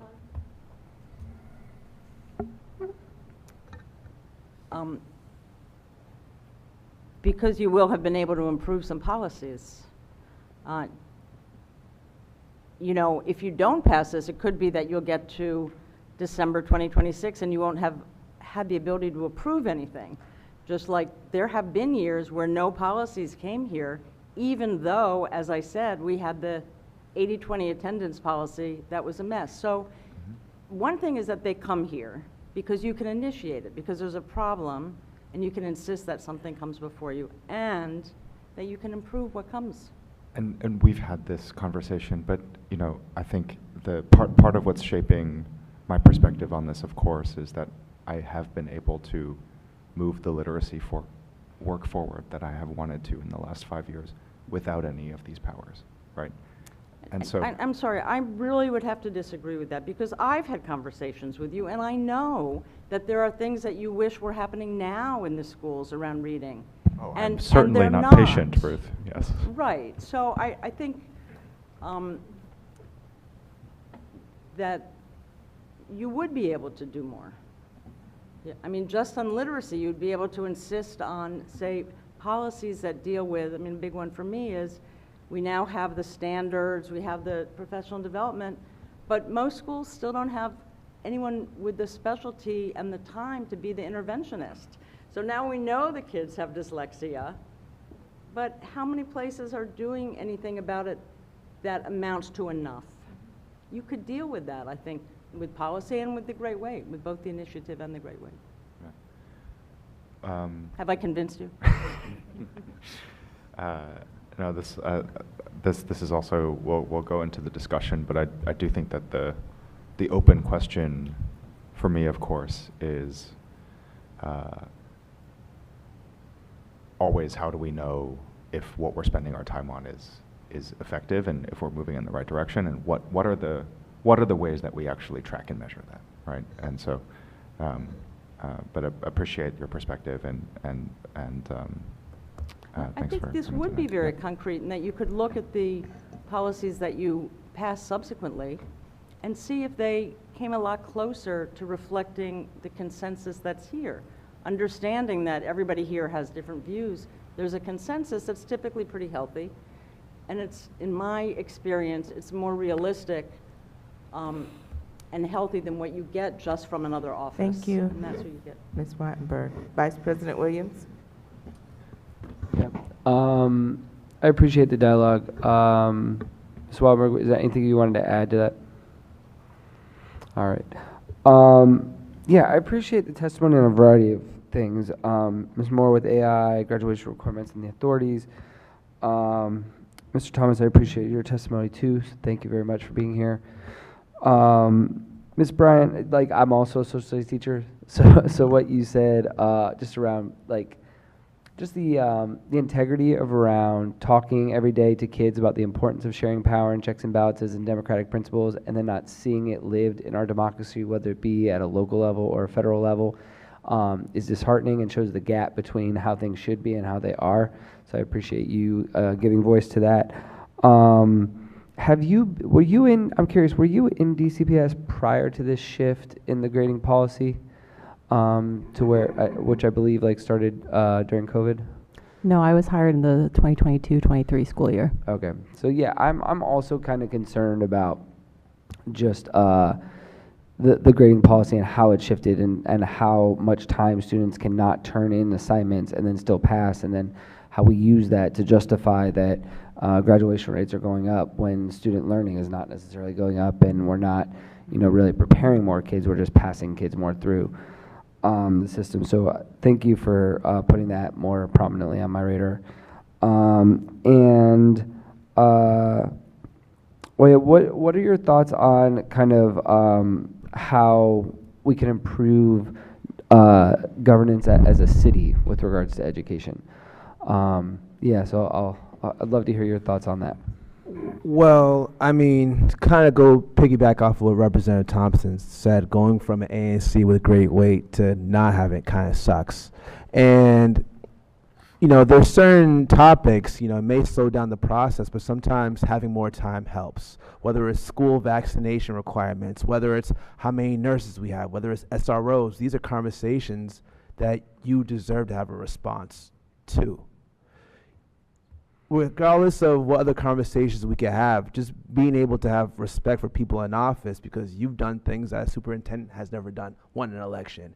And it means you have the trust of the people that voted for you. And even the people who didn't vote for you want to see what you're willing to put in front of the table. So having more collaboration, having elected officials more respected, having a response to anything you put in front of us, what have you, is critical to getting it right. Because at the end of the day, we all want to get it right. And when people are ignored or when conversations aren't had, we lose the opportunity to get things right. I used to work in a hospital. I used to be on rounds. Whether you're an intern or the head physician, your voice matters, because something that somebody picks up can save a life. And we're talking about education experiences. So much. Okay, sorry. Thank you. President Patterson. Thank you so much. And I want to thank the panel for coming before us, for the insights you've given us. I don't have a question. I have so much more as kind of piggybacking on what Representative Thompson kind of touched on about mayoral control, but also in a little bit of a different vein, in the sense of how we got here to where we are. And I think it's important for people who are watching or have feelings about this one way or the other, know how we got here to this particular thing with these three particular items. We got to remember that mayoral control took over in 2007. That's 18 years ago. 18 years ago that we put mayoral control in place. And I'm going to be one of those people, transparently, I support mayoral control. I've said that, and me and my former president and emeritus, we disagree. And what happened was when we both joined the board, I remember talking to you, remember, Ruth, we met before I even came on the board, and we talked about some of the things that we wanted to do. We actually were in committee together when we started talking about some of the things around governance, right? Very good conversations.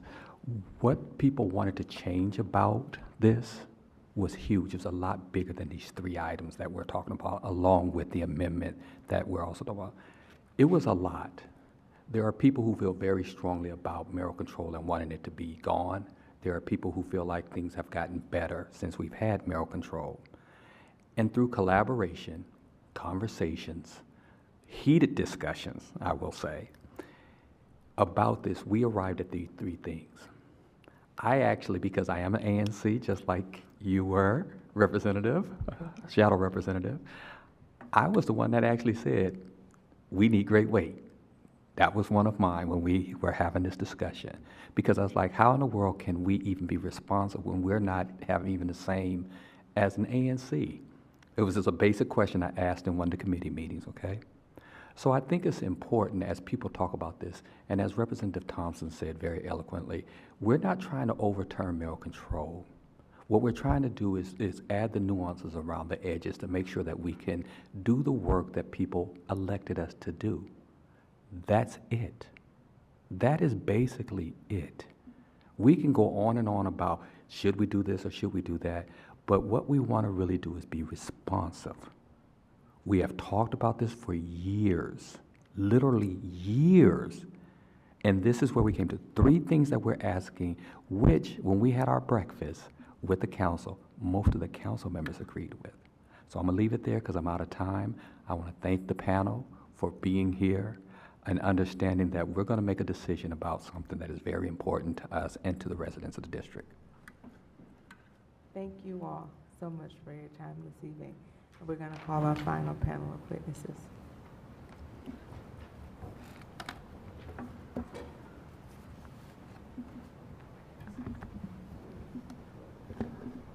Marcus Batchelor, Kiana Lamont, Renee Davis. Mr. Batchelor, you can start whenever you're ready. Thank you so much. Can everybody hear me? Everybody hear me okay? Yes. Perfect. Good evening, board members. My name is Marcus Batchelor. I am a former Ward 8 member of the State Board of Education, former vice president, a proud Empower Ed board member, and I'm really excited to be joining you. I'll be very brief because I know from experience that around 8:45 is when my stomach started growling, but had to join the meeting tonight to express my support for the action that you're considering later on in the meeting, the SBOE Expanded Authority Amendment Act. Very simply because it is the impact that you could and should have given your responsibility to the families and children of Ward 8. Serving on the board for 4 years, and I know all of you have had this experience, that both the deliberations you have as members of the board, but also the feedback and information that you get from your residents on the ground is so important in shaping our education discussion. And oftentimes, those voices and quite frankly, that nuance that you build as a collective, as a board, is not included in the final products in terms of what you vote on, what you consider, and the things that ultimately end up impacting what students learn and what teachers teach. So obviously the Great Weight Authority is something that you should have, is something that ANCs have, but it's clearly something that members of the state board who represent an entire ward and represent an entire city should have. Access to data is so important. Obviously you cannot govern or make decisions in the dark, but quite frankly, at many periods in the board's history, that has been both the reality and the expectation from our colleagues in government who have hidden information or who have held back information that is critical to addressing the needs that teachers, that students, that families come to the board with every day and every month. And I have to also speak in support of the inclusion of the Amendment Authority. Yes and no is horrible, in a deliberative body where you have so much nuance, where you have so much expertise and so much information. And I know that from experience that the deliberations and the decisions we made on things like the Every Student Succeeds Act, right? Our first round of deliberations on changing our graduation requirements, our teacher retention crisis, our attendance crisis, those things would have been fundamentally different if the board had both amendment authority, but also the Mr. authority. Bachelor, thank you. So So- sorry, your time has run out. And, oh, yes, thanks. Kiana Lamont. Good evening. Can y'all hear me? Okay. Good evening, President Patterson and State Board of Education members. My name is Quiana DeMars. I'm a Ward 7 paid parent leader with students in both elementary and high school. I'm here tonight because safe passage and out of school time programs are essential for our children, especially in Ward 7 and 8. And we must ensure they evolve with the world our students are stepping into. OST programs have given my children a sense of purpose and belonging. When the school day is hard or overwhelming, OST provides a safe place where they can build confidence, learn new skills, and connect with mentors who motivate them. Every child in the district deserves an OST experience that excites them and helps them grow. But OST cannot remain separate from the realities our children will face as adults. We are living in a time where technology, automation, and artificial intelligence are changing every job, every industry, and every pathway to opportunity. Our students cannot afford to wait until high school or even middle school to be introduced to these tools. They can help students build early digital literacy and develop confidence with devices, explore coding bases, learn safe AI use, and gain exposure to the kind of technology they will define their future.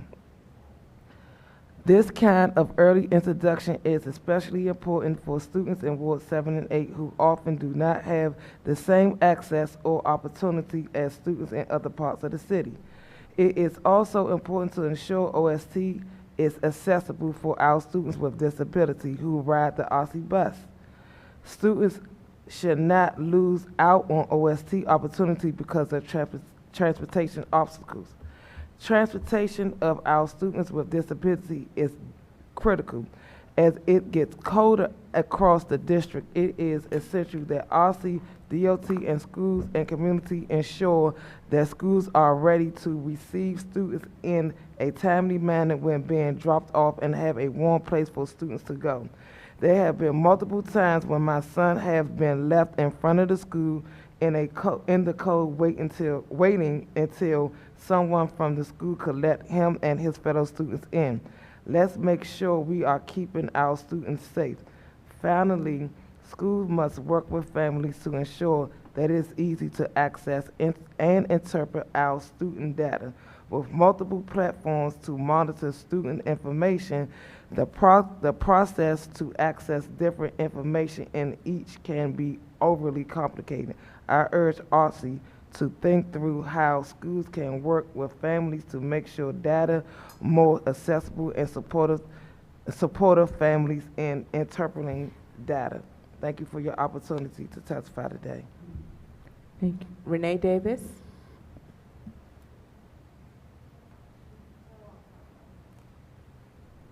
All right, we will start our final round of member questions at this time. Representative Goulet. Oh, I'm sorry. Yeah, my brain. Do you want to skip our amazing students? Of course not. We would never. Representative Dinkins. Thank you for your testimonies. No further questions. Representative Mozamdar. Yeah, I wanted to thank you all for your testimony, especially I know it's getting late.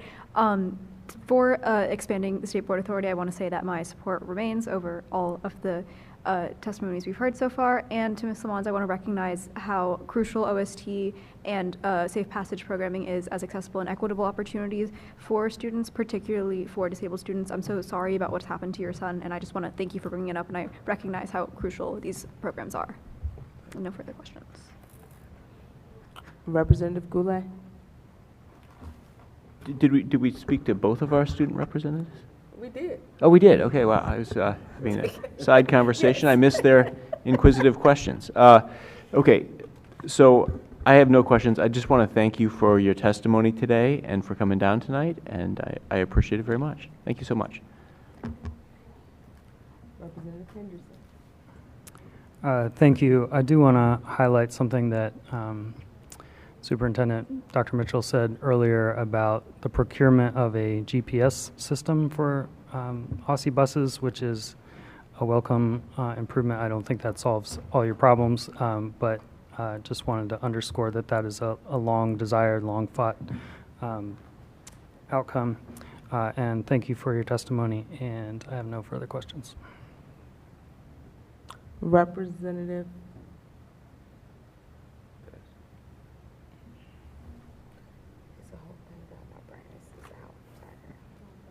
Johnson Law. Representative Thompson. Good evening. So you've been to testify before us several times about OST. So I don't have any questions because I got the message. I am happy, though, to connect with you to talk about, especially as the budget is coming up, if there are specific investments you would like to see, since I am your Ward 7 representative, because I understand, we got the assignment, but I want to make sure we do our homework to be able to put those things into practice. Thank you. Representative Best. No questions or comments at this moment. Representative Chang. Thank you for your testimony. I know this was not the main point, but if you could help me distinguish between a good and a bad OST program, how would you kind of think about assessing quality? Well, a bad OST program would be something that children do not have access to as far as transportation, and they don't have experts there that's able to handle children with special needs.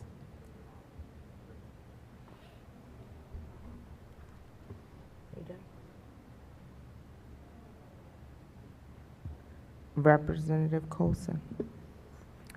Happy holidays, Ms. Lamont. Thank you for testifying once again. I have no further questions tonight. Vice President Williams. Yes. Thank you as well, Ms. Lamont, for your testimony, and Mr. Batchelor as well. I yield the rest of my time. President Patterson. Mine is going to be very much like yours, Vice President. Thank you, Ms. Lamont, for always coming down here and advocating for our children. Again, like Representative Thompson just said, you come down on a regular basis because you're a true advocate and you care deeply about our children. It is always a pleasure to see a purple shirt in this place. I just have so much respect for PAVE as an organization and what parents do, okay? Because we're the ones that have the most invested in our school system is our children, so that's very important to me. To my fellow Ward 8 resident who is online and former member of the State Board of Education, thank you, Mr. Batchelor, for always coming through like you do and representing us well. With that, I don't have any other questions or any other statements, and I'm going to release you from the panel, okay? Thank you. Thank you so much. We would like to thank all of our public witnesses for your testimony tonight. President Patterson, I turn the meeting back over to you. Thank you so much, ma'am. Okay. Again, thank you to everyone who came tonight to testify. What we're about to do now is do everything that we've kind of talked about and has been testified about. We're now going to proceed with our administrative items for votes, okay? And we've heard much discussion and debate on, we're going to start with DC State Board of Education Expanded Authority Amendment Act of 2025, okay? Before we move forward with this, and I want to be clear that this was an item that was tabled and it was untabled, and so that is where we are now, and it's been done properly in both ways. So before we move forward considering transmission, are there any corrections or additions? I recognize my Vice President. Thank you, President Patterson. Yes, at this point, I would like to move to amend the legislation. I have shared via email. Members also have it in front of them, amendment number 1, and then we've also posted this to our website in the materials. The main piece of the amendment is to include an amendment power in this piece of legislation, so I would like to move that motion. I apologize. It has been properly moved by Vice President Williams. I'm now looking for a second. Second. It has been seconded by Representative from Ward 5, Henderson. The motion to amend and propose legislation has been properly moved and seconded. Is there discussion? Mr. President, on the amendment? Yes. So I appreciate both my colleagues for moving this forward. I think it's done in a thoughtful way. I'm so sorry, just point of clarity. I need to read the amendment. Well, then at this time, I'll move a motion to waive the amendment, reading of the amendment. Can I do that? So is it, you could, but we also need to know, is it just an amendment? Is it an amendment in substitution? We need to be very clear about what the amendment is. May So I? are you I'm sorry, you're not the sponsor of the Right. of the amendment. Yeah, this would You be. just said, so are you doing, I have 10 lines that have been amended.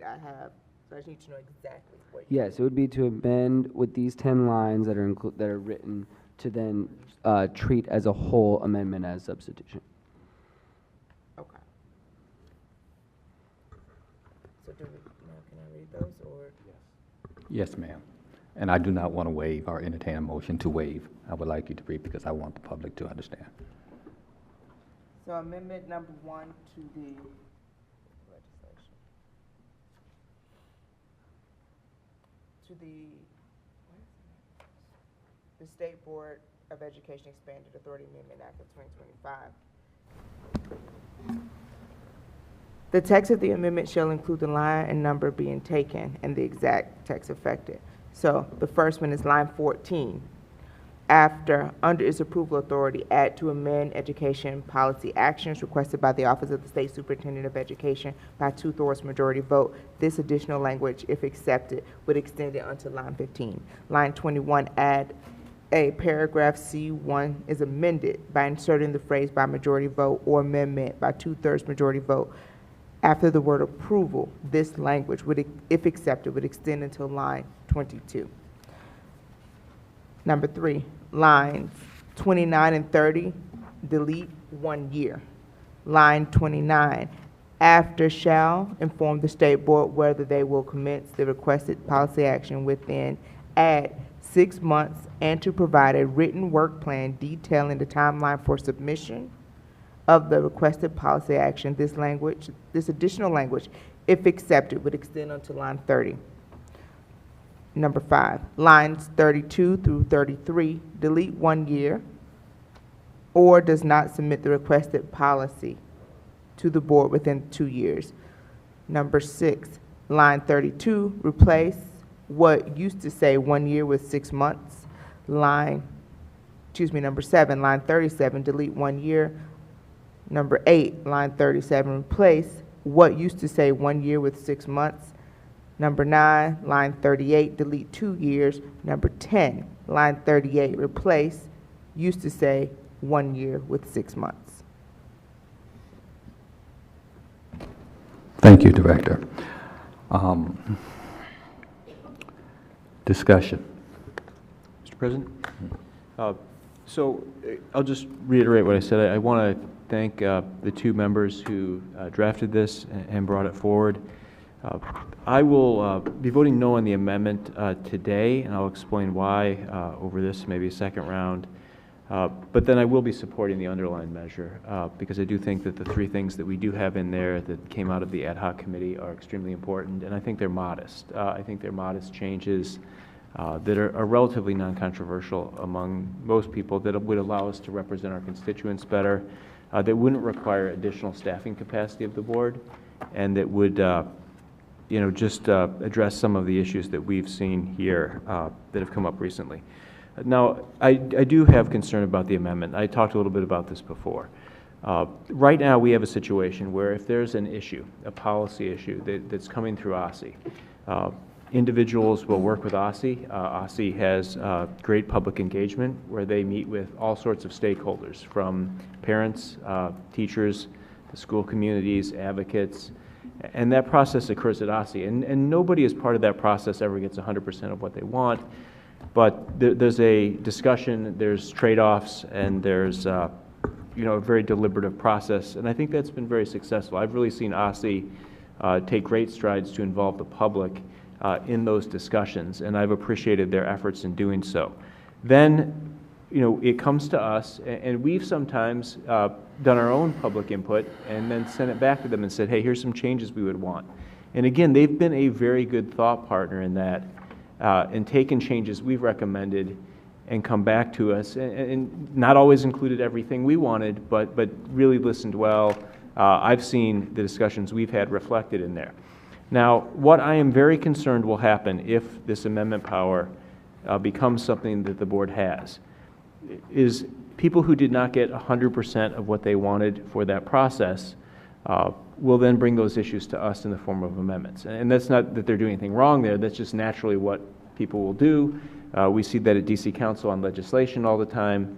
And the question is, with council, you have a general counsel's central office, you have a central budget office, and each council member has 1 to sometimes 3 to 4 attorneys in their office to assess those things. Additionally, this board is not designed to deal with an influx of amendments on a very complex issue, like let's say social studies standards or graduation requirements that hit us all at once. The council members, aren't required to be full-time, but most are. They can take the Monday off of work before a legislative meeting, sit down, look at all the amendments that have been circulated, discuss them with their attorneys, and analyze in depth the policy implications of those. We do not have that luxury, and we need to be very honest with ourselves about this. We could have a meeting on a Wednesday where there's a flurry of amendments occurring earlier that week, and we could be busy at our day jobs on Monday, Tuesday, and Wednesday and not have time to thoroughly vet those amendments. And the worst thing we could do is take what's non-controversial right now, and that's those 3 measures that we have in this bill, add something that we're not ready to do effectively, and then we put something in a social studies standards that's unimplementable. And then it kind of calls into question the whole process. So I think we should be incremental with this. I think we really have something that is really hard to object to that we should send to DC Council. And then I think we should address capacity issues like this in a more holistic discussion later. I don't think this is all or nothing today. I think we should do the 3 things that were recommended and then come back and have a further discussion. I'll discuss more on round 2, but I thank you for your time. Thank you for that thoughtfulness, Representative Henderson from Ward 5. Yeah, thank you, Mr. Chairman, and thank you, Representative Goulet, for your thoughtfulness throughout the process in the committee that we were in, and we haven't agreed on this throughout, and I continue to think that the amendment power is a help more than a potential for harm, and that is definitely grounded in the experience primarily of the report card that we had when it was made clear that OSSI could just choose to not move forward on a policy if we did not approve it. And so that's why I think it is worth us advocating for this power. I have heard your concerns and those of others on the board, and that's part of the reason why we did add a supermajority threshold to mitigate some of those concerns. Hopefully, having that additional hurdle would make the board more collaborative and thoughtful should amendments come at the last minute. I think our work is generally very deliberative. We do build in a lot of time. If we are following our processes, there is time. We wouldn't be considering a matter on the dais that wasn't addressed in a working session, except for exigent circumstances, which perhaps that's what you're anticipating. I do also think in the context of building capacity, fully agree that that is part of a bigger discussion that we need to be having. I think they should come as a piece, that we shouldn't wait until we have this discussion first. And I know you've stated the reasons why you don't agree. I think it's a process worth beginning. Thank you. Okay. I'm coming to Vice President Williams and then to Representative Thompson afterwards. Yeah, I'm glad that there's consensus around the first three items here, and at the very least, I would feel we would abandon, our ability to and our commitment to representative democracy if we didn't at the very least pass that. I think it's also best that we also add the amendment power, and for a variety of reasons. One is the report card that Representative Henderson just said, and two, it would change the dynamic with OSSE. Not to say that we have a bad dynamic with OSSE, but it would change their ability to, as former Representative Wattenberg said, take seriously the presentations and the information and the rationales that they give us with any change. We've heard considerable outcry with regards to the practical studies diploma. It's very real that in a couple months we could be voting on something in which OSSE has made no changes, in which we've heard time and time again that there needs to be clear pathways and pipelines for ensuring that all students have a degree that will allow them real opportunities after leaving the classroom. I'd like us to also kind of zoom out for a moment and recognizing that there is still vast, considerable control of our education system under the mayor. This is a very modest incremental approach even with the amendment power. We are not asking for any new statutory authorities over any new statutory issues. And we show up here multiple times a month, do committee work multiple times, have many engagements and emails regularly with our constituents, and if we're not willing to stand for representative government when the council bill with Councilmember Parker already gives us the amendment power, we would be undermining our own selves. So I think it is absolutely vital that we at least show some degree of courage and clarity of purpose in voting for the amendment power tonight. Representative Thompson.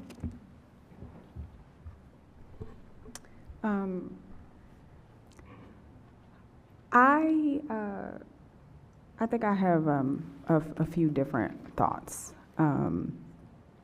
I absolutely believe that we have a responsibility. I have never been one to buy into the narrative that the State Board has no power, because there are several things we have responsibility over, and power also does include influence.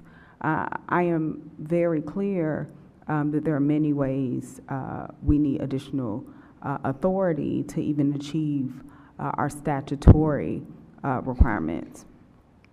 When we discussed the amendment power in particular, which was not part of the initial recommendations, I heard and I shared a lot of Representative Goulet's concerns around capacity.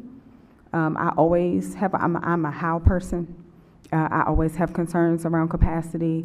A friend of mine who shall not be named said to me this weekend, well, Ebony Rose, sometimes you try to get people to do stuff and you're right, you're always right. And I said, no, I'm not always right. When I don't know and I haven't been thoughtful, I don't say anything. I worry that we are not, and when I say we, I mean the most royal we. I always want the things to come out of this body to be thoughtful and to be reflective of the public, because we are the only people who are elected to represent folks on educational issues. One of the reasons I really pushed us to think about a supermajority here, and I'm happy to see a supermajority in the legislation, is because I do think it's important always, even when it is difficult or uncomfortable or whatever, to have as much consensus building as possible and to work across colleagues. And I think that that additional step, even if it's one extra member, the difference between 6 members and 5 members, goes a long way. I would like to believe and tend to believe that folks want to be responsible.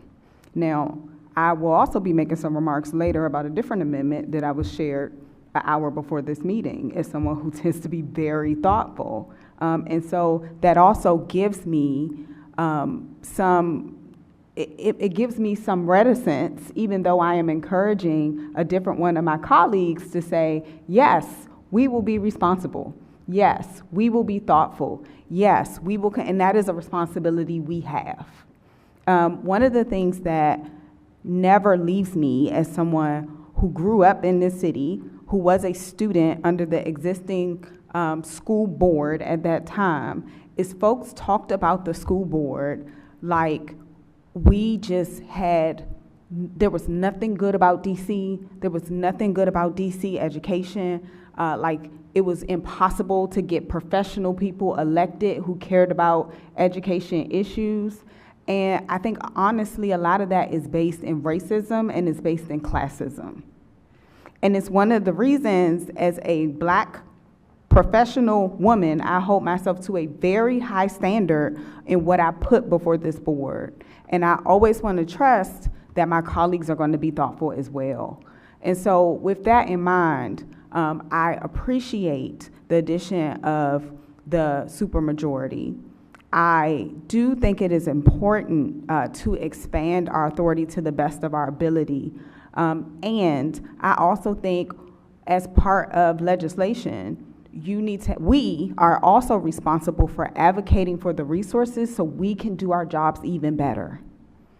Because it should not be true. We've done the things around like, okay, we want to have fair elections so more people can run. What we have not done is if a mom who works at Walmart wants to run and take my seat next go round and represent Ward 7, she's not going to have the flexibility to do so. Because her hours are going to be her hours. And she probably, like all the capacity things she's going to need. And so we also have a responsibility, even after we transmit this legislation, to advocate for the resources so that our board can do this work well. And so I would hope that, I think this is very well said, I will hope that we also push people to make sure it can be well done. And so for that reason, I'm trusting. I am leaning to vote for the amendment, and I'm appreciative for my colleagues who considered what I said about the supermajority. Thank you. Thank you, Representative Thompson. Coming to Representative Best. So my colleague, the Vice President, shared that, this has the opportunity to change the dynamic. But I sometimes do worry about some parts of the change dynamic. Like I worry about what happens when the board and OSSE are like in opposition. And also with my other colleague who talks about the supermajority, I think the unspoken truth is a lot of times the boards have cliques. And so that supermajority could be the norm as well. And so I'm still like weighing it out right now in my head, to be completely honest with you. But those are just some of the concerns that I have. Thank you. Were there other discussions? Representative Goulet. Okay, so I'll respond to a few of the points that were made, and then, so for me, I think it was mentioned whether this was an issue of courage. I don't think it's whether we're courageous or not today.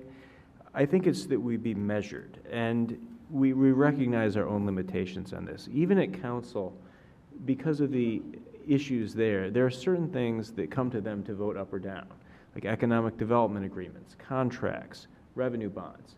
Issues like that aren't amendable at council, and for a reason, because they're part of a package that goes to council, and council may either approve it or not approve it. And that doesn't impact the democratic process with it, but it's done deliberately because those are things that should not be amended.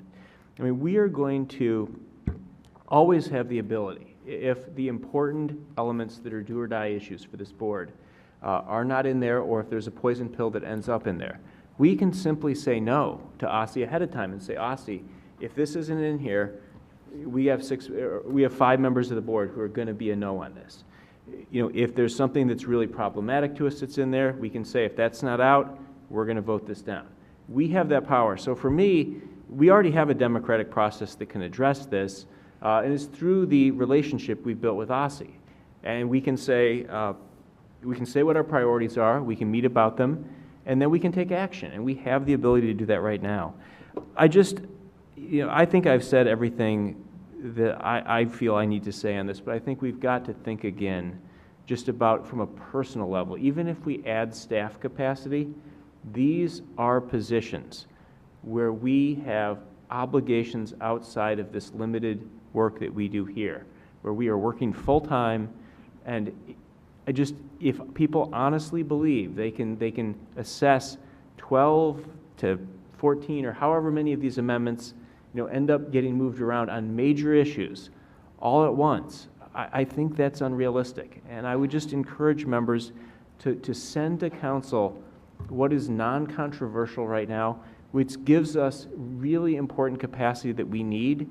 And then if we have a real problem with what OSSI has transmitted, we can say no and then initiate them to send it back. I think we're making a mistake if we go beyond what we can reasonably get done. That's all I have to say on this. Thank you for your time.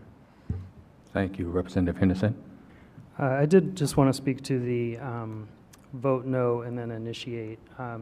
I appreciate that conceptually, but my fear is that even with the amended timelines, that gives OSSI so much time to push on an issue that it's not as simple as a vote no and resubmit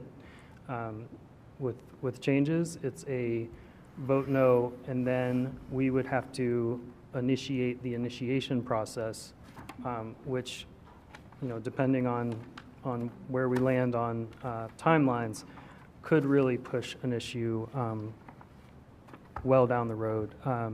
And in addition to things that have been mentioned before, I'm thinking about graduation requirements. The state board did a tremendous amount of work around graduation requirements in 2017, and nothing at all came of it because of the lack of initiation. But that just speaks to the ability to kind of punt things down the road to a point that the state board is not able to be effective. All right, further discussion? Okay, then what, Representative? I'd like to respond to that. I appreciate the back and forth. I think the dialogue is healthy. I think it misrepresents what the amendment power is to say that 12 to 14 things would be amended to anything that we do. I mean, when we looked at the report card, we were talking about a couple small things that prioritize the things that mattered to our families that would improve the quality of school culture in our schools. The things that actually make kids excited about coming to school, about recess, about after school programs, about the quality of teachers, about the teachers being in the buildings. And we were strong-armed. We went through that process for a year to be told at the last minute, take it or leave it. That is not effectively advocating for our families.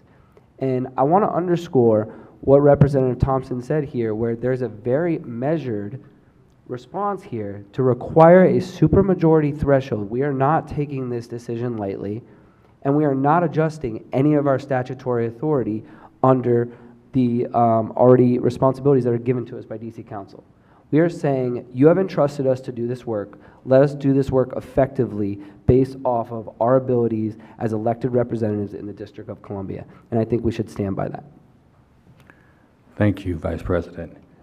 Any other discussion? Representative Thompson? With all due respect, how powers are used is up to us.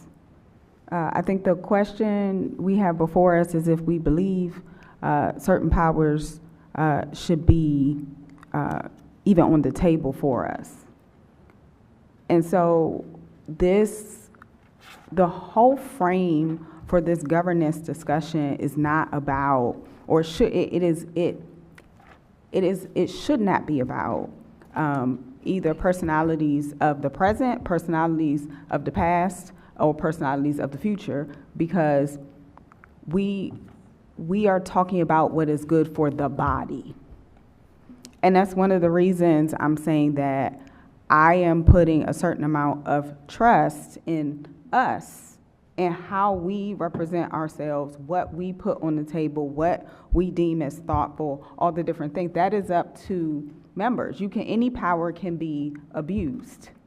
Even a little kid can figure out how to cheat a test, or, if they don't want to be potty trained, that's where that whole anal retentive, anal explosive, all the things come from. And so we are never, ever fully going to be able to control for human nature. But what we should try to do is think about what policies should we put in place to be successful in our responsibilities. And so I personally am of the mind that whatever we transmit to council is not final. It is for them to consider. I do worry that if we don't put certain thoughtful things on the table alongside other things, which I am still going to extend my graciousness and hope they are thoughtful as well, but I know the amount of work that got us here. And I think that should be part of the conversation. And I want to trust and believe that we as elected officials will be responsible. And so I don't want to call it a misrepresentation because, we don't have this yet. I don't want to project. We might not even get it.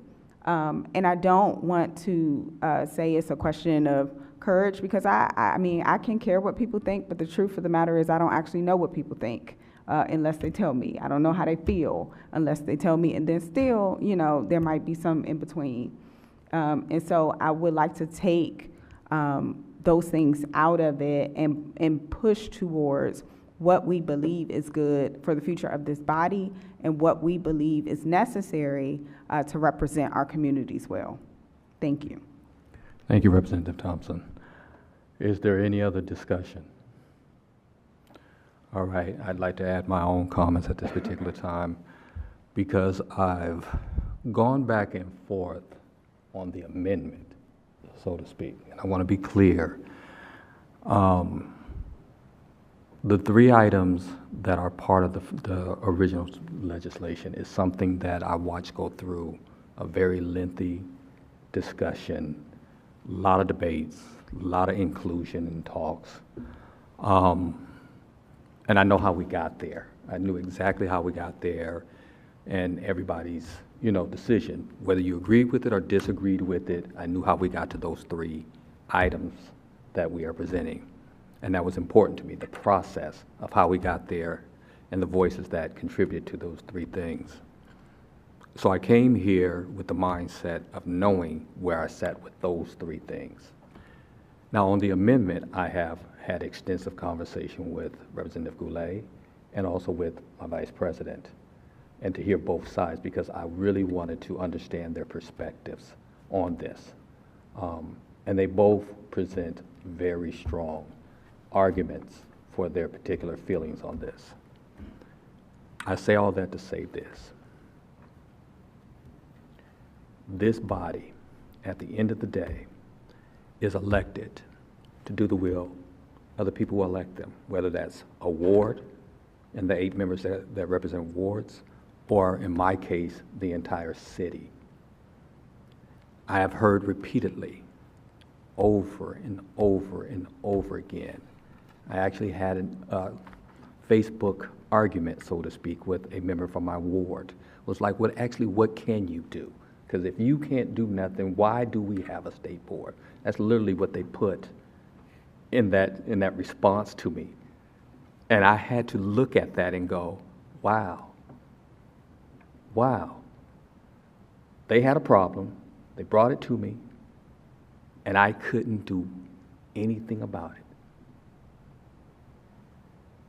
As you said, Representative Thompson, you can influence, but the actual ability to influence that and be responsive to that resident from Ward 8, I felt somewhat a little bit powerless. I know I have relationships to move things around because I've cultivated those relationships over 30 years of living in this city. But I also knew that if it wasn't me and somebody else was sitting in this seat and they didn't have the same relationships that I have, what could they do? How could they respond to that person? So I came here very clear about those three things. And then I, again, looked at the amendments. So what I will be saying tonight is that because taking politics out of this and how people feel about certain things, I want to be responsive. There are some there's a possibility for unintended consequences, and that come with any policy. But I will be voting for this amendment because I believe that we should have the ability to do so. That's where I've come down at. So I truly appreciate all the discussion on this, the back and forth, the intentional listening to every single person in your particular ward as a representative. And I know that people will be voting on those things, not politics or anything else. But because I have had the opportunity to build relationship with every member up here, I know their first and foremost thought is the people of their wards and how they respond to them. And I have faith in that. So, when seeing no other discussion, the motion is to amend the proposed legislation. It is Amendment 1. Amendments require a voice vote. So, I'm going to call it. All in favor? Aye. Aye. Aye. Nays? May I be recorded as no, Mr. President? Say that again. You recorded as a nay? Yes. Representative Goulet is a nay. Representative Thank Chang is also a nay. Best is also a nay. Okay, we recorded it. I believe the ayes have it and the motion carries. Okay? Now, since we're done, I will ask for a motion to transmit the legislation to the DC Council. Is there a motion? So moved. It has been moved by Representative Thompson. Seconded? Aye. It has been seconded by Representative Johnson Law from Ward 8.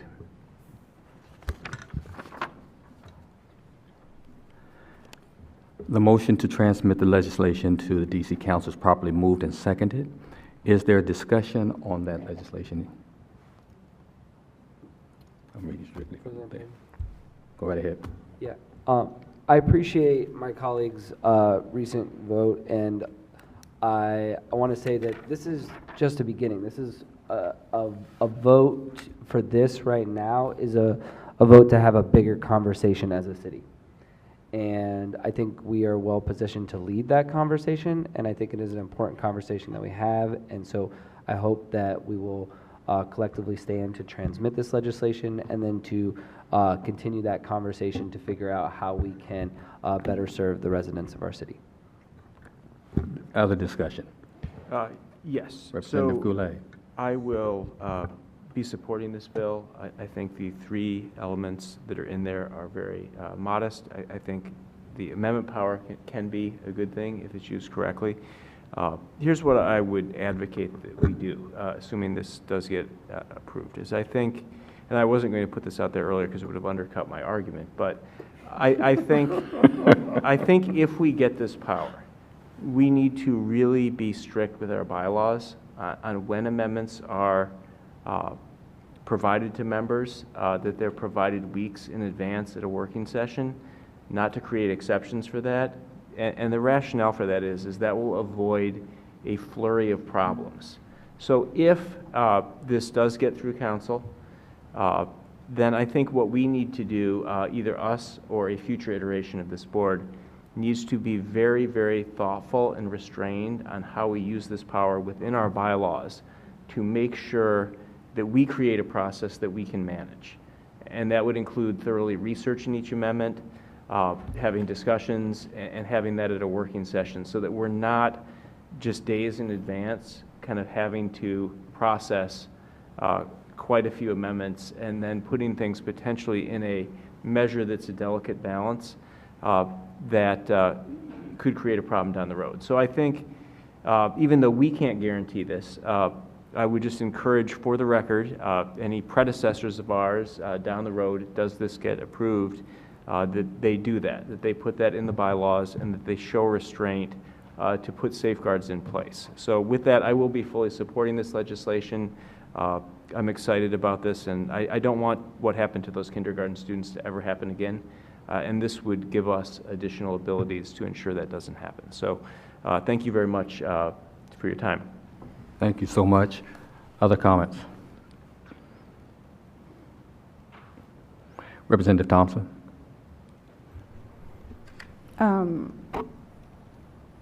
I'm glad we are finally voting to transmit this legislation to council. I don't know how many votes it has taken us to get here, but a lot of thoughtful work was put into this, and I can say every single time I voted to move this forward. I do think it is important that people understand our education system. I know that we are on the cusp of yet another set of elections, including folks who are running for mayor. And the last few times we have had mayoral elections, we have had candidates who currently sit on the council say, if I become mayor, I will get rid of mayoral control.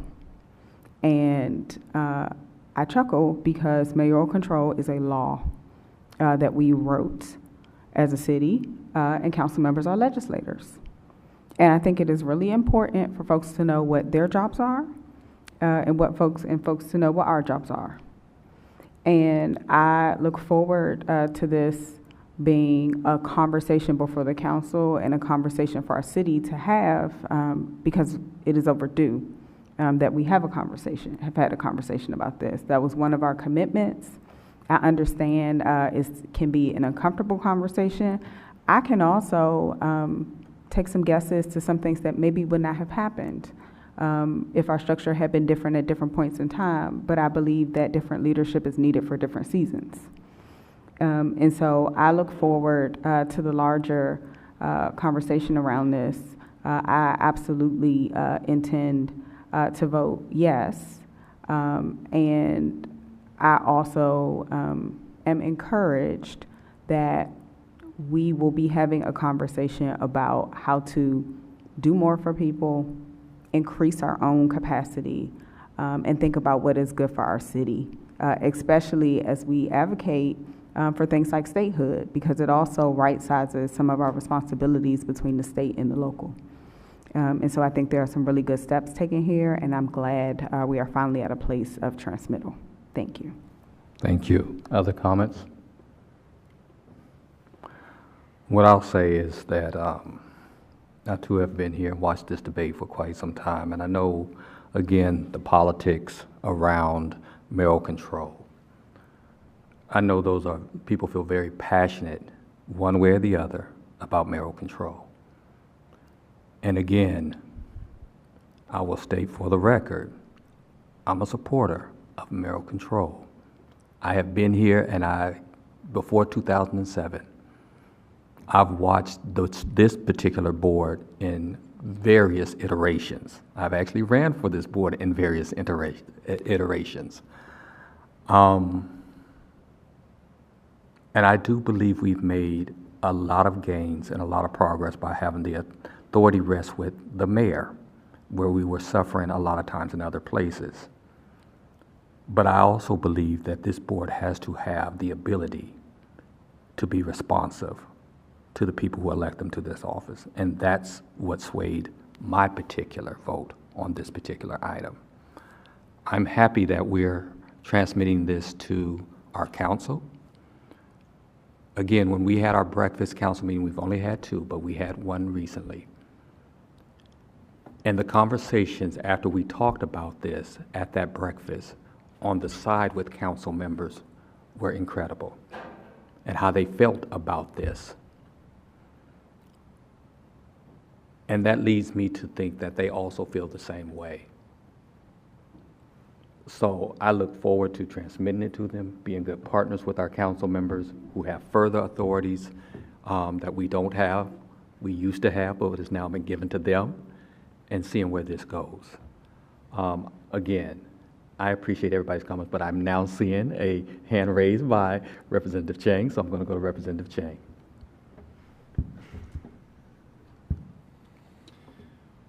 Okay, this is,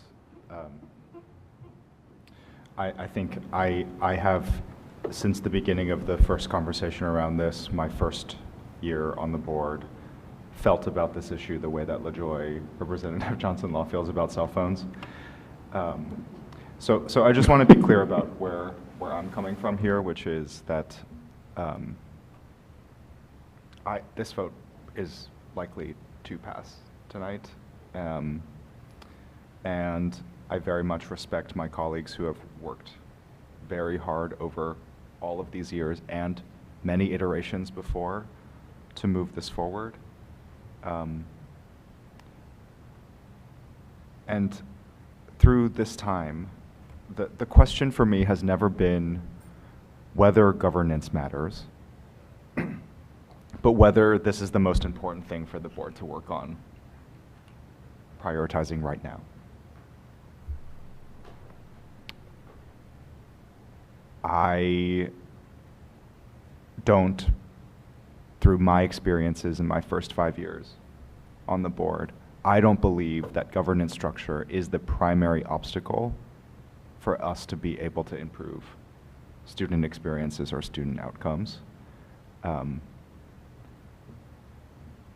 I very much respect the examples that folks like Representative Goulet have moved forward where we've been stuck. But to me, those same exceptions will happen with any kind of governance shift and any kind of power structure. Because, you know, in a revised power structure, there will be other new formats in which pathways will hit a wall or hit some kind of a burden that this new structure will not be able to address quickly. And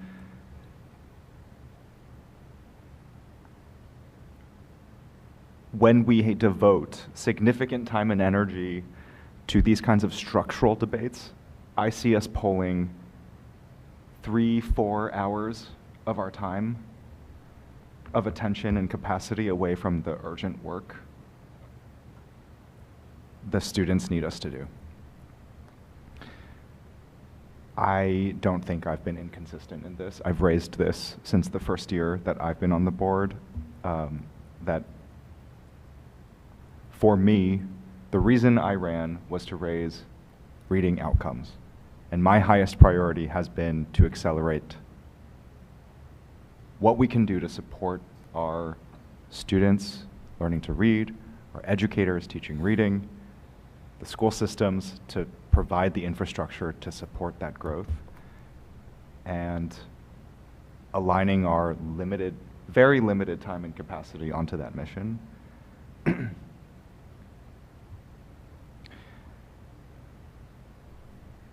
And really, I think my critique of this right now is the same critique that Rep. Johnson Law provided to cell phones, which is this the priority of the moment? Is this the priority of the moment? And so I do expect this legislation to pass, and I intend to work collaboratively with my colleagues to ensure it is implemented in a way that supports execution, because as Representative Thompson has also said every meeting since our first meeting together, that is actually where the work is. It's the how. And so I will absolutely work alongside my colleagues in supporting the execution and keeping our focus on results for students regardless of what the governance structure is. But want to take this moment to remind us that our obligation is to the students and to the results that they can actually experience in the classrooms. And I want to ask again, is this the absolute top thing for all of us to be working on and changing in this moment when so much else in our children's lives, our students' lives, and our families' lives is changing, that this is the additional thing that we want to add as another variable? That's my question, right? And so, with that is the reason why, for me, that this past 5 years has been a complex back and forth on this for myself. Thank you. Representative Thompson.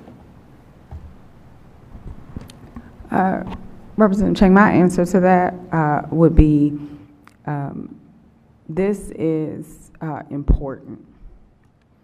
I think the truth of being elected is we are all on the team that nobody put together, which is kind of similar to having siblings, but not really, because at least you have some common sense between siblings because you grew up in the same household.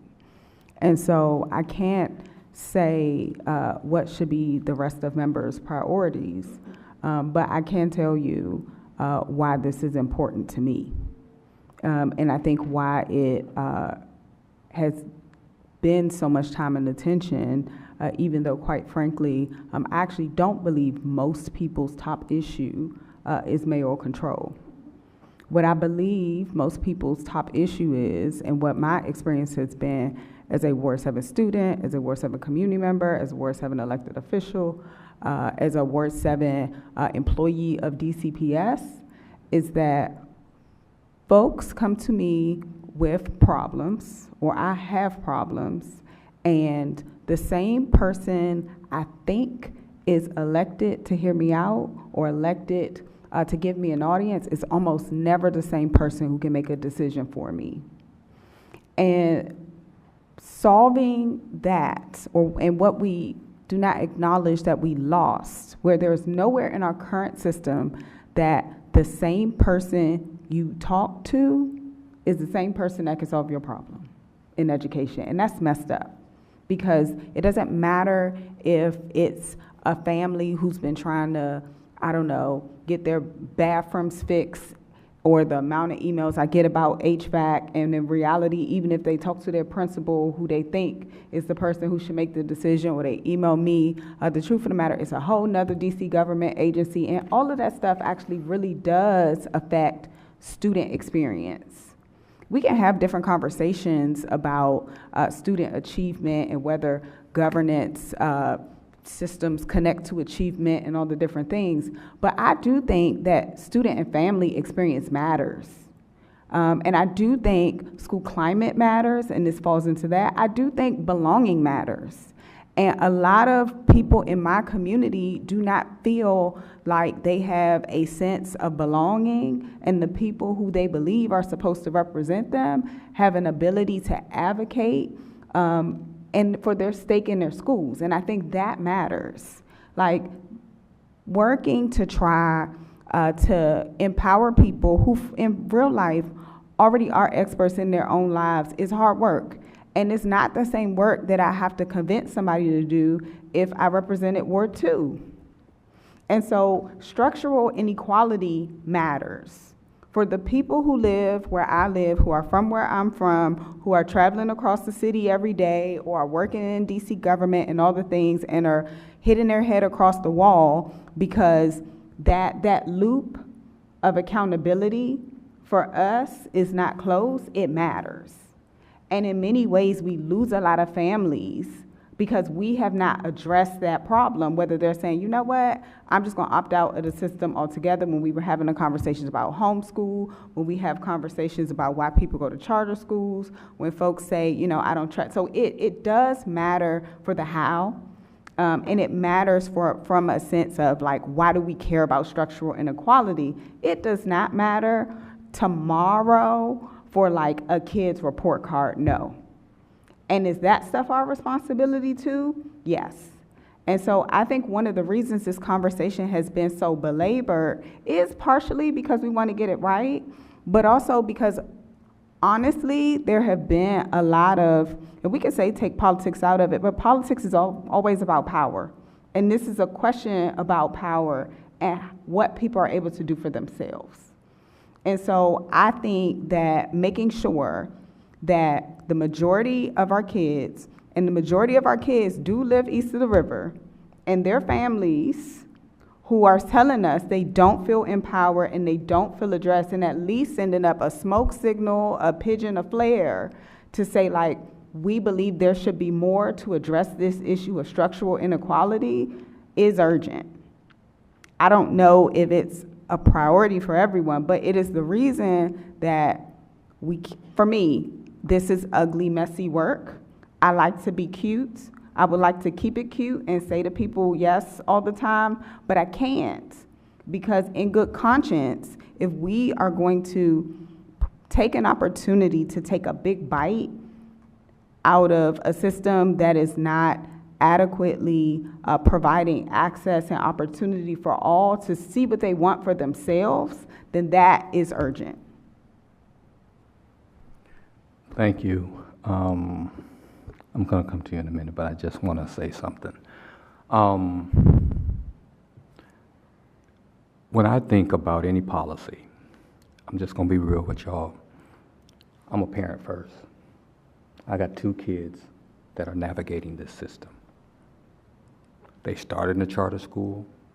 They went to DCPS early on in their careers, and they're navigating this system.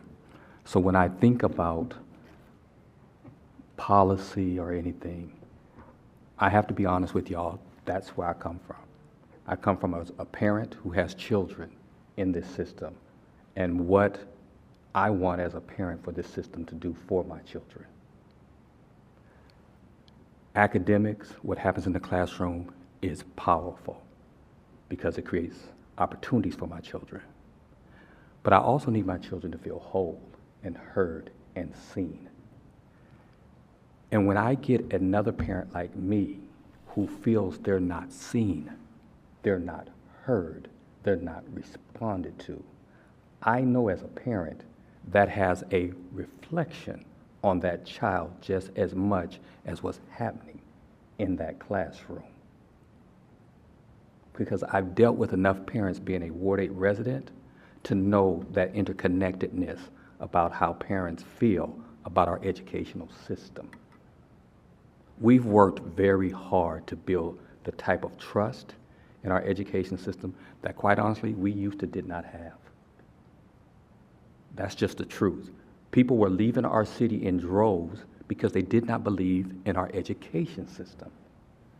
That can happen again if parents don't feel like their child is being seen, not just educated, but seen, heard, felt, and nurtured. And I feel what we did tonight is that we began to build that trust, or to build onto the trust that we have and momentum that we have of the, I believe someone said we have one of the highest rates of confidence by parents in our system now. That matters. That matters when parents feel that. And we're building on that. We want to make sure not just the ones who are in the best schools feel that way, but the ones that live where I live. I live next to Turner.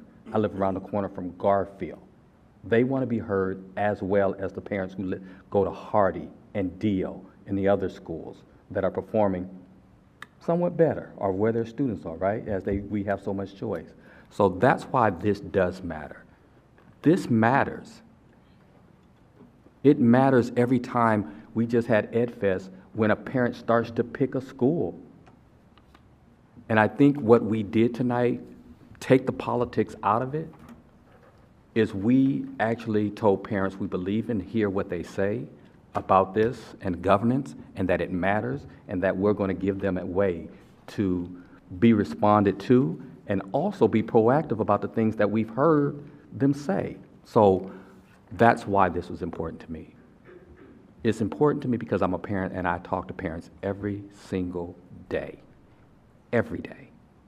There's no rest on Sunday. I don't take Sunday off. I listen to parents every single day. I visit at least 3 schools. I try to every week to listen to students. So this matters. This matters to them. Thank you. Thank you, President Patterson. And I do recognize that it's close to 10, so we'll be brief, but I do want to go on record with building on what my colleague Representative Thompson said into why this matters and why this matters for my community. And while I hope we can walk and chew gum with continuing our priorities, we have very clear priorities. I do not want this to take away from our priorities, but I also want us to recognize that we do not need to do this work alone. We have other people who can advocate with us, and we can figure out and strategize how we go about this work together. In Ward 1 right now, some of you may have seen earlier this week the Washington Post article in which students in Cardozo High School are going to school in 50-degree classrooms. There have been work orders in that building for over 2 years that have not been fulfilled. An HVAC system that has been chronically dysfunctional for a long time, in which we have not been getting answers. By being able to support access to educational data, even though that won't change overnight, we can start to change the way the system functions to make sure that we have real equitable outcomes for students. You know, we've been talking about making sure that students feel safe, making sure there's a sense of belonging, making sure students aren't bullied. That power right there and the access to educational data can promote the transparency that we need to push for the accountability that our students and families deserve. So there are many students and families in my community who are not going to school right now because they do not feel safe getting to and from school because of their immigration status. And right now our city has not addressed that the attendance in my schools and many of our schools have dropped considerably because we want to pretend like everything is okay. That's not right, that's not fair, and this is a small step that can help us have a more honest conversation to be able to address those inequities that are plaguing families every single day.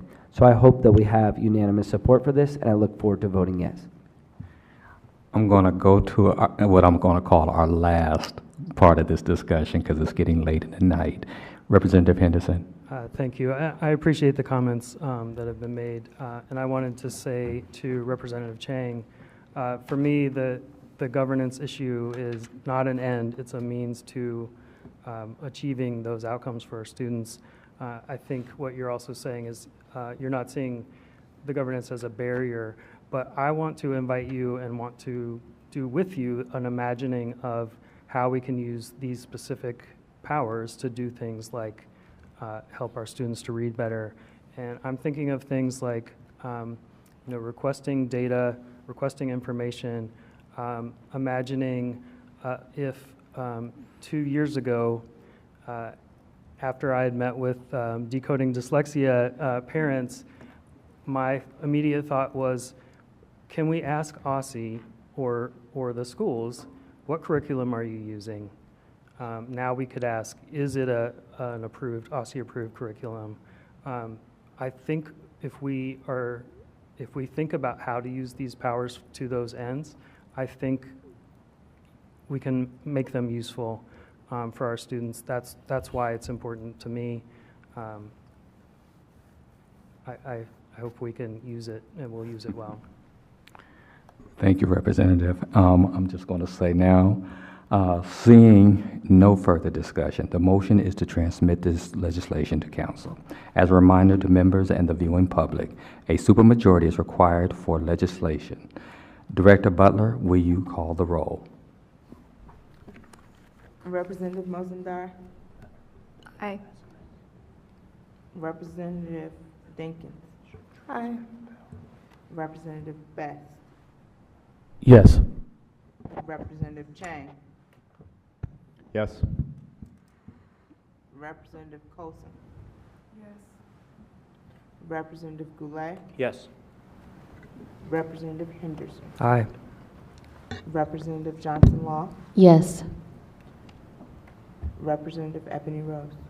No, excuse me, Representative Thompson. Yes. I understand. Representative Wade. Yes. Representative Patterson. Yes. The DC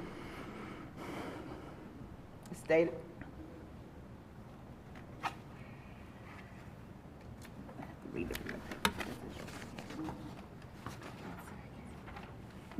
it. Point of clarification. Our student representatives didn't have an opportunity to vote. Is that because under the rules they can't vote on legislation? Did they vote? They Oh, voted. sorry, I was. Yeah, it's okay, sir. They It's late. voted. It's late. Go It's a right late ahead, one. ma'am. I apologize. It's I'll let late. you go ahead. Go right ahead, ma'am. The DC State Board of Education Expanded Authority Amendment Act of 2025 as amended has passed unanimously for transmission to the DC Council. Thank you. Thank you so much. All right. Now we will entertain a motion to approve CR, Ceremonial Resolution 25-10. Yes. That is correct? It is. Okay, thank you. Honoring the late James L. Wright, Jr. of the Washington Informer. I'm looking for a motion. So moved. It has been moved by Representative Thompson. Is there a second? Second. Seconded by Ward 8 resident and Representative Johnson Law. All right. Having been properly moved and second, the motion is to approve CR 25-10. It is now open for discussion. I'm going to thank the board for putting this on the agenda. As I proposed at our last working session, I know at this point, local news is vital and is almost like a bit of an oasis in the desert. So I definitely appreciate Mr. Wright's work as well as those at the Informer, and he will be missed. Yes. Other discussion? All right, what I will say is I knew Mr. Wright for years. He was a friend. We can talk about his reporting all day long because he went to the stories that mattered where I live, on the Washington Informer. I was very saddened when we heard the news. He is also my fraternity brother. He is an alpha. He's a good alpha man. And he lived by a lot of the principles for those who are not alphas, and I happen to be very proud, and I know there are other fraternities here as well, but he lived by those principles that he was taught, and he really worked hard in our community to uplift my community, in particular Ward 8. I want to thank Representative Thompson for putting this forward. It was something I wanted to do as well. And I just say, we're going to miss his reporting. I don't think when people understand when you live in a ward like I do, like me and Representative Johnson Law, and people don't do our news very often, except in the negative, that there are people that actually report the good, the nice, the things that we do accomplish, in spite of all the things that people say about Southeast and east of the river. He highlighted the things that we were doing that were positive, and he made sure that the voice came from people who were experiencing it. So I want to thank this body and look forward to passing this for him. All right, the motion is, we have discussed. Seeing no further discussion, the motion to adopt CR 25-10. All in favor? Aye. Aye. Aye. Any nays? Abstentions? It carries unanimously. Now, I believe we have one thing that was added to the agenda, or how does No, it? there were two things Okay. added to the agenda at the top of the meeting. The first was a vote to waive, a motion to waive the requirements of section 406B1 through 406B4, and then a corresponding motion to approve SR 25-16, appointing a public charter school representative.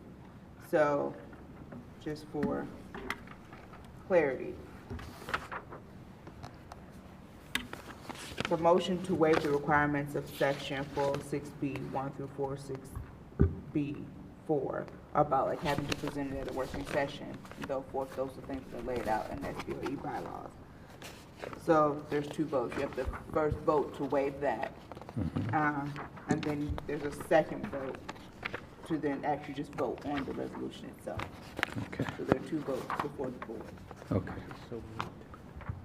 Thank you.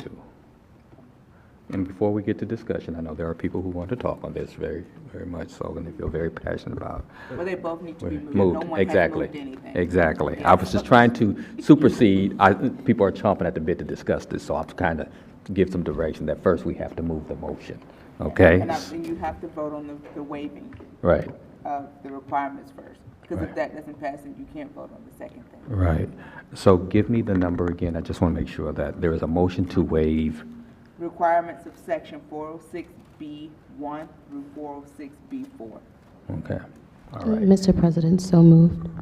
A second? It has been moved and seconded, moved by Representative Johnson Law and seconded by Representative Goulet. All right. First, there's discussion, and then we take the vote. That's correct, right? Yes, So it's all discussion. Mr. President, I'd like to postpone my discussion until the substantive measure. This is just on the motion to waive, so. Okay, thank you. Representative Best? And this is over, this is discussion right now, right, correct? To waive the requirement. To waive the requirement? Yeah, so I think initially I was in favor of waiving it, and I was going to waive it, strike the appointment. However, I think, although I will be supporting it, I think that there are some logistics concerns or that I believe we should allow the task force to go through. And I don't think I was actually going to vote on that until my colleague from Ward 3 shared that, we should give people the opportunity to put things out in advance. And so I do know that there are some logistical concerns that they want to address. Once again, I still will be supporting it. However, I do think that we should extend the grace that we also want to receive. And so I'll just leave it at that. Okay, before I come to you, Representative Goulet, I want to give Representative Johnson Law an opportunity. Thank you. Then I'll come over here. I've been talking about this for a little while, and I talked about it after our last working session with the co-chairs. There were some concerns that were brought up, and I was just like, okay, well, wait a second. Why is the PCSB as a government body not here like how we did everybody else? That's all this is. It wasn't supposed to be controversial. I do want to ask the board for grace and maybe even extend an apology for getting it to you all so late. I intended to give this to you all after the December working session, but my daughter has been under the weather for 2 weeks. And so that prohibited me from trying to get this to you all. And so I am asking the board for grace in this moment. This was really just to be able to give the government body, not to anybody who filled out the application, not to anybody who represents a charter school, but just to say, hey, as the government body, to be able to serve on this task force as they are dealing with Aspire, as they are dealing with differences in DC Cape, Right. and now that we have these requirements. And so because the 2 weeks has gotten away from me in such a manner, this is why it was presented to the board in this manner today. This is the first day I've had to come up for air, if that makes sense. So Yes, ma'am. I am asking for a little grace Right. from the board. And we appreciate that, Representative Johnson Law, Doctor. Now, so congratulations on that. So I thank you for that explanation. I do, before I come back, Representative Goulet, I have Representative Henderson. With all respect for the reasons for the delay and my sympathies, I would ask that we not waive the requirements, that we discuss it in the next working session so that we can have a fuller discussion, address all the logistical issues that we have before us. And I'll leave it at that for this portion of discussion. Representative Goulet. So I don't think Representative Johnson Law needs to apologize at all. I think what I would say instead is we should be thanking her for catching this, is that even though, obviously you had a family medical emergency that you're dealing with, you're the only one who caught this mistake. And for me, it's a mistake because, when we put this board together, I read the resolution and I saw, the Two Rivers Public Charter School in there, and I assumed that was a representative for the Public Charter School Board. That was an incorrect assumption. They'd applied through the public process and were representing their school, but not representing the government body. So for me, I actually profusely thank Representative Johnson-Law for catching this and for bringing it forward. Normally, I don't support waiving a process like this, but for something where we left a government body out of this task force, I support including them because I think all the government bodies should be included. So for me, this is very simple to understand. It's literally one line appointing a member that the Public Charter School Board has asked to be included on the working group. Everybody can read this in 30 seconds. It doesn't take a lot of time to digest. And I also don't think this interferes with the other work that can be done in January, which is to extend the task force, which is to maybe shift public members around. I'm going to support that resolution too. The reason I support this is it's a technical correction that we missed the first time. I think it's straightforward, and I think we should have both sectors of our public education system reflected and represented on this task force that we have. And I don't want to see a month go by without having somebody officially on there, because I think all government bodies should be represented. We have DME on there, we have OSSI. I think it was just a mistake that the Public Charter School Board wasn't on there, at least a mistake on my part. And I appreciate you, despite having the most challenging personal circumstances, you're the only one who caught this. And I think the timing is perfect for us to vote on this before the holidays and to get this done, and then to work with the committee on those other adjustments that they want to make through a separate resolution near the end of January. And I don't think this disrupts the work at all, because I will still fully support adding the Public Charter School Board at that time as well, and they'll still be able to pick their representatives. So it will get to the same place, but we'll lose a month. And there's no reason to lose a month and leave half of our public education students out of that representation on the task force. So I want to thank you for moving this. I'm fully supportive of both the motion to waive and the underlying resolution, and I think this is just a straightforward technical fix, in my opinion, and I don't think it disrupts anything else that we can do in January. Right. And there's a meeting tomorrow where we would preferably have somebody seated. Thank you, and I want to keep us moving. Representative Thompson. I think grace is the operative word. And I think what Representative Henderson and I have asked is a certain amount of grace to be able to have certain conversations and make a full set of decisions like we did with every other body. I did take some time today to reach out to several folks at PCSB, and we realized some wires had got crossed as far as communication around what was possible. And had I known sooner, we would have had that conversation sooner. One of the representatives who works for PCSB actually suggested that we should have a conversation with the task force chairs, the committee members, the alliance, and the staff to make sure they have a full understanding of what the commitment is, as well as they are able to select a representative. I do think it is important, and I totally appreciate and have no need for an apology about the timing. I never want anyone to make an apology about their life. I don't do that, and I don't expect others to. I think we're human. And so I don't want any representative to feel like they have to do that. I am only asking that we exercise a certain amount of grace so we can do our due diligence. We do actually have, and I want to be very clear, the resolution we passed initially did not call for DCPS to make an appointment. It did not call for it did not call for the PCSB to make an appointment. While we absolutely can talk about the value of the perspective of the PCSB, I also think the conversation we've had to this point has been around if there is any charter perspectives on the task force.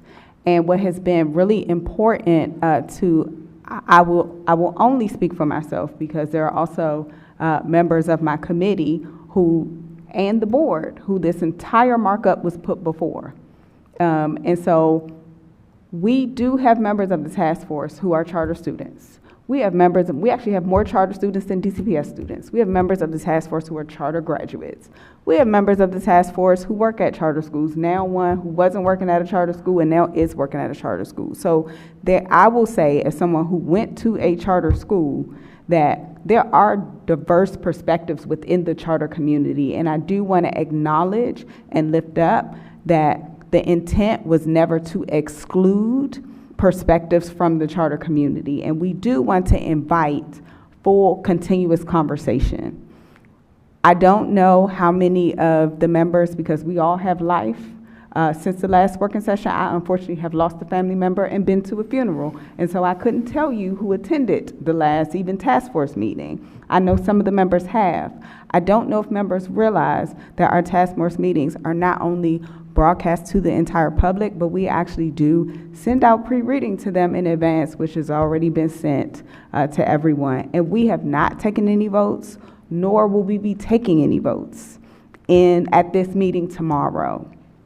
I do encourage that folks who the PCSB might want to consider can watch the meeting, and we can have a conversation and then appoint the right person, in addition to the adjustments we're going to have to vote to make for the workforce council and possibly a member who is from Friendship who was on the workforce council. One of the reasons that has not been brought to the full body is, again, grace and consideration, because we found that information out very late on Friday. And we did not feel like it was fair to go before the body and say, please consider something you know nothing about. And we didn't get it to you. And so all we are asking for as task force chairs is not to exclude a perspective, but to allow us to have the conversations with the agency, do our due diligence, make our apologies. Thank you for raising that this particular agency would like to be included. And I am sorry that we didn't capture that sooner, but it is a we thing because we put it before us. So because we voted on this as a body. I came to you all and said, hey, I want to do this task force and I need your best thinking. So there were many iterations. We do not want this to be a slight. We do always want it to be an invitation, but we also want it to be intentional. And just like we had a very long conversation about not putting amendments in front of people because we want additional power, we as co-chairs would really appreciate, more than an hour before the meeting, the ability to have certain conversations with agencies and our staff about how to accommodate the request. So I do want to say, I am asking that this not be waived, not so we can't have the representation, not so we can't include the perspectives, but that we come back and take one bite at the apple and make sure it is correct, inclusive, and intentional as it has been from the very beginning. And during this meeting have actually reached out to PCSB staff to make sure they are okay with that. Okay, thank you. Representative Williams. Yeah, I just have a practical clarifying question. So what I know that there have been a set of public engagements recently the past 2 weeks. And then how many times, and then the task force is meeting tomorrow. When is the task force scheduled to meet, or how many times is the task force scheduled to meet in January? That is a good question. We will meet once in January. We also will be coming back to the board because we have to actually modify the sunset date of the task force, which I think is something important to consider, because as leadership shared with us, they heard from the DME that they would like us to consider a late spring vote, especially given all the work we have planned we are hearing back. And so we will also be coming back to the board to say, hey, actually the task force initially I believe was supposed to sunset in February. Is that correct? We are asking the task force members to actually stay with us through later in the spring. And I would imagine that's also part of people's consideration, because if we only have one meeting in January and then it's like somebody shows up in February, you think the thing is over. And so it's not. So that's the other part. We'll be asking for a modification of the timeline. That's helpful context. Do you know if the task force meeting is after our public meeting? I don't think it is. It's before. The one in January or the one in December? In January, it is, it's before. Okay. All right, and hopefully we can wrap this up. I'm hoping we can. I'm gonna go to Dr. Colson, then I'm coming to Ukulele, and then I'm gonna try to wrap it up myself, okay? So let's try to be brief. I just would like to propose a solution. So I'm hearing that we want to appoint someone else. I'm also hearing that we probably would have to make changes to the task force anyway. Is it feasible, is it possible that we can table the meeting that is scheduled to happen tomorrow with the task force until the new additions have been implemented and also the person from the PCSB has been appointed as well? That way nobody is missing a meeting and you all can still include everyone, the new people that need to be included. And then we're also talking about extending the sunset. So perhaps there can be a later meeting in January that no one is meeting and we address the other issues as well. That's my proposal as a solution. Quickly. I would like to offer, maybe we consider changing the meeting date in January. Okay. To accommodate, if that is a compromise. I would not want to say to people, especially for folks who have adjusted right before the holiday and have read everything and prepared for the meeting, that surprise, we're not having a meeting. I would also remind everyone, we are not making decisions at the meeting, just so folks know. The meeting tomorrow will actually be about adjustments to the math and the science, and for OSSI to come and co-present and say, hey, here was our rationale, and that information will be available to everyone, and we will make sure, if we need to set aside additional time to onboard people. But a compromise could be that we change the January meeting date to allow for further adjustments and appointments. That way we can discuss at the working session, take one bite at the apple and including the adjustment for the sunset date, and have the appropriate conversations with PCSB, because I think the other part that people don't see, and I would like them to consider, is that as the task force chairs, we are actually asking the government partners in particular to do different things than we are just the people who are representing their perspective. And we want to make sure that the commitment is right and we have a clear agreement. And so I appreciate you raising that. I would put that on the table as a consideration, that maybe we move the January meeting. I have not talked to my co-chair about this, but this is also why I said I would like us to table this until the working session and we can make these discussions together. What I'm going to do right now, I'm going to recenter us that what we're about to vote on, because it's been moved and seconded, is the waiver. That is where we are, and I appreciate all the discussion.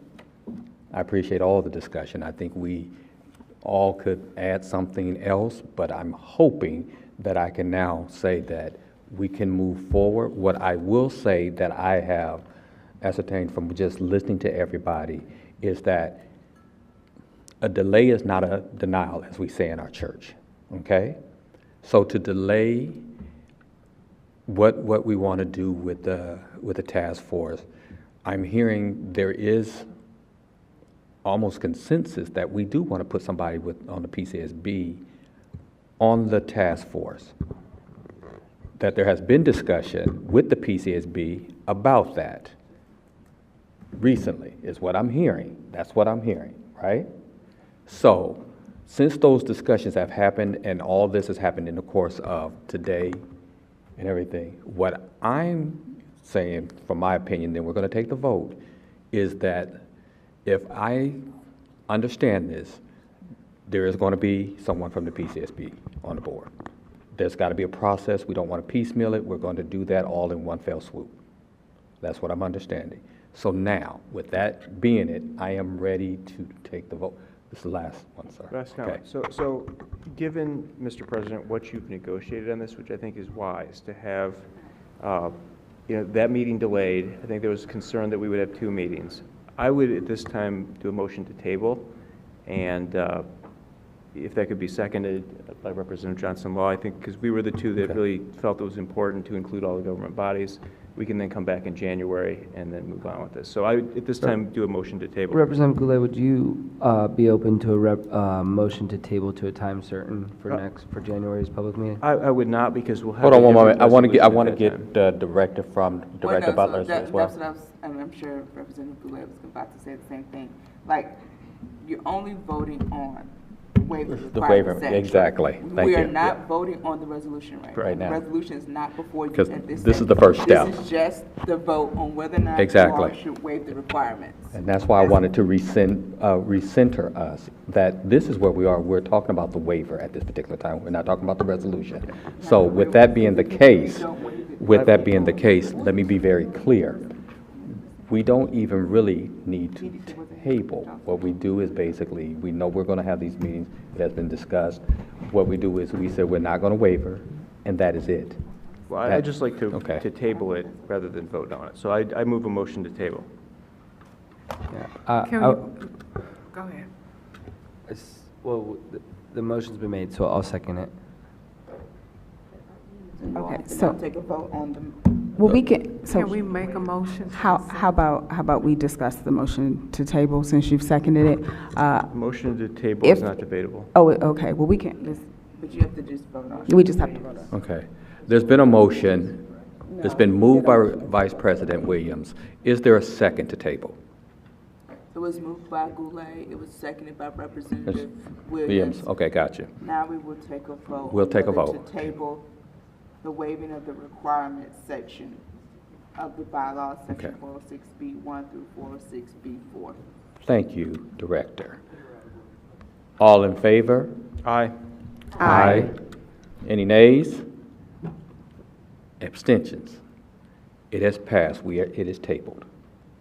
So the waiving of the requirements is Tabled, so that And if you don't vote on that. there is no vote on reason the- to talk about the resolution. Well, you can't vote on Right. the resolution. That's Exactly. the only way the resolution stays on the agenda. All right. I appreciate everybody at this particular time, and I'm going to move to the last few parts of this as soon as I find that page. All right. Members, since we have taken care of all of our new business, with no further business before the State Board, I will now entertain a motion to adjourn. Motion to adjourn, A Representative motion has Johnson been Law. moved by Representative Johnson Law. Is there a second? Second. Seconded by Representative Best. All in favor? Aye. Ayes have it. Thank you.